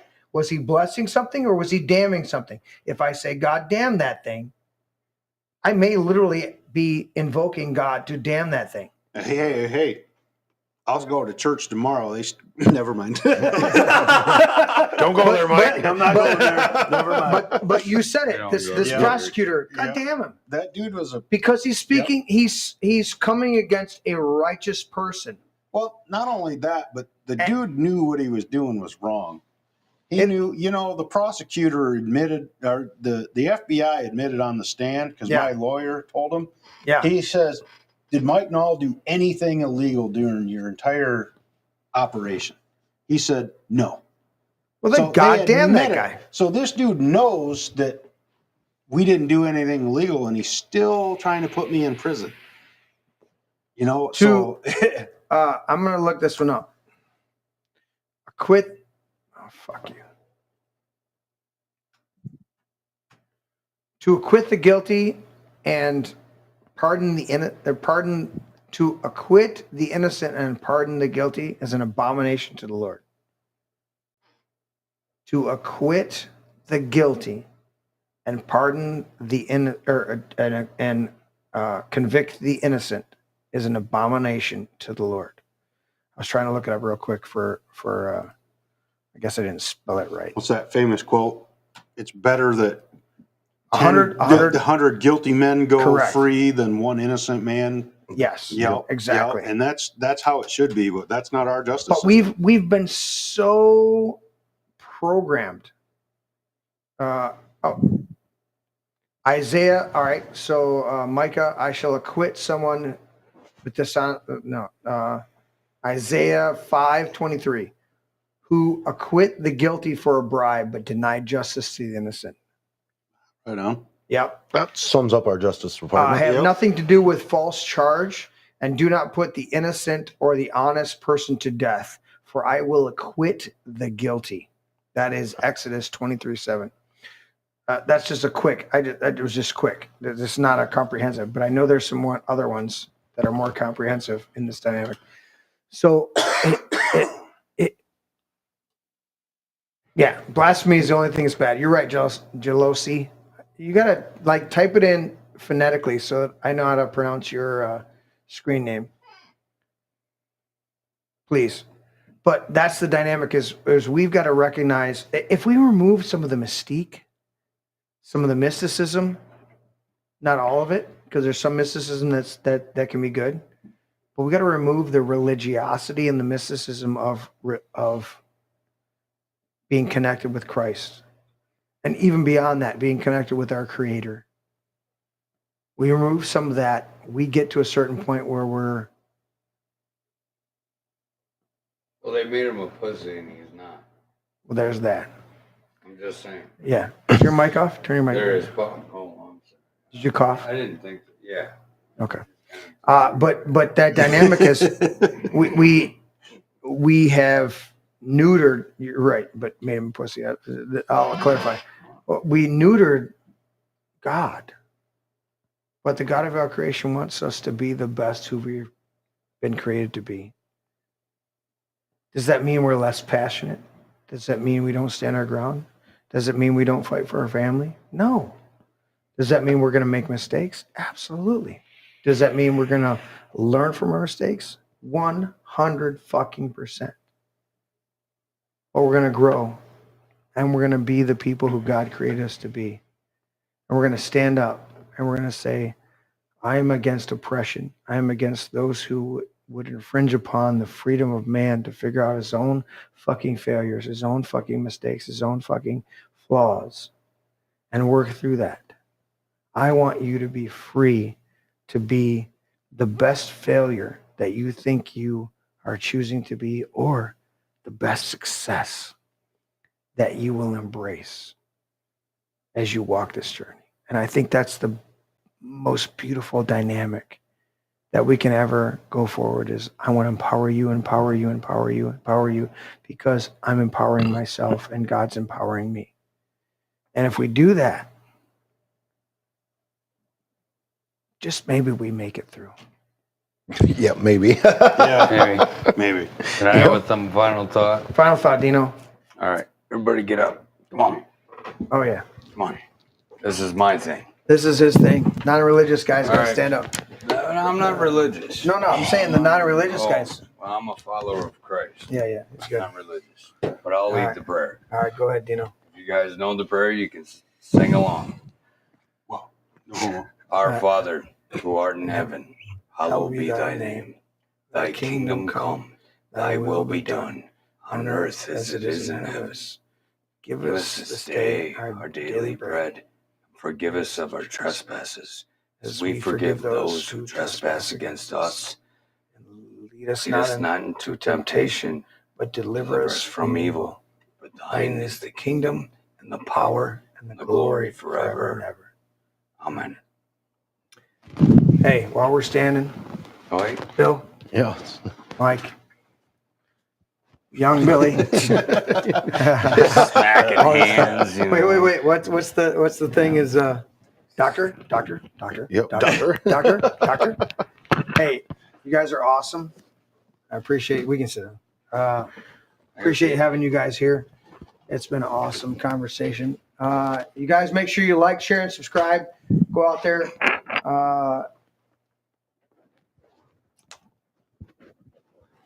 I'm trying to read the chat as we finish up. Sorry, my husband put years ago, his nickname for me was Jealousy. Yum, sorry, amen. Thank you guys. I appreciate everybody in chat. Like, share, subscribe, hit the thumbs up button. Go to this, or go to the Alex Jones Store, thealexjonesstore.com / This Is My Brain, and get some great products on there that benefits the show. Appreciate everybody tuning in. Thank you guys. Thank you, the Null brothers and the Null son. Dude, this was great. You guys got to come back. I want you in studio because this is great. We break bread. We don't mind to drive. Yeah, we break bread. We do this. Doing it too fucking often nowadays. Yeah. Well, you guys are popular. You know what I'm saying? And God will turn this around to where this persecution will turn into something that where you can. Okay. We'll turn this into something that you can. We don't want to ever use people. That you're not that type of people, but we acknowledge that there are opportunities within our adversity, that things that we face that give us struggles. We can find victories and benefit in those things, and we go, okay, I don't want to ever exploit this, but I will pursue this. And there's a dynamic too. So I'm so thankful that you guys are getting all the speaking opportunities, all the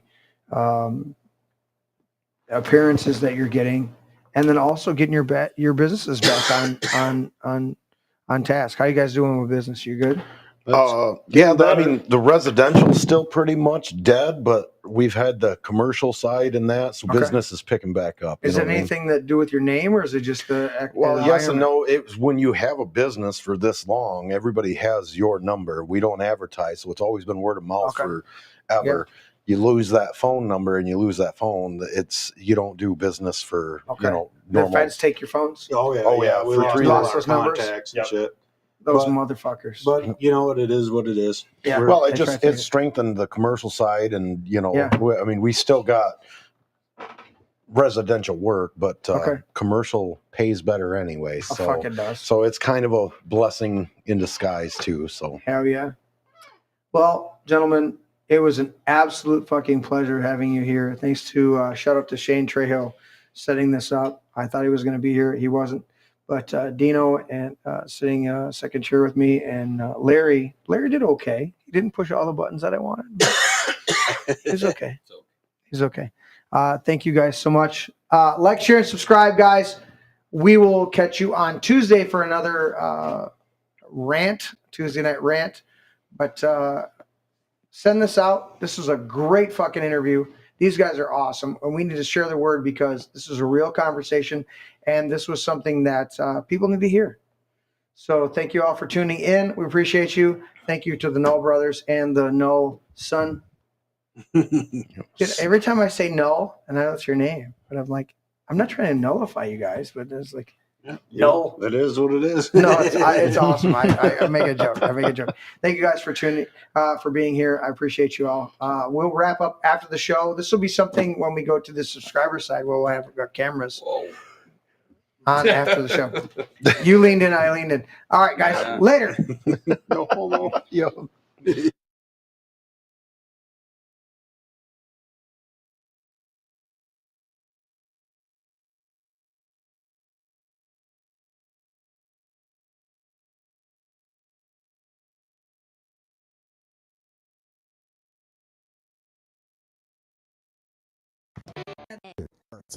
But it's not actually an egg, okay? It's a metaphor. Metaphor or not, that's not your brain. It's just an egg. Una cerveza para mí. My egg is my brain. Can I at least have some bacon, maybe some sausage with that egg, though? Oh, I want some bacon. I want crepes. Have some bacon and pancakes with that egg. I'll take it with cheese. Extra large brown cage-free eggs.